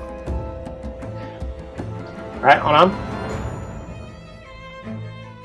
I just like to picture that. I like to picture that whatever remnants of Creed that hasn't quite 5, dissipated, 10, 15, it's following him like 20. You have 10 more feet. Alright, 1, 2. Right, yeah. 5, 10, 15, 20. Ah. You were 1 square too far. Not by that. Yeah. Because you have a 40-foot movement, you use 10 to get to the door, and then 30 feet to go to the corner, around the corner, because you can't cut the corner of the hallway, so you have to actually move at a right angle to it. Get you there with 40 feet. At the end of the hallway, you see this strange-looking woman you haven't seen before, with her hand around Artemis Unthorn's throat. As Artemis Unthorn falls unconscious to the ground, her skin is gray pallor, as the life is just drained out of her, and you see this malicious glee on this woman's face as she's like... She has not noticed you as you're charging around the corner, because you're like way at the other end of the hallway. Well, that's my first target. Lair action. I'm going to do that one. Okay. Madame Anastasia. Blade Ward. And 4th round of Sanctuary. Auntie Ursula, which is who this person is. Token is nearby.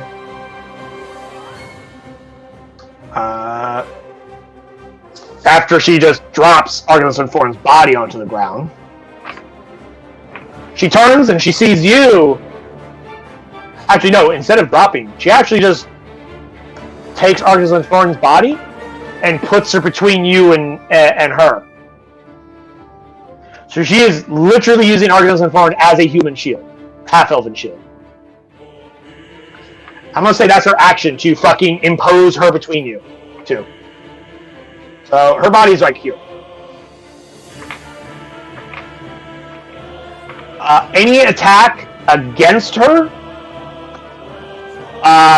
will be with 3/4 cover as she is superimposing her body between you and her. And if you miss, which gives you a +5, which means they normally they have a 17?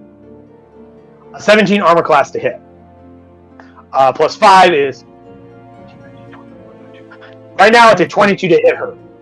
If your attack misses, but is higher than 17,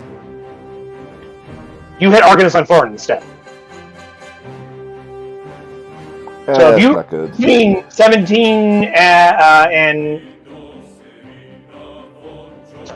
if your attack lands between 17 to 22, you hit Arcanist on Foreign instead.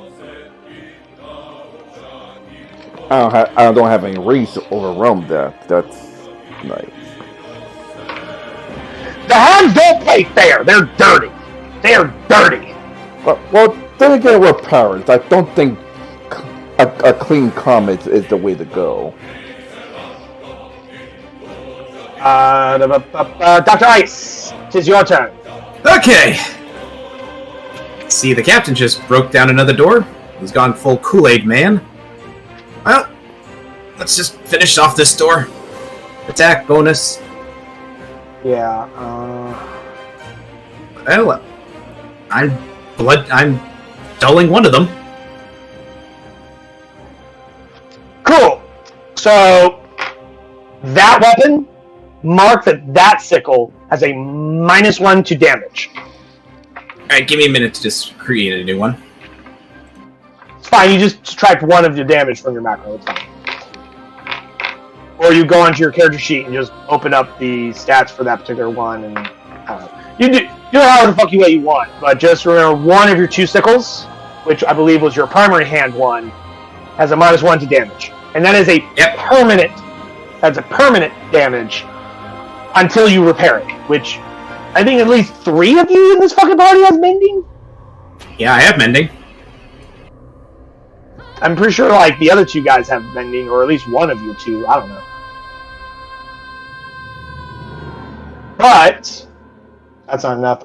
The 16 does hit for another 1 damage as you continue trying to smash through this fucking door with your bladed weaponry. Draw a shape. This door, right here, no longer exists, so I'm putting a black square on it. Into the map layer. Because it doesn't exist anymore. It's piles of wood chips. Grandmother, more game.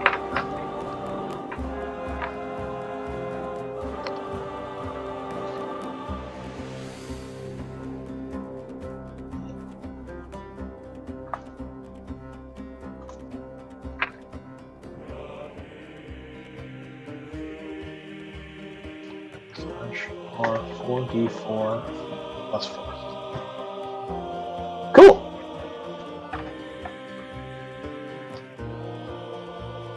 And foreign. Death save, please. If you get a nat 20, it will change the tide of this circumstance right now.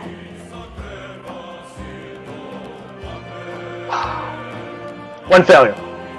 Also, as a reminder, when it comes to success and failures for death saves, they reset every time you come back to consciousness and go back to unconsciousness. So you're at 1 fail right now. Not 2. Just 1. As you continue to bleed out. Auntie Ethel. Yes.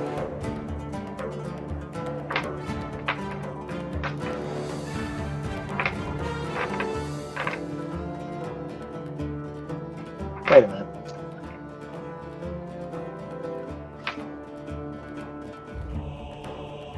Oh, I see what I did. I had Auntie Ethel actually take a turn on Auntie Ursula's initiative count. That's why I was confused. I'm like, wait, she just had a fucking turn. What about Ursula? She hasn't done anything yet. Waiting for her fucking turn to come up. Sorry. The moment when she pulled Artemis in front of her actually happens now. I'm gonna retroactively do Auntie Ursula's fucking turn, because I've actually been waiting for her fucking turn this whole time. So her ass should have been taking her turn, so... Ursula would have dropped out of ethereal form and as her action, and then move to here.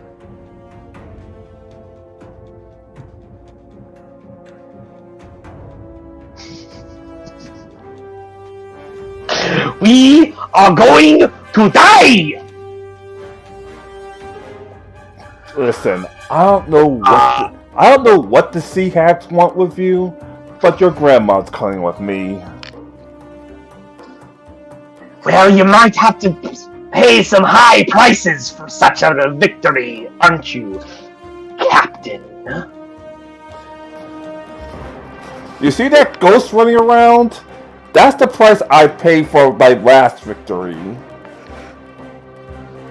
Well, it seems that price has been refunded. As the skeletal minotaurs continue to miss and the ogres do nothing. Captain Tor! Up in this round, your turn. Technically, I can't see her, right? Auntie Ursula? No, because she's around the corner. However, because that room is full of water, you heard splish, splish, splash, splish, splash, splish, splash coming up behind you. Give me... Perception? Well, I'll give you a free insight check to see if you can tell the difference between a fucking hag running through water or a bird person running through a water.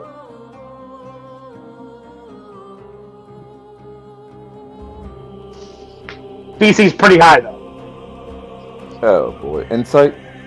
Insight, yes. Holy! You know I assume that's exactly more than that enough. is not how those was chicken tripping ass out. legs of fucking Dr. Ice sound like. Those do not sound like chicken legs, those sound like hag legs. There's a hag coming up behind you. What do you do? Mr. I rolled a natural goddamn 20 on an insight check that was a fucking DC 20? I was covering my eyes. Throw around. Like, go over here. Like, hello. You like back up and go, hey, new enemy. Like, hello, bitch. And charge right at her. Actually, put her horizontally there.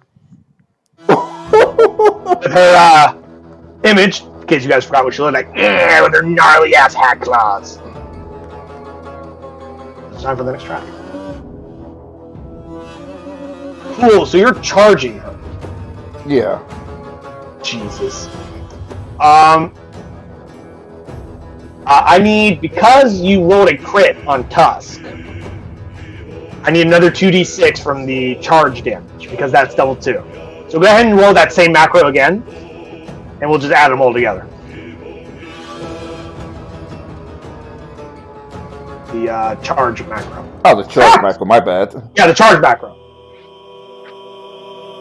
Because it already does crits for your Tusk attack, but charge doesn't automatically have a critical function, because it doesn't have an attack one. So, 5 plus the 6 is 11. Actually, 6 plus 4 is 10, plus 5 is 15. That's a little bit easier math. 5, 6, 7, 7. 27 damage is what you just did to her. I don't know if it's slasher yet. I said 27, right? Yeah. What the fuck? I'm assuming your tusks are not magically enchanted. No. And they're not silvered, because that would hurt. So she'll actually take only 13 of that, because the damage of your tusk is not magical. How'd I roll two nat ones at once? That's amazing. However, I'm assuming you're recklessly attacking, which is why you're not. Of course. So that's actually 26 and a 10. The 10 will definitely miss. But before we go that far, we need to determine her strength save.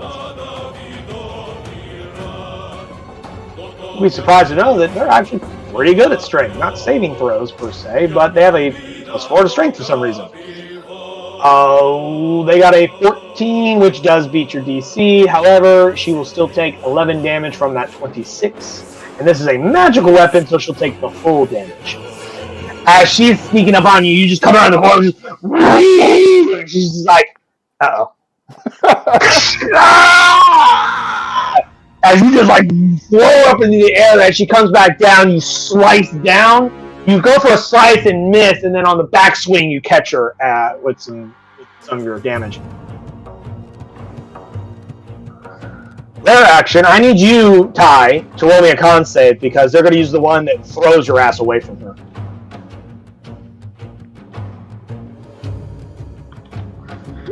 Targets up to 3 creatures that she can see within 60 feet of her. Each target must succeed on a DC 15 con saving throw or be flung up to 30 feet through the air. Strikes on objects or is released in midair, takes 1d6 bludgeoning damage for every 10 feet. Boot. So, like, you feel some like telekinetic force try to yank you across the to the other end of the hallway, but it doesn't move. You are planted. You are not going anywhere. Ouch. That is a very painful-looking needle stick there, Daniel. And they definitely not only missed the vein, but if they had hit the vein, they would have definitely thrown it straight through it and blew the vein. Madam Anastasia. Where's my pencil? This is the 5th round of her sanctuary. She will continue to cast Blade Ward on herself. Just stalling for time. Auntie Ursula's actual turn will now happen. This is her initiative count. And... I forgot more about the spell stuff from the last time I cast. Okay, cool. Let's see.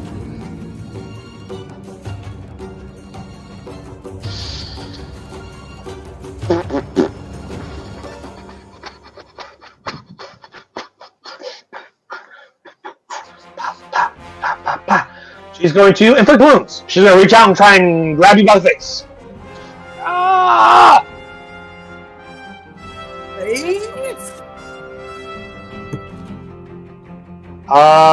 16 to hit. That will hit.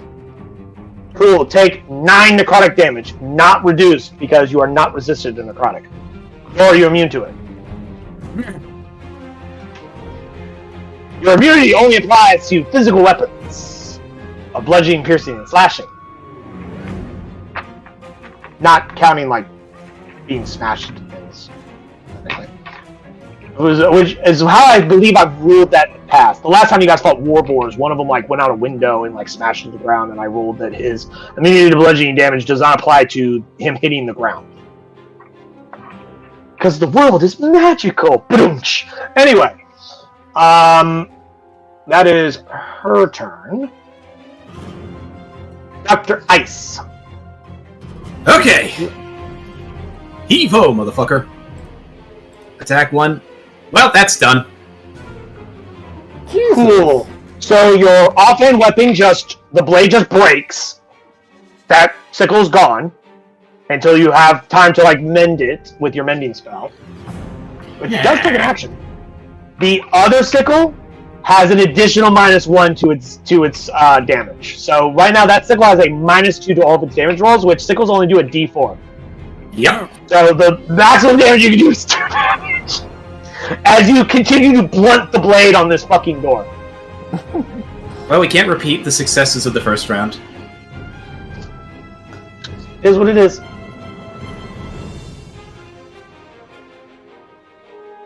Grandmother Morgane.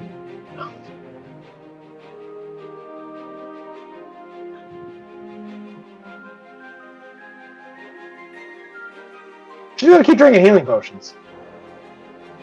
How many healing potions does he have? As many as she fucking wants. It's her lair. We might have to I actually do have a specific number to how many times you can do this. And what kinds of healing potions you are. Fun fact, every healing potion she drinks is a healing potion you guys don't loot. She's drinking your loot. Doesn't matter. If we can't survive, it doesn't matter one way or the other. Says the man who has died twice in this campaign. Technically. Yes. Well, technically, we're on our way to it. Can do. I've only been dropped 3 times, unlike other people who've been dropped like 10. Some people get attacked more than others. Hey, as a barbarian, that's a barbarian. That's just a way of life. I'm a squishy. Like we're like Final Fantasy 14 dragons. We're used to the floor. Fucking Critical Role meme of Allison. Time to roll a new character. That's what she does. What? I've already got like 5 characters sitting in the background waiting. That is another failure, Arcanus Unformed. Yep. One more and I'm dead. Yes. Some things are gonna have to get real creative real fucking soon. Yeah. I do have characters in backup if needed. Yeah. It seems after a couple of sessions we all have backup characters. And I really should sneak one. And looks like we might have to start using them soon. I have multiple Well, since you characters. Well, no, I technically have 3. since the captain's now distracted with that nonsense, she just drops Argos and Foreign back on the ground because she don't give a fuck about you anymore. And we'll now go this way.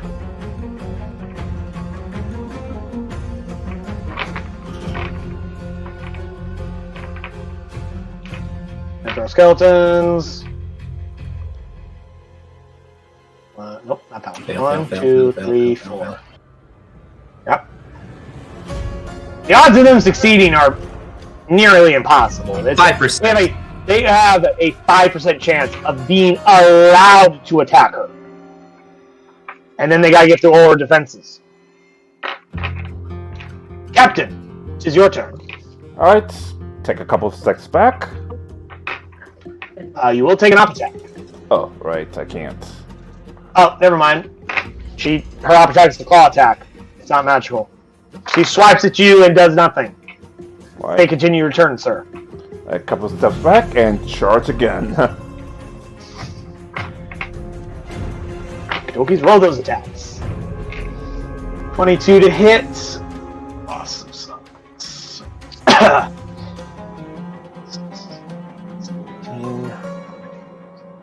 She will take 9 damage. Then recklessly attack 1 and 2. She fails her strength save. So, 1 second. Saving throw will be knocked prone. So she's prone, so all of your attacks are with advantage even without recklessly attacking. Speaking of which, I meant she had advantage on that last attack. I think the other dice she rolls a natural 20. We'll let it go for now. As I don't remember. I don't feel like scrolling up through the fucking chat log. That was like a whole fucking round ago. Anyway, that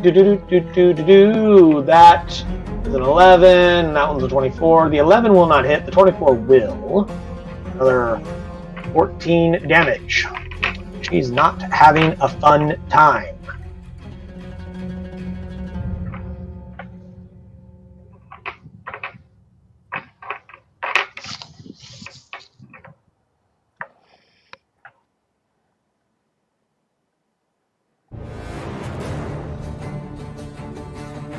Kiri, the roll me a perception check just for fun. I'm suddenly scared. You should be. You should be. You definitely should be. Inspiration? Go for it.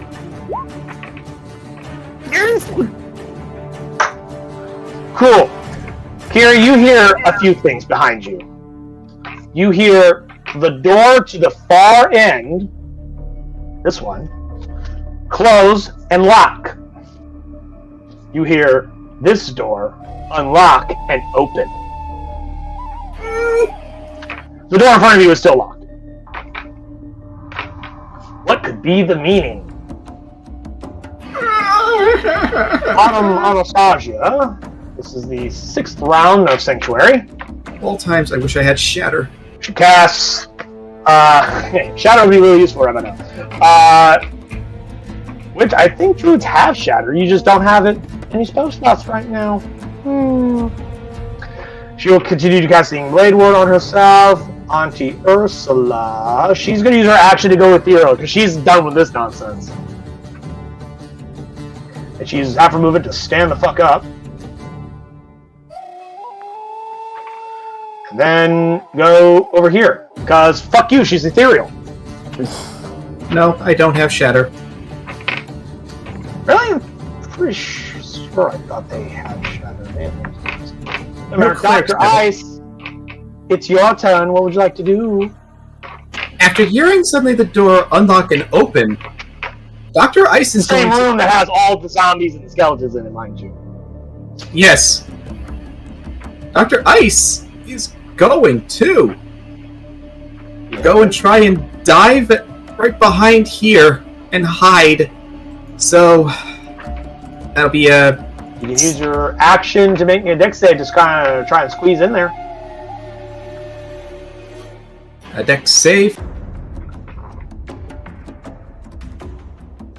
I'll allow it. 13's good enough. Get back there. Because right now he's at least kind of figured out how to move his wings into a way. I'll allow it. That one also has like part of it like partially destroyed, so it's not nearly as high of a DC anyway. Grandmother Morgane.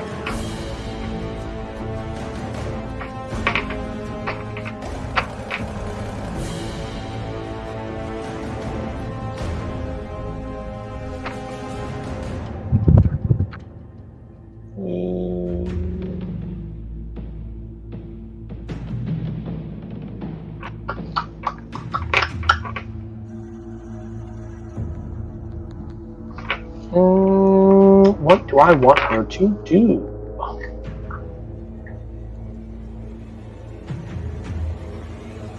Yeah, how to do that.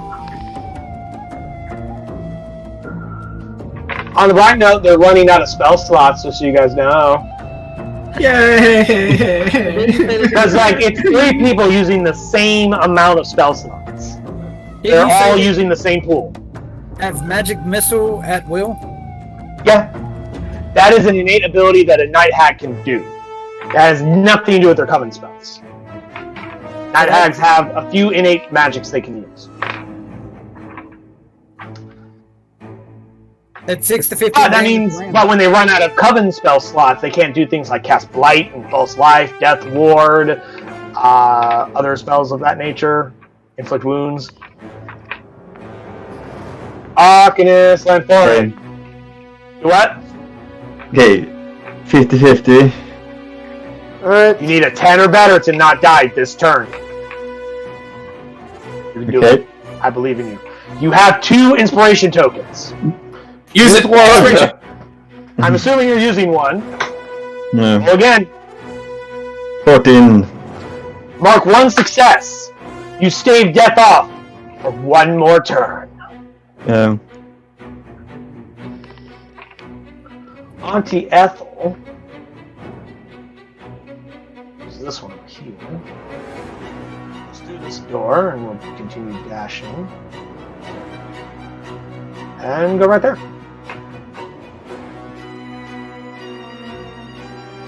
Token right there nearby. Minotaur skeletons! 1, 2, 3, 4.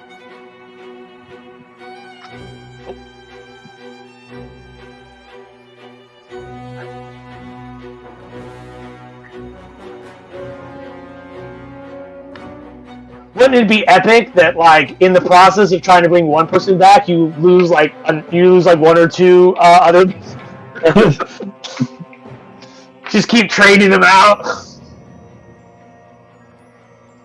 Fun fact: these particular Night Hags are of a necromantic bent. Particular spells that fall in the necromancy school are resurrection magics. Now, most necromancy spells of not incredible power will not work on your first mate because he's been dead longer than 10 days. So, like a raised dead spell won't work on him. What But about the resurrection spell? Scroll. you can assume that they are capable of using a scroll. Whether or not they would is another matter. But if, say, someone else were to die, they would, of course, be within a 10-day limit of a raised dead spell, which they are capable of casting as one of their common spells. Whether or not they have a spell slot left to cast it anymore, I don't know. I have to look. But Captain, it's your turn, by the way. If Jinpan should die, or his character should die, they can, in theory, use Raise Dead on Arcanist Unformed, because she will be less than 10 days dead, which is what the parameters on Raise Dead is that you have to... it only works on someone who's been dead no longer than 10 days.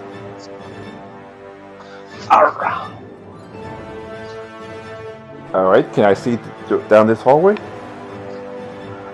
There's a door that's closed. And... Can I unlock it? Your Arcanist is bleeding to death at the other end of the hallway. Just as a reminder, Spike. Arcanist, do you have any potions left? Do you? No. You can still stabilize him and stop him from dying. Just do This CPR. man needs CPR. 2 more successes to stabilize on his own. He has already 2 failures. If he gets a failure on the next turn, he dies. I'll use a charge action to get to him. You mean a dash action? Yeah. Now, you can't stabilize him this turn, because you don't have the action to do so. Because it takes What you is a your move dash speed? just to close Hang in on. on. Question. What is your move speed? His I move go and speed's get to 40. here. I go and get to here. He can actually just Right. run. He can actually run. Hold No, on, remember, I guys. came from here. So Everybody yeah. stop. Everybody stop. He was right here when he Yeah. started moving. Oh, I just saw him like so 40 it's, feet away from that sphere. 40 puts him here. Another 30 puts him here. He has to dash to get to her. And he cannot stabilize this round, because that is an action. So, you guys have 1 inspiration token on the table. You have 1 round that Jinpan has to survive. If you get a nat 20, you get back up. You get anything below a 10, you die. Yeah. You get below a 10 twice if you burn inspiration, obviously.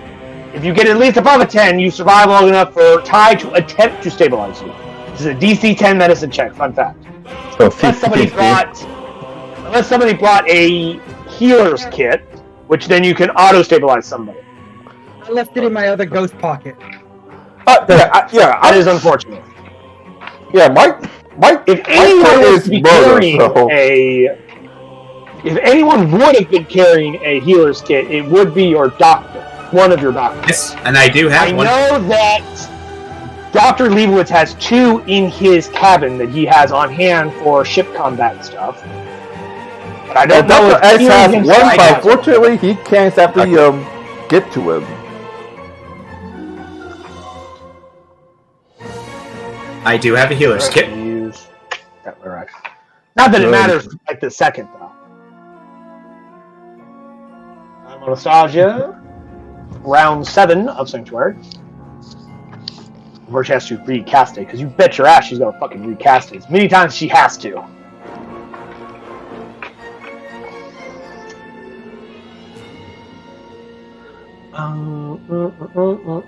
Ursula.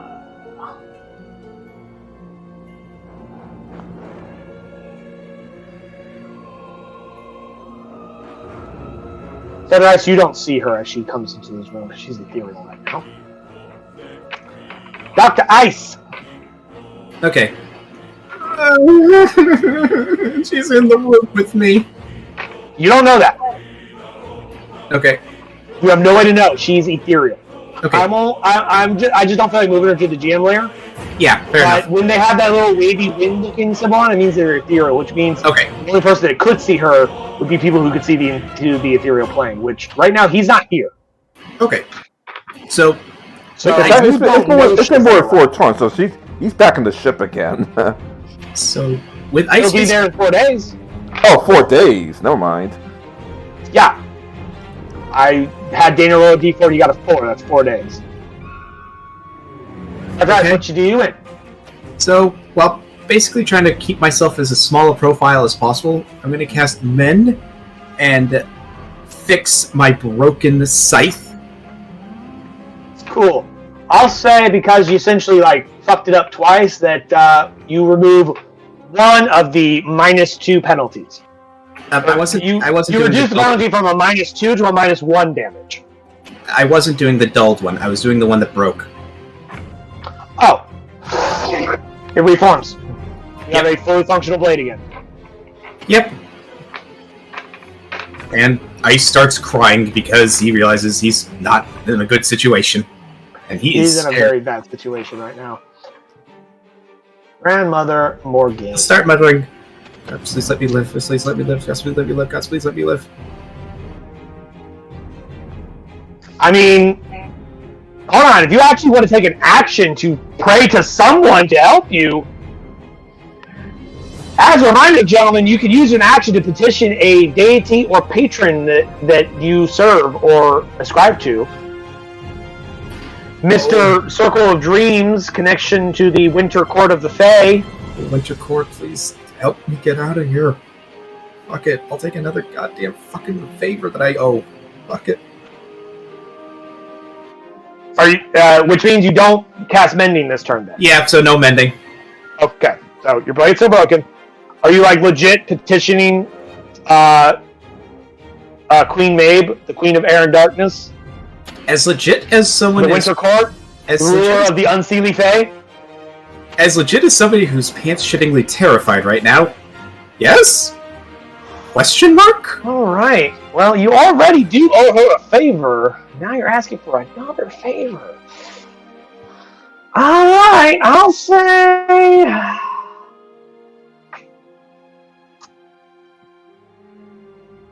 Remind me, what have you done for the Fae Court of the Unseelie Fae? The Winter Court of the Unseelie Fae lately. What have you done for them? I'm still waiting for a dream to tell me what the favor is that I owe and what I need to do. So you just want to dig a bigger debt with them. Cool. Okay, I'll say your I like my character. is... Okay, yeah, okay, I got a number. I'm going to add it to this percentile dice.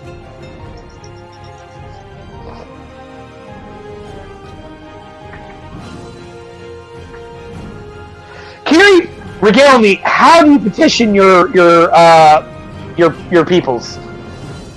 Role play it for me. What does it sound like when Dr. Ice calls out for aid to the beyond from the beyond?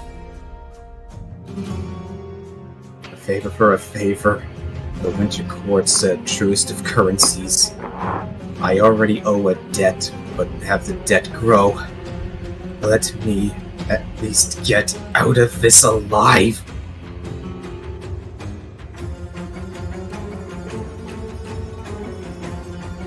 Well, do that in like the bird voice that I do.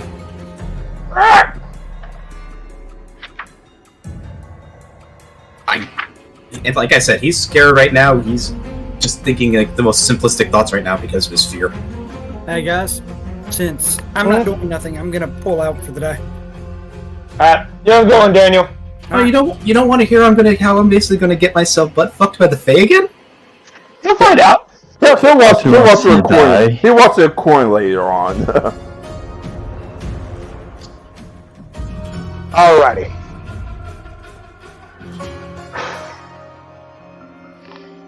I see you.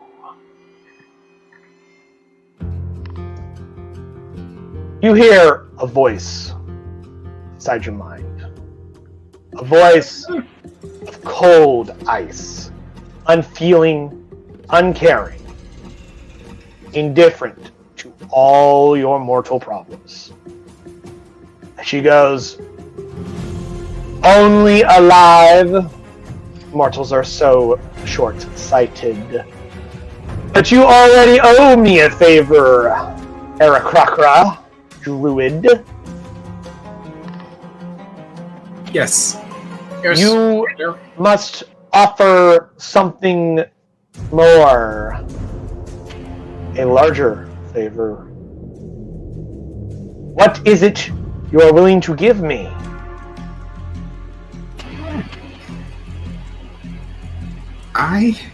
And do not offer me your soul. I am not some petty devil that trades in souls. They are not a currency it is worth having where I am from.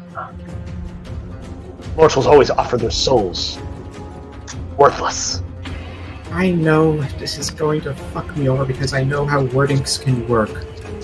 But I offer unrestricted control of my body for a 24-hour period for you to use whenever you wish in order to facilitate your goals.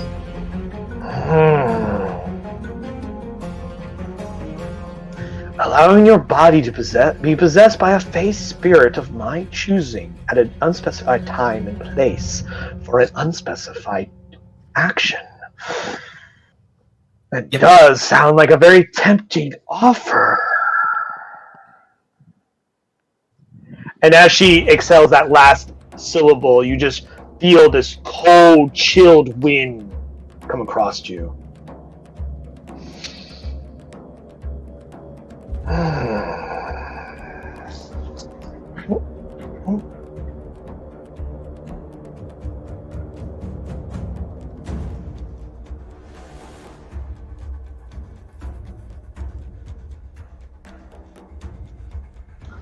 Definitely not that cafe. Nope. Yep. Yeah, I'm gonna say you. Cool. I need to get an image real fast because I don't have a character sheet for this creature. As she replies with, "Very well. Your payment is accepted.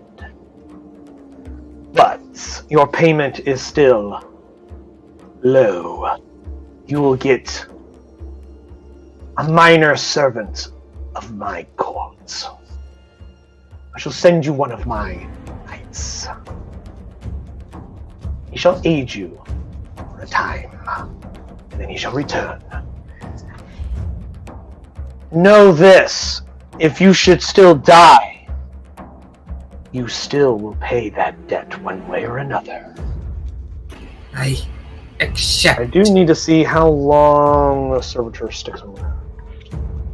4 rounds plus 1 round per level of your stronghold. So 4 rounds. D&D servitors to the Court of Arcadia. Here we go. Awesome sauce. Hopefully I can drop this in Jin.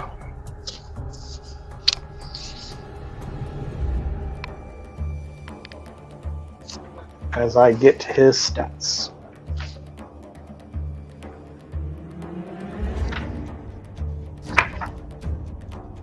Definitely aren't going to get the Orc account or the Orlinder Dragon or the Monocron. Here we are. Ah! Holy shit, it's big. It's not that big, actually. That's just how big the image is at the moment. I'm sorry, but I just like to imagine that is what summoned up, and it basically broke the tomb. No, like I said, definitely not. Now, let me just do some adjustments on its token. How late do you guys want to go today? Because I can go all day. Anyone else have any plans? I needed to help my mom with her car because the guy who was showing it when she was leasing it kind of potentially screwed up her phone. I have to eventually go pick up my medicine from Walgreens. Cool. What time do you guys want to cut off? 4 o'clock, so about another 15 minutes. Alright. Oh, I basically offered my body to be a meat puppet. For a 24-hour period at an unspecified time and place. And the best part? There's no statement of whether it was a congruent 24-hour period. That is true. It could take me just for a few seconds at a time. You gotta be real careful when you word deals with Fae of all creatures. That's the thing. Fun fact, hags are Fae too. Not these ones, these are fiends. They stopped being Fae a long time ago. Yeah. Now, sprouting out from the ground, pushing past the stone cobblestones of the floor, like it's just shoving them out of the way, this plant vine grows up and forms into this like flower bulb that opens up like a blooming flower, and standing in that bloom bulb is this creature. It's called a mantis knight.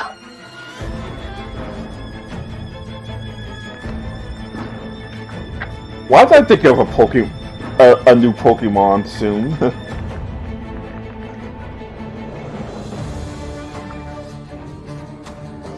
And it will roll its own initiative. Go ahead and put its timer on the token itself.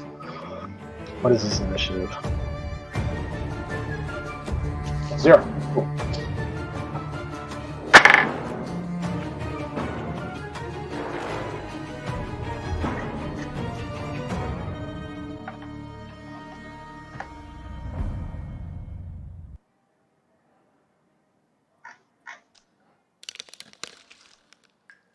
And the music finished up just in time. Cool. Because we will be calling it here, since we guys want to check out by 4, and I do like to have post-game discussion. But as it comes out, the Mantis Knight with these twin rapiers, he kind of takes them and Concordance, my queen has sent me to aid you. I am here. What is it that you wish of me? And then he turns and goes, Ye gods! That Fae is hideous looking. You don't see what he's looking at, but he's looking at something. That is where we will end the session. Yep. So And in between sessions, I'll actually make a full character sheet for that token. So cliffhanger, is Arceus Lanford going to survive? Because I was about to say, I heard to like, listen, Arcanus, do not die on me. Don't you fucking die on me, motherfucker. Like, Maybe next game, Jim Hay will have less garbage rolls. Maybe he'll roll in that 20. Or Well, that's maybe we all what will. or maybe not. Now, just for a fun fact, what you guys should know about the Mantis Knight, it is of the Court of Arcadia in terms of the Strongholds and Followers book, which is essentially the nature-esque people. So, Kiri, you are literally the first fucking person to play a character that would get sorters from the Court of Arcadia that I've had in my game that has actually petitioned his fucking deity or patron. I've had like 2 other games that had druids in them, but they never petitioned their deity. Never. They never petitioned, ever. So I never had a chance to use most of these creatures.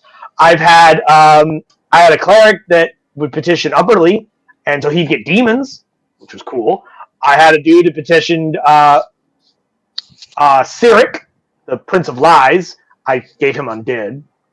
I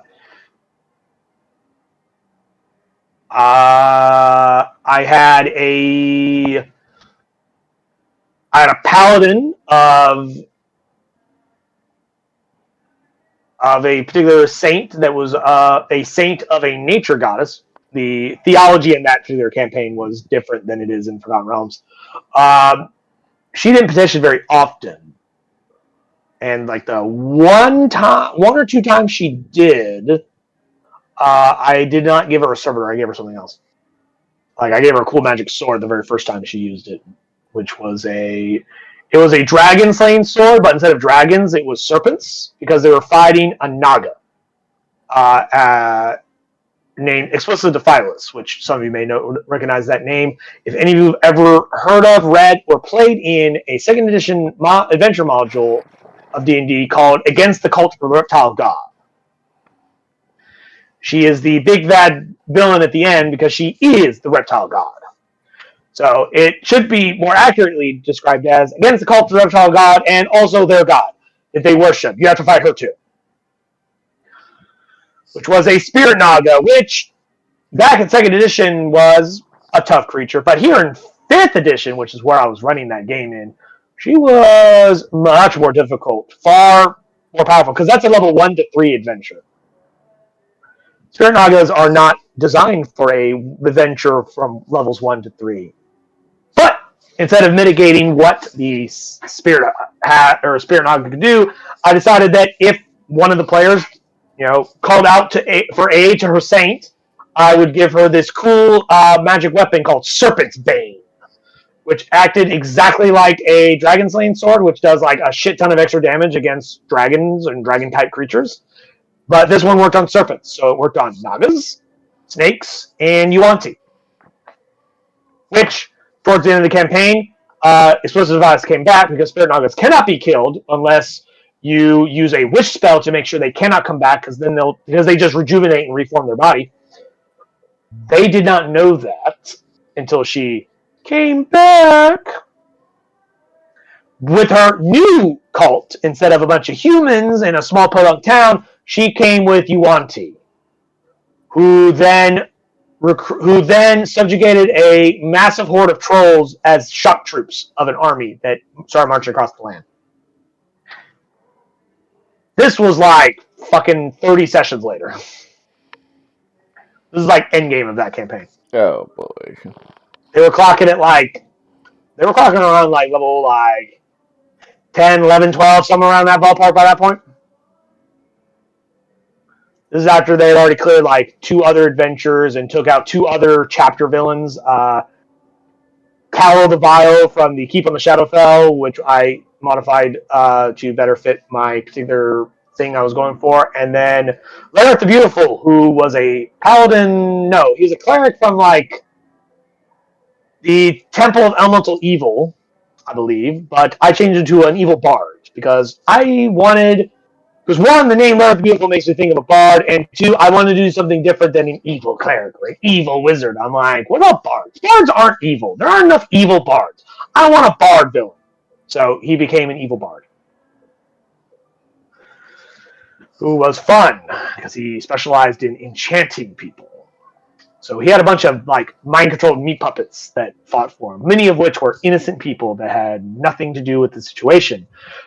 Because I wanted to create a different scenario of like, oh, can the heroes defeat the villain? It's like, well, of course they can. He's no more powerful. In fact, he's not actually any more powerful than the Coward of the Vile, who was this super high-level arc wizard necromancer scion of fucking Orcus, the demon lord of death. Undeath. So technically, Coward of the Vile, if you put these 2 together, the way I statted these NPCs, is far more powerful. That wasn't the challenge. The challenge was, can you defeat Leonard the Beautiful without killing innocent people? Because those are what he uses as meat shields. Because they literally would stand in front of him and block them from attacking him. And he actually had the set of armor that had these little chains on it. Those of you who know about the Dread Emperor may recognize this. That on the belt, there was there were these chains that ended in these little collars, and anyone inside one of these collars, if the wearer of the armor was hurt, the damage would transfer to the wearers of the collar. He had a bunch of innocent people attached to his armor, so every time he got hurt, they took the damage instead. So the players had to figure out, well, fuck, how do we stop him without killing people that are innocent? Because they were heroes. They were good characters. They were heroic characters. So this was a chance for them to maximize their heroism. Unlike us, who were pretty much dirty like scumbags. I mean, you guys are a bunch of pirates, so yeah. But yeah, the Mantis Knight is a medium fey creature of the Chaotic Alignment. Oh, welcome back, Daniel. By the way, It has a 16 armor class. It has 71 hit points, a speed of 30. It has a 14 strength, 18 dex, 14 con, 11 intelligence, 13 wisdom, 12 charisma. It has a +6 to strength saves, +4 to wisdom saves, +4 to charisma saves. This creature's like this is a CR5 creature, fun fact. It has +7 to acrobatics, +4 to deception, +3 to nature, +4 to persuasion, +6 to perception, +7 to stealth, and +4 to survival. It has passive perception of 17. It speaks Common, Elven, Sylvan. It has a multi-attack. It can make 4 attacks with its rapiers, or makes 2 attacks and casts Heroism or Shield of Faith on an ally, because it can cast spells. Its rapier is a +7 to hit. It has a reach of 5 feet. Does 1d8 +4 piercing damage. It has some special abilities, one of which is Fey Ancestry. Magic cannot put the Mantis Knight to sleep. Hooray! Sun Beetle armor. The knight's armor is perpetually slick. Any attempts to grapple the knight have disadvantage. So he's really slippery. He has magic resistance, which means he has advantage on saving throws against spells and other magical effects. He has the ability to. He has a ability that is unique to all members of the Court of Arcadia. They have Command Fey. As a member of the Court of Arcadia, the knight can cast Dominate Monster DC 12 at will on any fey creature or elf, because elves are counted as fey creatures for the purpose of this ability. And there's a long laundry list of reasons as to why that is the case that requires a lot of fucking context and backstory of the lore from this creature, and I'm not going to read all of that to you. But what I will say is, though, it has innate spellcasting as one of its last abilities. It can innately cast the spells Heroism and Shield of Faith at will.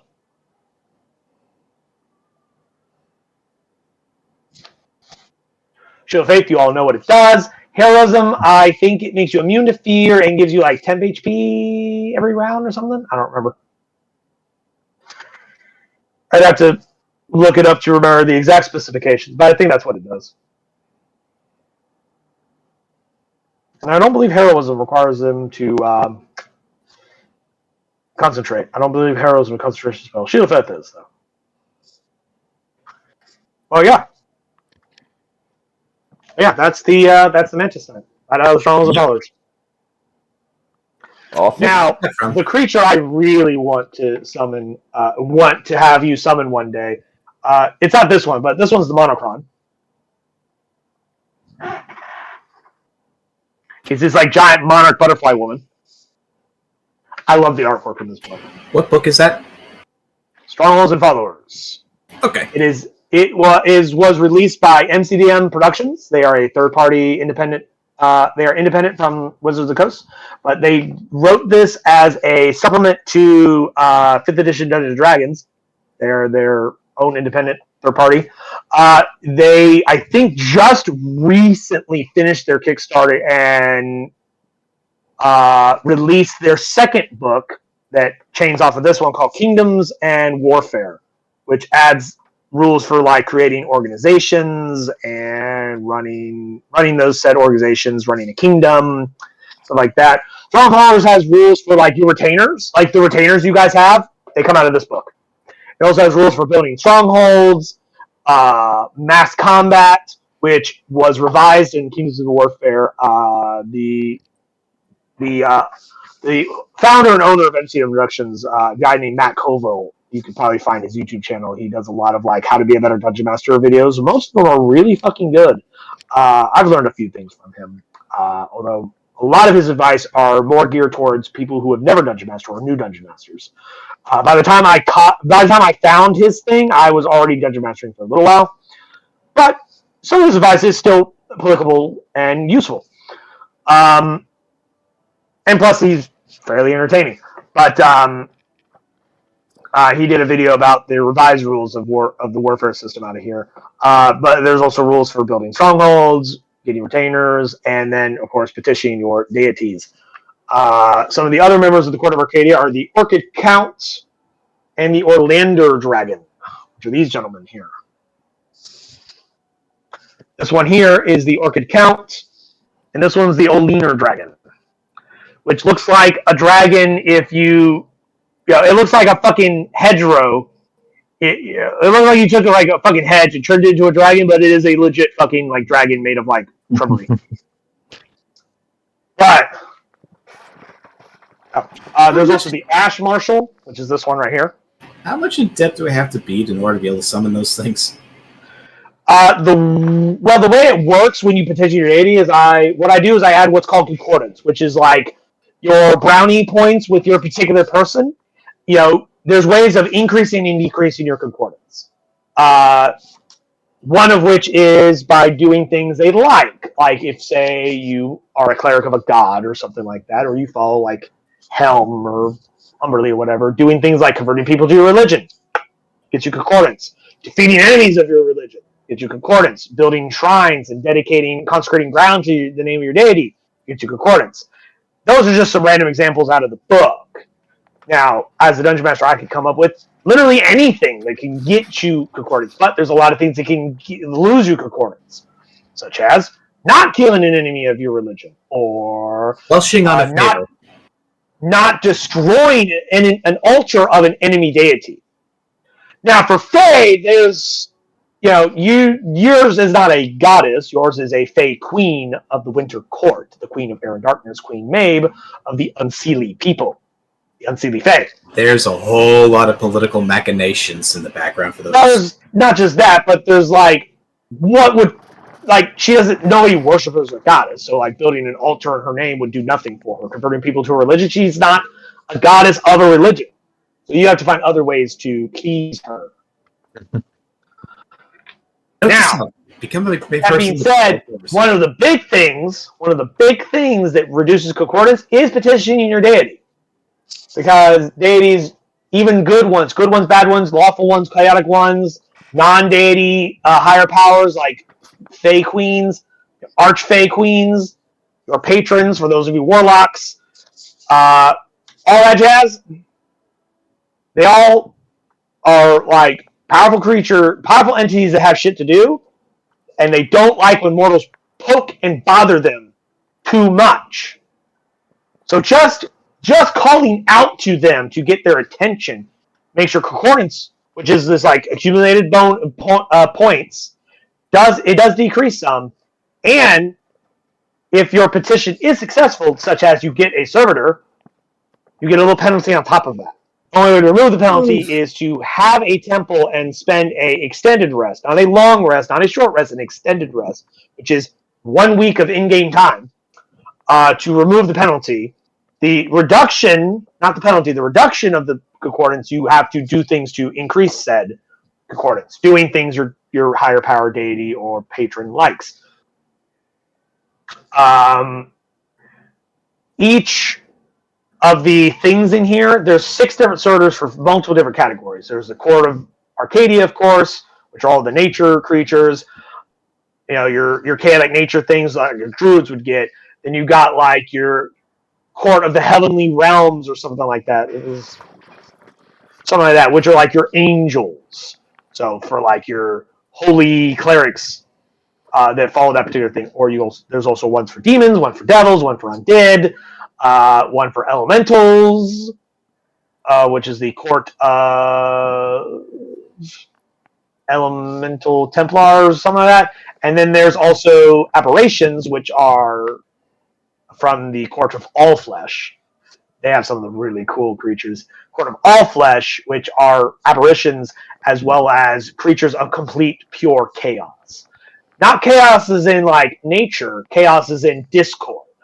Because there's different spectrums of chaos. There's the natural chaos of nature, and then there's at the other end of the bad chaos, which is discord and disharmony. That's where the Court of All Flesh comes from. But each of them has 6 sorters, and what I do is I roll percentile dice, and I add what your concordance bonus is. And then I look at a chart. And on that chart, there's... because petitioning your deity can go bad.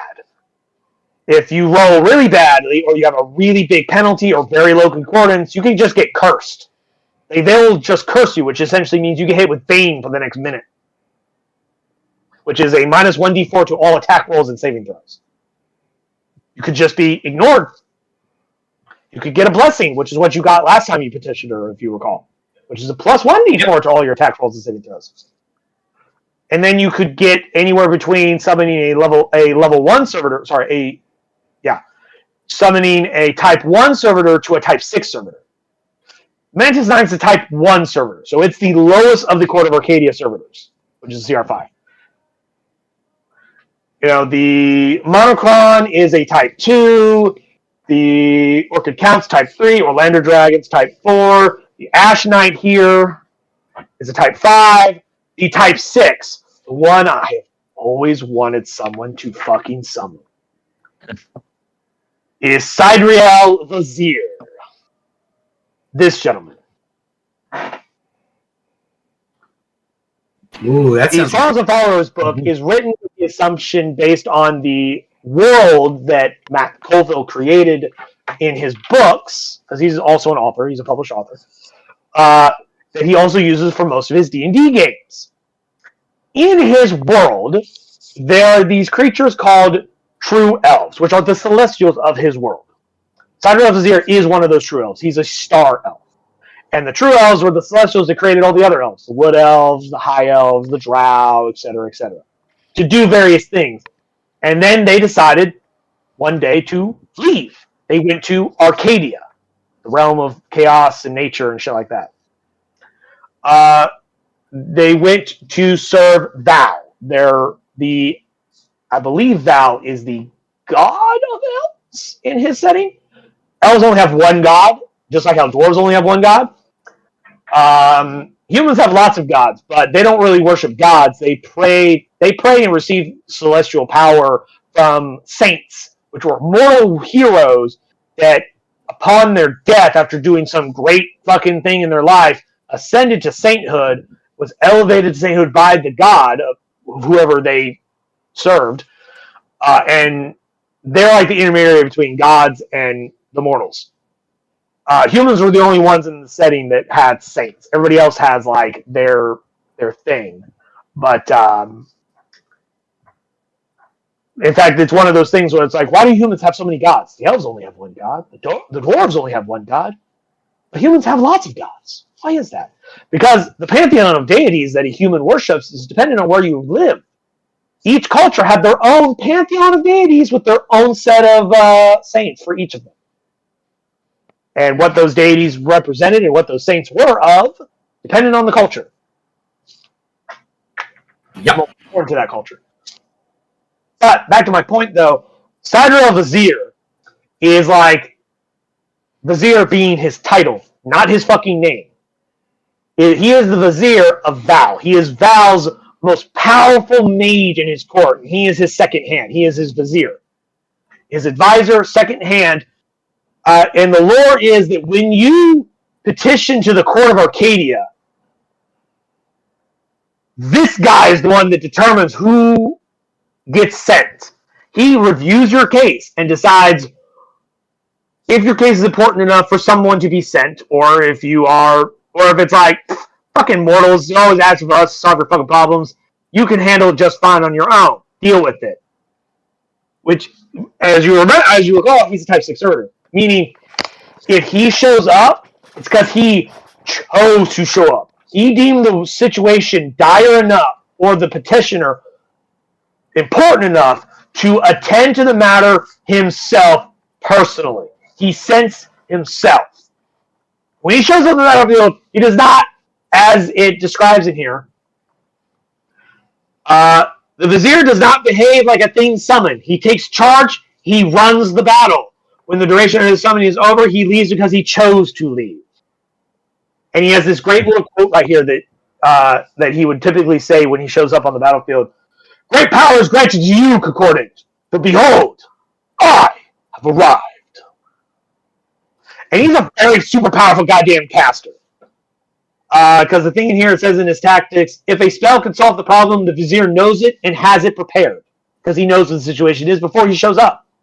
The spells he has in his stat block, that's just one variation of his spells. I could swap any spell out here. Like, if you guys somehow summon Sidrel Vizier, Sidrel Vizier himself fucking shows up to your fucking battle. Whatever spell would be incredibly useful for you to have in the battlefield at that moment, he fucking knows it and he has it prepared because he goes, oh, that situation? Yeah, I'll show up to that. Hold on. What's going on? Okay. Take this spell, and this spell, and this spell. Let's go. And then he just appears. With whatever fucking spell he has to have. Because, like, if you look closely at the artwork, too, I really like how he looks. You know, he's a star elf, so, like, you can see, like, fucking constellations in his goddamn skin. Like, these aren't, they look like elves, but they're like 9 to 10 feet fucking tall, so they're incredibly huge. They're not, like, massive in girth and size, but they're incredibly tall. And, their eyes are, like, solid. His eyes are like solid starlight, and you can see star constellations in his very skin, because Star Elf is not just a name. Like, he's literally an elf of stars. He's a celestial creature. I've always wanted an opportunity to have this fucker dude show up in the middle of a battle, but no one in my games that did petition to the Court of Arcadia. And the few people that would have gone to the Court of Arcadia, that the kinds of creatures they summoned would come from the court of Arcadia, never used it. Typically, druids or people who were worshiping nature deities or had a nature bent, like a paladin of the Oath of Ancients, or a nature cleric or a druid. Like, these are the people who would go to the court of Arcadia. None of the people who in my games who had those characters ever petitioned. And I was like, why? Why? The people who that did petition a lot were the ones that would go to other courts, like my brother, who was a cleric of Umberlee. He got demons. And I'm like, that's cool and all, but like, his ass ain't gonna get Cider of Azir. He'll get a Baylor, which is cool. Lesser Baylor, because a true, actual Baylord is actually much higher CR than what the Type 6 Servitor should be. Type 6 Servitors are like CR 10. So they're powerful, but they're not like, I can bend reality of the world as I come into existence. It's like, no, they're only CR 10 creatures. There's still like 10 plus CR levels past that if you go up to all the way to CR 20. I don't recall if Dungeons & Dragons 5th Edition has any creatures higher than CR 20. I don't remember. I assume so, but I don't know. So they're only CR 10. One time, I did let him summon a full true Baylor. Because he busted his ass to have concordance. Because he built a temple and converted people and did rituals and rites in her names and gained her power and influence in a city where she had no temple to begin with. So he was like at the top of her fucking favorite list. Oh boy. So like, after we called, she answered. Well, I have to call off the recording so I could get my ass to Walgreens before 5 o'clock. I'll listen on. I'll listen on my phone though. Yeah, that was pretty much it. I just wanted to have that little bit of discussion, but real quick though, everybody have fun? Of course. Yes. Fantastic. Yep. Any questions, comments, concerns that you guys want to ask before we get out off? Guys, since you gotta go real quick, you any kind of questions? I have one, but I can make a DM. PM after that later. Okay. Go ahead and send it whenever you get around. Other than that private message that Jim Penn wants to talk to me about, anyone have any questions, comments, concerns? And not the Anything time. you liked about the game, anything you didn't like about the game, things you want to see less of, things you want to see more of? You good? Can we please get more natural 20s? Unfortunately, as the Dungeon Master, I do not control your dice, so you'll have to talk to the dice gods for that one. But I if I have die, control of the plot. I have control of the monsters. I have control of the maps. I have control of the encounters, but unfortunately, I do not control the dice. Oh well. Like your dice, my dice are also subject to the dice gods. They determine what I roll. If I die, I die. So no. I mean, that gives you an opportunity to play a new character. Yeah. But When you may have just as much fun, if not more fun. Who knows? yeah. Who knows? Yeah, I mean, Ariel's Unforeign is a fun character. I've enjoyed her being in this game, but who knows? Maybe your next character, let's say, instead of you played a sorcerer for the last dozen of sessions. Let's say maybe you want to play a wizard and go like full bore into that fucking magic, or maybe you want to play a warlock, or maybe you don't want to play a spellcaster at all, and maybe play like, I don't know. There's like 1,000 fucking subclasses of all the classes out there. You want to play a cool fighter and be like a fucking gun. Maybe you want to play a gunslinger. I don't know. I think there's a homebrew. Yeah, Matt Mercer from Critical Role created a 5th edition variation of the gunslinger, which he had to do because when their game went from Pathfinder to 5th edition, one of his players was playing a gunslinger, which is a class in Pathfinder, but doesn't exist in 5th edition D&D. He had to kind of make some custom tweaks, and eventually I think he cobbled it together and actually released it online for people to play with. I think we'll hunt it down. If someone wants to do that. It is what it is. There's also a lot of other cool characters. If you happen to find that, would you mind linking it in this channel? I mean, I would have to look for it. And unless somebody wants to play it in my game, I have no reason to look for it. Fair enough. You could, of course, look for it on your own. Just go to Google and type in Matt Mercer's Gunslinger and see what you find. I mean, I can do the same thing any of you could do, which is just Google that shit and see what you find. But anyway, I think it's time for us to say goodbye. Goodbye. See you in Goodbye. 2 weeks. Have a good one, everybody. Alright. Are we playing next week? 2 weeks. Okay, the other game you play, is it over? No, it's only paused. Okay. Aye. Just wondered. Yeah. So nothing next week? No, nothing next week. Okay. Bye. Bye. Bye.